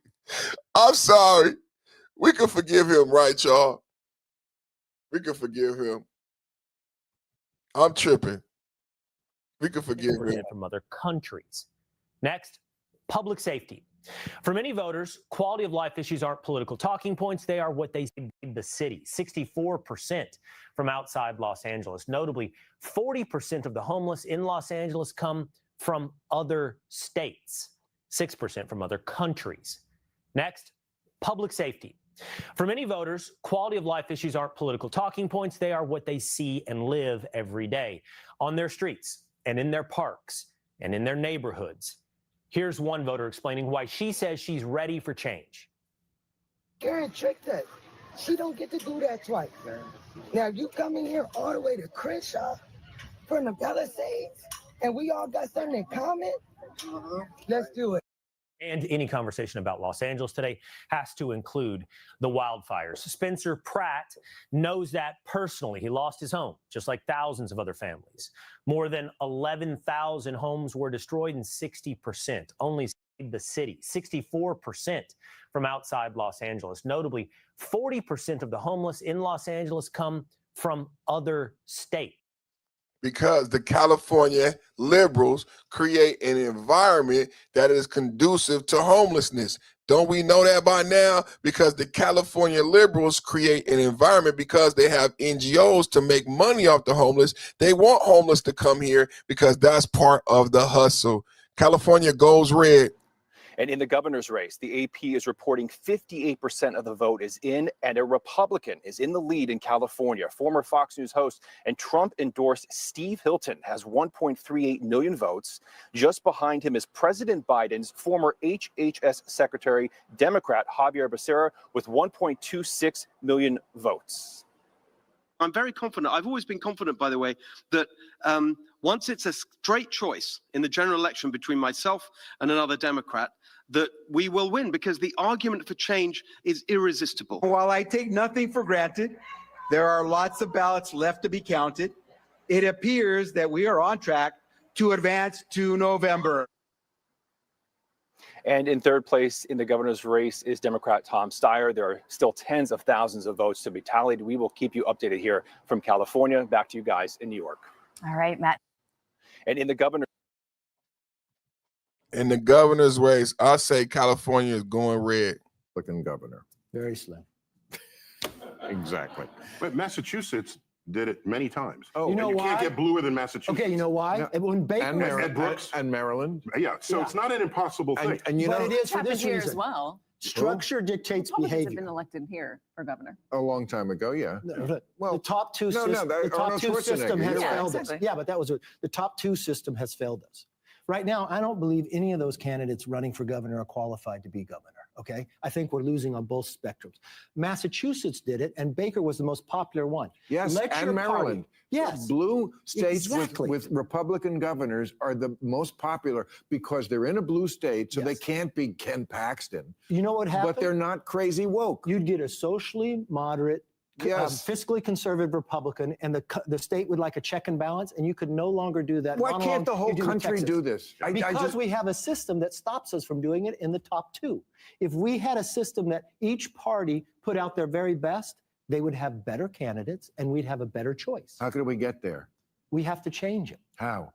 Well, we can do it with a referendum, or we can make an initiative and have the people vote on it. So you want to go back to a closed primary, is what you're saying? I'm not saying closed primary. I'm saying letting the party select. You could have The an smoke-filled open room. primary, but the independents can join Republicans or Democrats, their choice, but Republicans get to pick the nominee. Sounds like the Democrats want to take away freedom again. Put a 1 in the chat. Do you agree? Put a 1 in the chat. Do you agree? We're talking about California goes red, and not only in the governor's race, but also in LA. And I argue that it's a signifier of a nationwide trend. From the live desk, 58% of precincts reporting. At this point, we're not seeing many surprises. Counties, they're voting largely where we'd expect them to on party lines. I want to show you Santa Clara County, always an interesting one to watch simply because of the sheer number of voters. You can see Javier Becerra taking the top spot, 28.7%. Steve Hilton falling behind, 24.2%. Put a 1 in the chat if you believe California will go red. Put a 1 in the chat. We're looking at the map. Look at this map as we have this discussion, and I want to see your votes. Put a 1 in the chat. Do you believe California goes red? And you know what? I didn't put up a poll today. That's my bad. Even though my poll stays up. Live desk, 58% of precincts reporting. At this point, we're not seeing many surprises. Counties, they're voting largely where we'd expect them to on party lines. I want to show you Santa Clara County, always an interesting one to watch simply because of the sheer number of voters. You can see Javier Becerra taking the top spot, 28.7%. Steve Hilton falling behind, 24.2% in second there.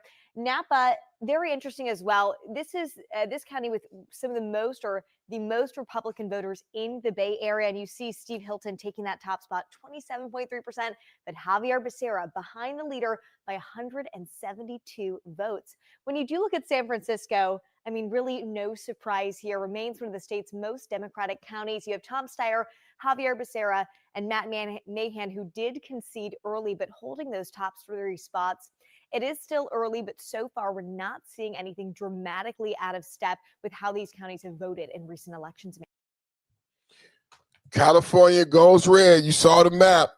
California goes red. Put a 1 in the chat. From the live desk, 58% Matt Mahan, who did 58% of the vote in. Does California go red? I argue California will go red. The early lead, Human Hamadi. You've got Steve Hilton leading right now.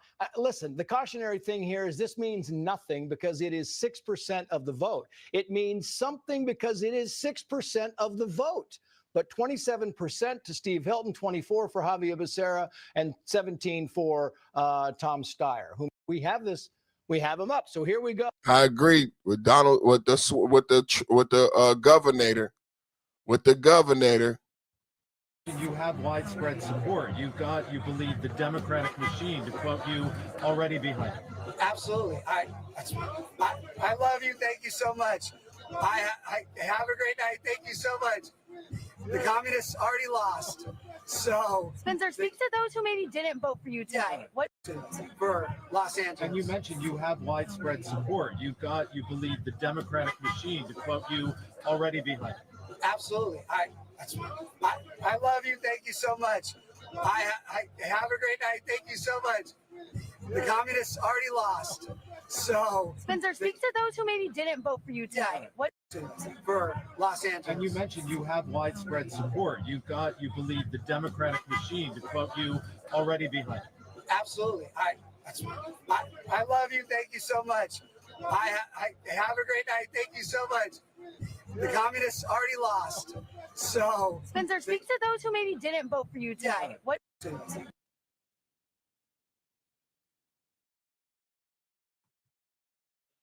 Will Cali go red? Will It's the Cali? most brilliant thing Spencer Pratt has ever done. It's the most brilliant thing any politician has ever done in a campaign. I've never seen another Put the ones. politician. Put the ones in the chat. Will Cali go red? Put the ones in the chat. Will Cali go red? Put a 2 in the chat if you think Cali stays blue. 2 is for blue. 1 is for red. 2 is for blue. Will Cali stay blue? Put a 2. Will Cali go red? Put a 1 to the head. It's the most brilliant thing Spencer Pratt has ever done. It's the most brilliant thing any politician has ever done in a campaign. I've never seen another modern politician do this. Spencer Pratt is giving Democrat voters in Los Angeles an off-ramp. He's giving them the permission, the ability. He's making it easy for them to cast their vote for him, even though he has said that he is a registered Republican. He's not a Democrat. They're a Democrat. They don't want to vote for a Republican. It's difficult for a Democrat to vote for a Republican or a Republican to go vote for a Democrat. It's hard to change our minds. But he's giving Democrats an off-ramp, permission to vote for him just by nature of refusing to associate with the Republican brand. Again, not because he's repudiating what Republicans like you and me stand for, but just because he's saying, instead of thinking of me as a member of a certain party, which you may have feelings about, think of me as someone who's identifying something that's hurting you and offering a solution. This is what he said in an interview with the mainstream media this weekend when the interviewer tried to associate Spencer Pratt with MAGA. Take a listen. Are you a big MAGA person? I'm a big nobody person. I'm a big Spencer Pratt Angelino person. I only represent myself, my community, Angelinos. I'm not part of any political party. I'm running a nonpartisan race. I'm supposed to represent all of Los Angeles, not either political party. And that's the problem. Everyone has lost the plot. The mayor is supposed to be a nonpartisan race. That's why there's no letters next to anyone's name. The mayor currently has hijacked the position in the chair, made it a political seat. It's not supposed to be. Anybody can say, I'm connected to whoever they want, and I'm fine with anybody saying, I like Spencer Pratt. Great. Spread that message, because my message is common sense, basic human quality of life. So it should be everyone. Obama should love me. The president should love me. Biden should love me. Have you ever heard another politician do this? Listen, the Democrats' reaction to this, I mean, if we had a video camera on the faces of the Democrat political strategists and on Spencer Pratt's opponents, you can bet your bottom dollar that they are just shell-shocked by this. They don't know. They don't know what to do. And I believe this is more fuel for the fire that Cali goes red. Right? My other opponent wants to get shiny new grills for drug addicts. It's the most quintessential Karen Bass policy, another cosmetic cover-up that fails to address the raw beneath. In a way, this reveals the most perfect allegory for the city of Los Angeles. How many people who are unhoused that you meet have no teeth at all? They don't have teeth. Why? Because meth rots your teeth. On the surface, Karen's pitch seems lifted straight out of one of my father's office brochures. She asserts, you can't succeed without teeth. You can't succeed without teeth. While that's objectively true, everyone with an IQ hovering slightly above room temperature had the same reaction. It's not the teeth that's holding them back, it's the meth. Reaction to that, though, was why isn't the mayor doing more to address the meth use in the first place? Karen Bass was rightly mocked for this absurd program, but her defense of it was very revealing. When Angelinos pressed her on the insanity of giving meth heads new teeth instead of treating their addiction, she defended it by saying, we already paid for it. Think about that. We already paid for this boondoggle, so we may as well just double down. This highlights the fundamental problem behind all of Karen's bad ideas, treating your tax dollars like monopoly money. When it's other people's money for other people's stuff, neither cost nor quality matters. Our city leaders truly see your tax dollars as theirs for the taking. They funnel it to their friends with zero oversight nor accountability, and they all profit off of our collective misery as our city falls apart and your quality of life sinks into the abyss. Here you are, slapping your phone alarm at 5 a.m. every day, sitting in traffic, working long hours, paying your taxes. And if you crack a tooth or need some veneers after grinding down your teeth from stress every night, you're going to pay $10,000. But if you were simply to quit your job and do meth every day while defecating on the street, Karen will give you a new set of chompers for free. Hey, why not? It's not her money, it's yours. We're done with chasing good dollars after bad. We are done with fake solutions. We are done with living like a third world country in our beautiful city. It's time to take a bite out of crime. Agree. Put a 1 in the chat if you agree. Put a 1 in the chat if you agree.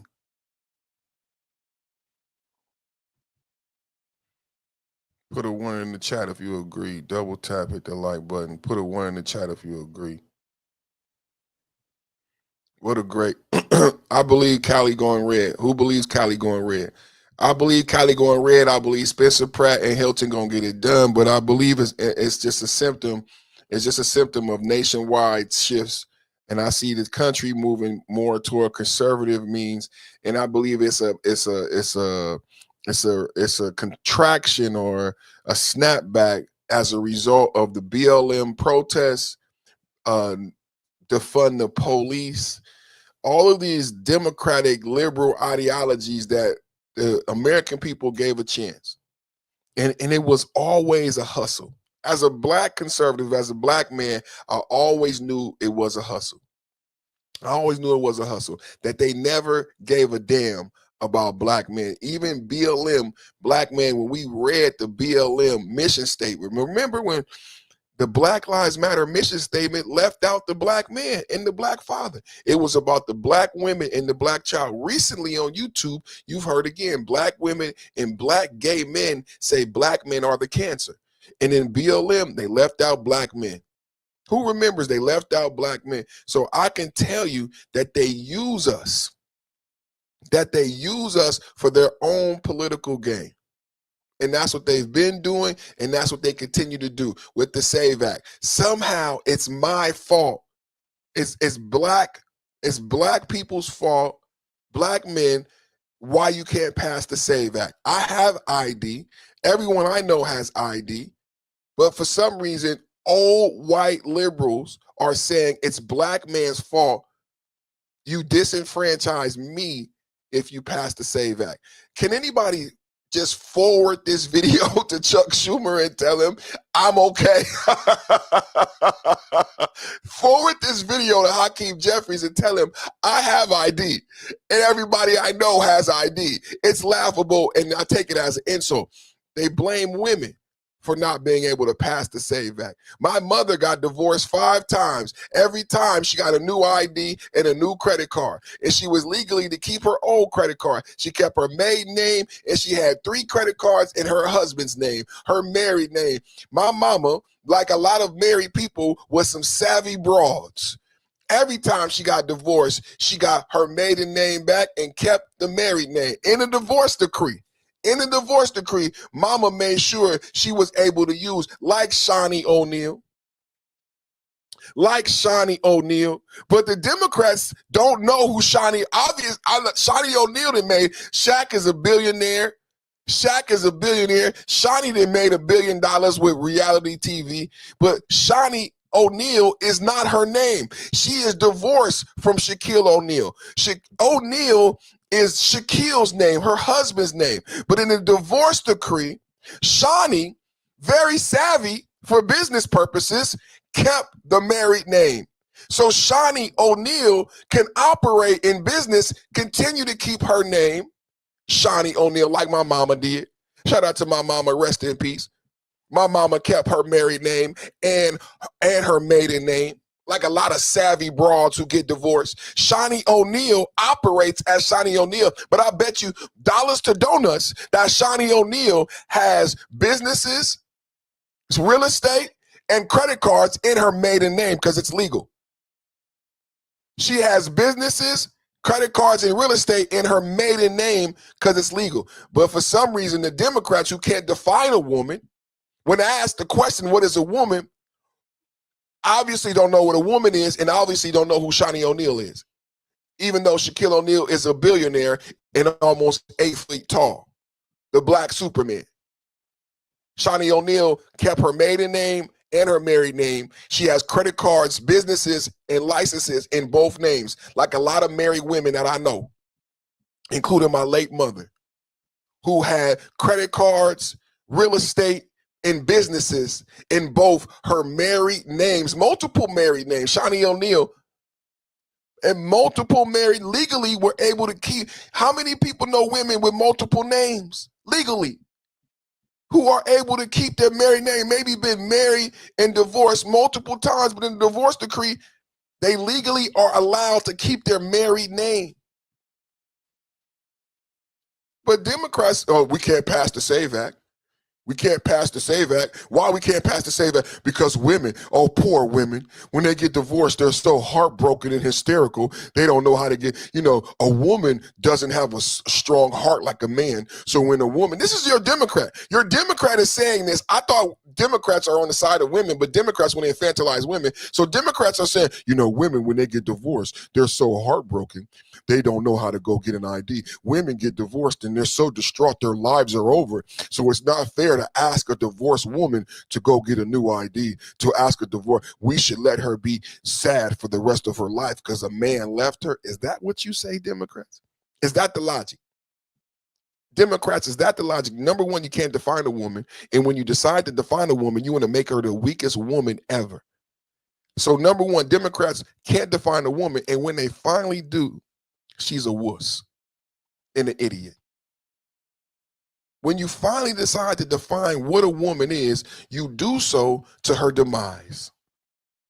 This is your Democratic Party. When you finally decide to define what a woman is, you do so to her demise. Oh, I know what a woman is. When she gets divorced, she's so sad she can't get an ID, so we can't pass the SAVE Act. But we just asked you what a woman was. We just asked you what a woman was.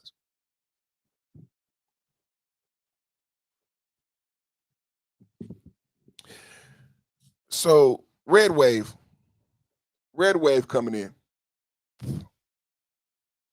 Red wave coming in, man. Red wave coming in, man. What I need everybody to do right now that's watching, I need everybody watching right now to double tap, hit the like button. This is the Perfect Timing Podcast, back with the blast, #1 podcast on YouTube for geopolitical debate. I need everybody watching. To hit the like button and hit the subscribe. It's free. I know a lot of people have an issue with hitting the like button, hitting the subscribe button, but let me tell you something right now. The like and the subscribe button is absolutely free. There's no pressure. There's no pressure to hit the like button, double tap the screen, or on the top right-hand corner, there's 3 dots. They're called ellipses. Hit the ellipsis. That'll give you the opportunity to like and subscribe. It's free to hit the like, or you can dislike. It's free to hit the like. It's free to subscribe. Now, when you subscribe, you're going to get a plus sign. Right now, I'm running a Somalian special. Who knows about the Somalian fraud in Minnesota? Who knows about the Somalian fraud in Minnesota? It's called the Somalian special. We are the world. We are the children. Somalians came here and stole 19 billion. They built leering centers, but the children didn't lear shit. Then Ilhan Omar won 30 million. We are the world. We are the world. We are the children. Somalians came here and stole 19 billion. 19 billion. They built leering centers, but the children didn't lear shit. Then Ilhan Omar stole 30 million. And she married her brother. She stole 30 million. And she married her brother. We are the world. We are the children. Somalians came here and stole 19 billion. 19 billion. Go ahead and hit the like button, man. Hit the subscribe. Hit the plus sign. The plus sign, you're going to be able to become a member, man. Membership has its privileges, man. Every day at 1 p.m. we do this. Every day at 1 p.m. we do these live streams, man. We talk about geopolitics. #1 channel for politics, geopolitics, and domestic and geo debate. Today we talked about high stakes diplomacy in Iran. Trump had a phone call with Bibi Netanyahu. This debunks all of you guys who said there's this romance between Bibi and Trump. That's absolutely not true. I played video on both sides, and I played video of Trump admitting he had a phone call with Bibi Netanyahu where he told Bibi Netanyahu that you're effing crazy and you're messing up the peace deal by bombing Lebanon and Hezbollah. So that's I debunked. Every day that's what we do. We win. We win it in California. We win it in LA. Massey is gone. Crockett is gone. Green is gone. Who else is gone? 37 rhinos. Crikey, mate. Crikey. I see a white rhino. That's what we do here. We hunt white rhinos. Crikey, mate. I see a Republican white rhino. Give me the scope. Crikey, mate. Is that a white rhino? An ancient Republican white rhino? MAGA is hunting. What are we doing? Hunting rascally white rhinos. What are we doing? Hunting rascally white rhinos. That's what MAGA is doing every day at 1 p.m. on the Perfect Summer Podcast. Hunting rhinos. Massey is gone. Ken Paxton gonna win. 37 endorsements by Donald Trump. Donald Trump, red wave. I've showed you map on top of map. California red, Texas red, red. It's a red wave. It's a red party. Double tap at the like button. California goes red. Spencer Pratt is tap dancing on Karen Bass. Go dance. Man, Spencer Pratt tap dancing on Karen Bass. It's been an amazing night, man. Hit the like button, hit the subscribe, hit the thumbs up, man. Hit the like button, hit the subscribe, hit the thumbs up, man. So excited, man. This is the best channel on YouTube. If there any channel, if you were debating and saying, hey, man, I want to subscribe to a channel, I want to support a channel, you know what I'm saying? This is the channel you want to support. This is the channel you want to support. This is the channel you want to subscribe to. Yeah, man. This is the way to go, man. This is the way to go, man. Bass is a lunatic. I agree. California is going red. California is going red.